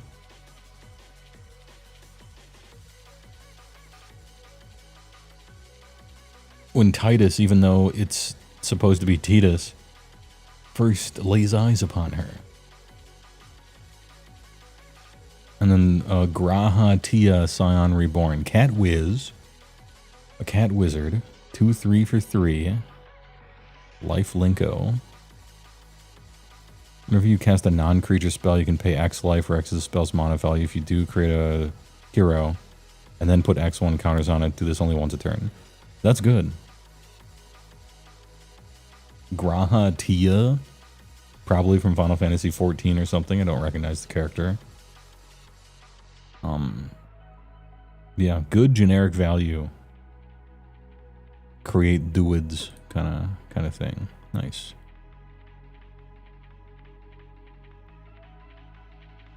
Looking at magic cards while waiting for rats to respawn in EverQuest. Let's go.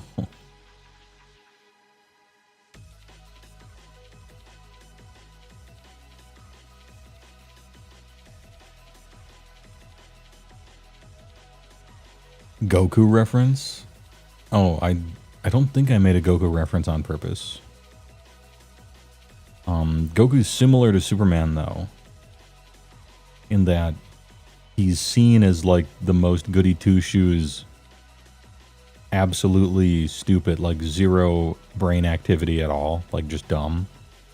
Generic good guy who's obscenely powerful for no reason. And he has the power of love. So he's, like, similar to Superman in that respect. But Superman is actually brilliant. And tragic. And very smart. As far as Goku's concerned, the stories are true.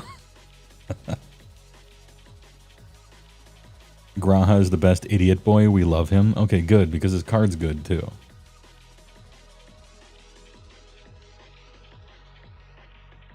Yeah, exactly, Superman Pyre. It's not the fantasy of having power. It's the fantasy of someone with power being good. Like, choosing to be good. Which never happens.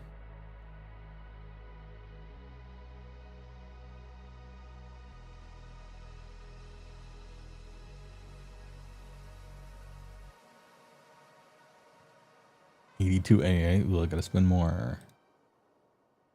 I don't care if my kick's stun. I don't actually want the war cry, but I gotta just spend points.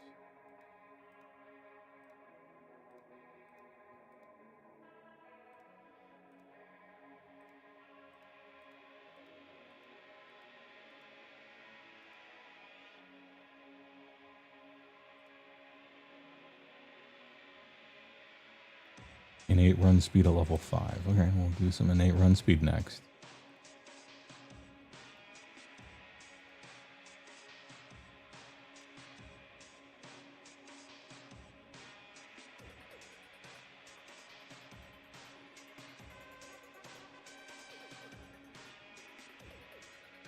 Once per turn is still good. Once per turn is still fine. You have to pay so much life for it that it's fine that you don't get to do it several times. What you want is accidentally creating a 6/6 every time you tap your mana on your own turn for whatever reason and pass. Like, I'm going to cast my one spell this turn and shit out a 5/5 that can block. Go. As you sit behind your wall of tokens and just produce value. The kind of commander it seems like it's trying to be. Anyway, let's open some... Pull the slot machine a few times.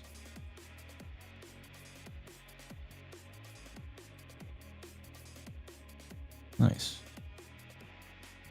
The 7 glamours that we can turn in for the other glamour stuff. And the rats have respawned.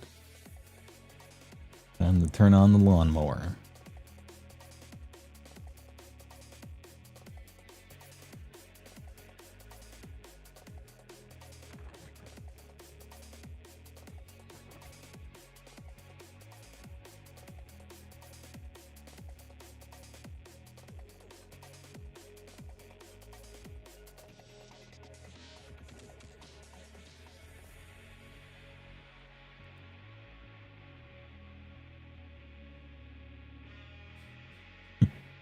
No, Volnut just sucks. Okay.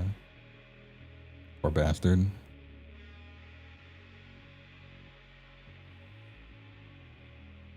Devoted Druid combo.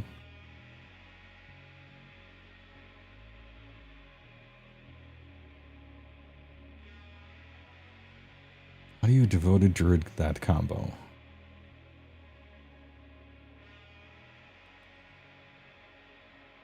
I mean, you continuously just sacrifice some creature to make an arbitrary number of 1/1 counters on something. I suppose it could be on a Devoted Druid for turning your arbitrary number of creature entering, creature dying, and 1/1 counters into also infinite mana, so that you could win in a boring way, like walking Barista or something like that. A lot of moving parts, though.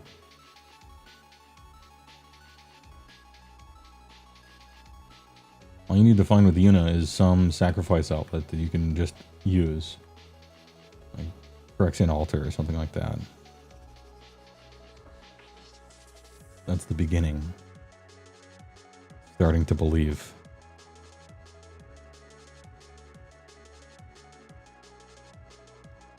I can't immediately think of like a very simple 1-card combo or something with her off the top of my head. But the effects required are certainly there to build with.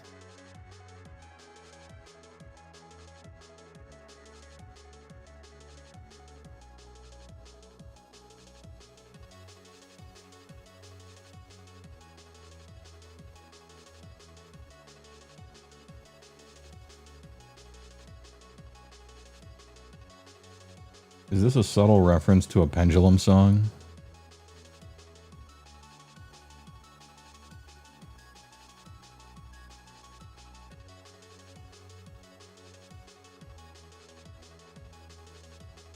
Almost sounds like a Pendulum fake in the background with the string thing.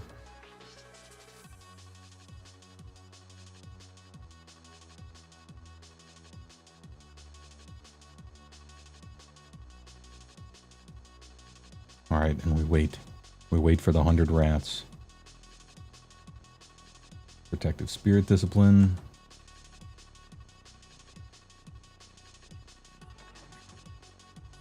And Bloodlust.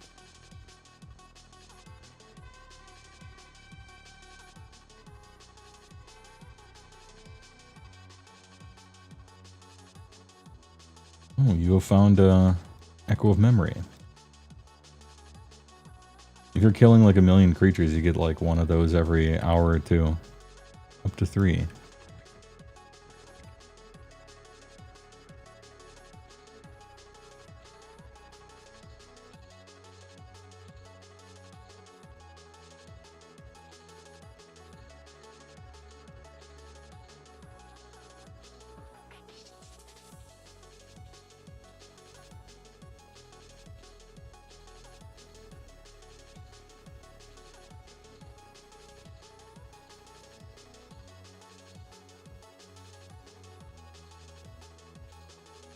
Oh, geez, it's already 10:30. It's a school night. Jesus. Damn, damn, damn. It's already been 4.5 hours of mind low, grind low. Dude, EverQuest is so sick.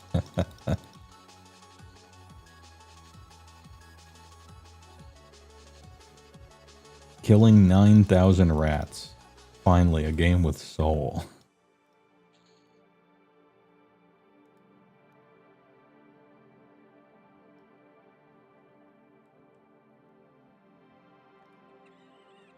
Anyway, good shit.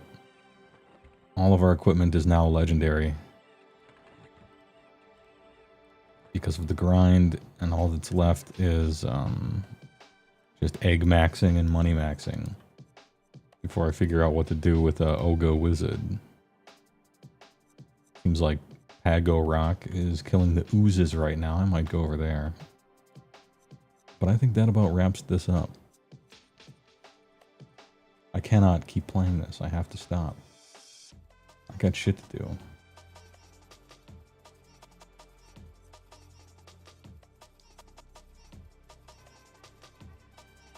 But thanks for being here. I learned so much about Mega Man. Various other things. Good stream. Flesh Eater Courts rules. I guess we couldn't have 3 really exciting ones in a row. We just couldn't do it.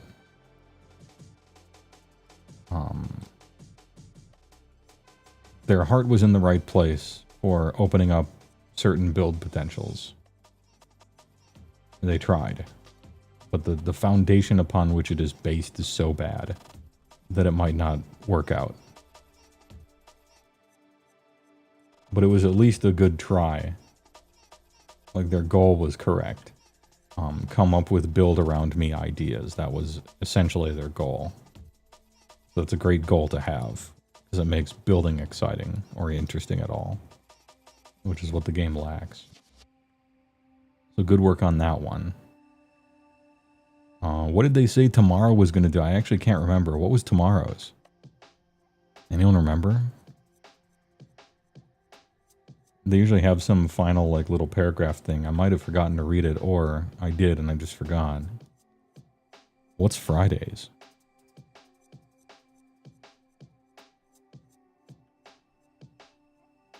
I mean, it's not Oga's, because I would have remembered that.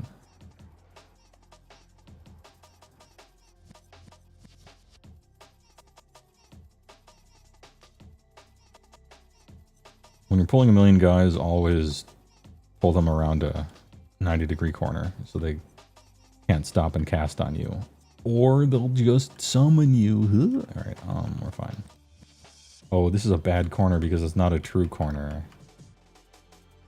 Alright, he couldn't have done that normally, but this object is apparently like it's a phase wall. Anyway, normally you're supposed to do that.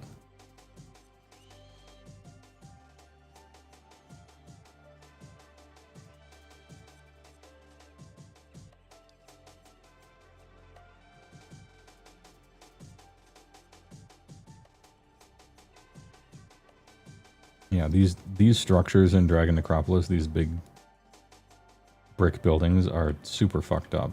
Things are like teleporting through them all the time. Oh, it's Gietz. It's Gloomspite Gietz. Okay. Alright. Well, that's an army that certainly needs help with its build around me things. Because they took a faction and threw 5 clowns into that car and gave 1.3 of them any support at all. So here's hoping. The update might not... The conventions for which they have been releasing, like 2 of these each time or something, there might not be enough to save it, but I'm looking forward to it. So far it seems like they're going to try, which is great.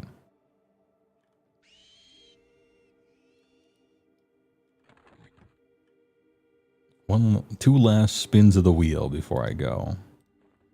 Ooh, a glamour. Nice. Now there's 2 4s that I can turn in. And a title.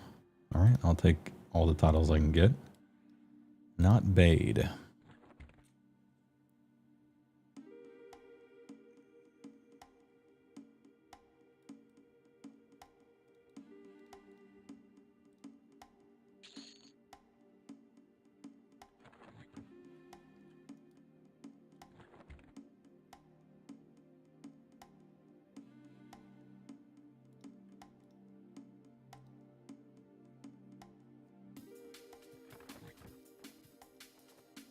That on the seller guy.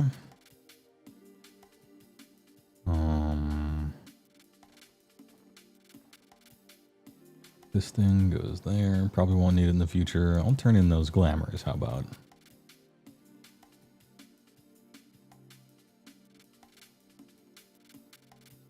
Ma'am? Oh, excuse me, sir. Huge wizard with helmet man? Alright. Alright, what do we get?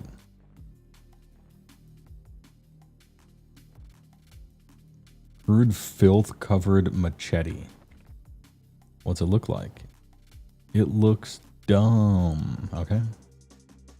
That's fine. We just add it back to the pile. What about these?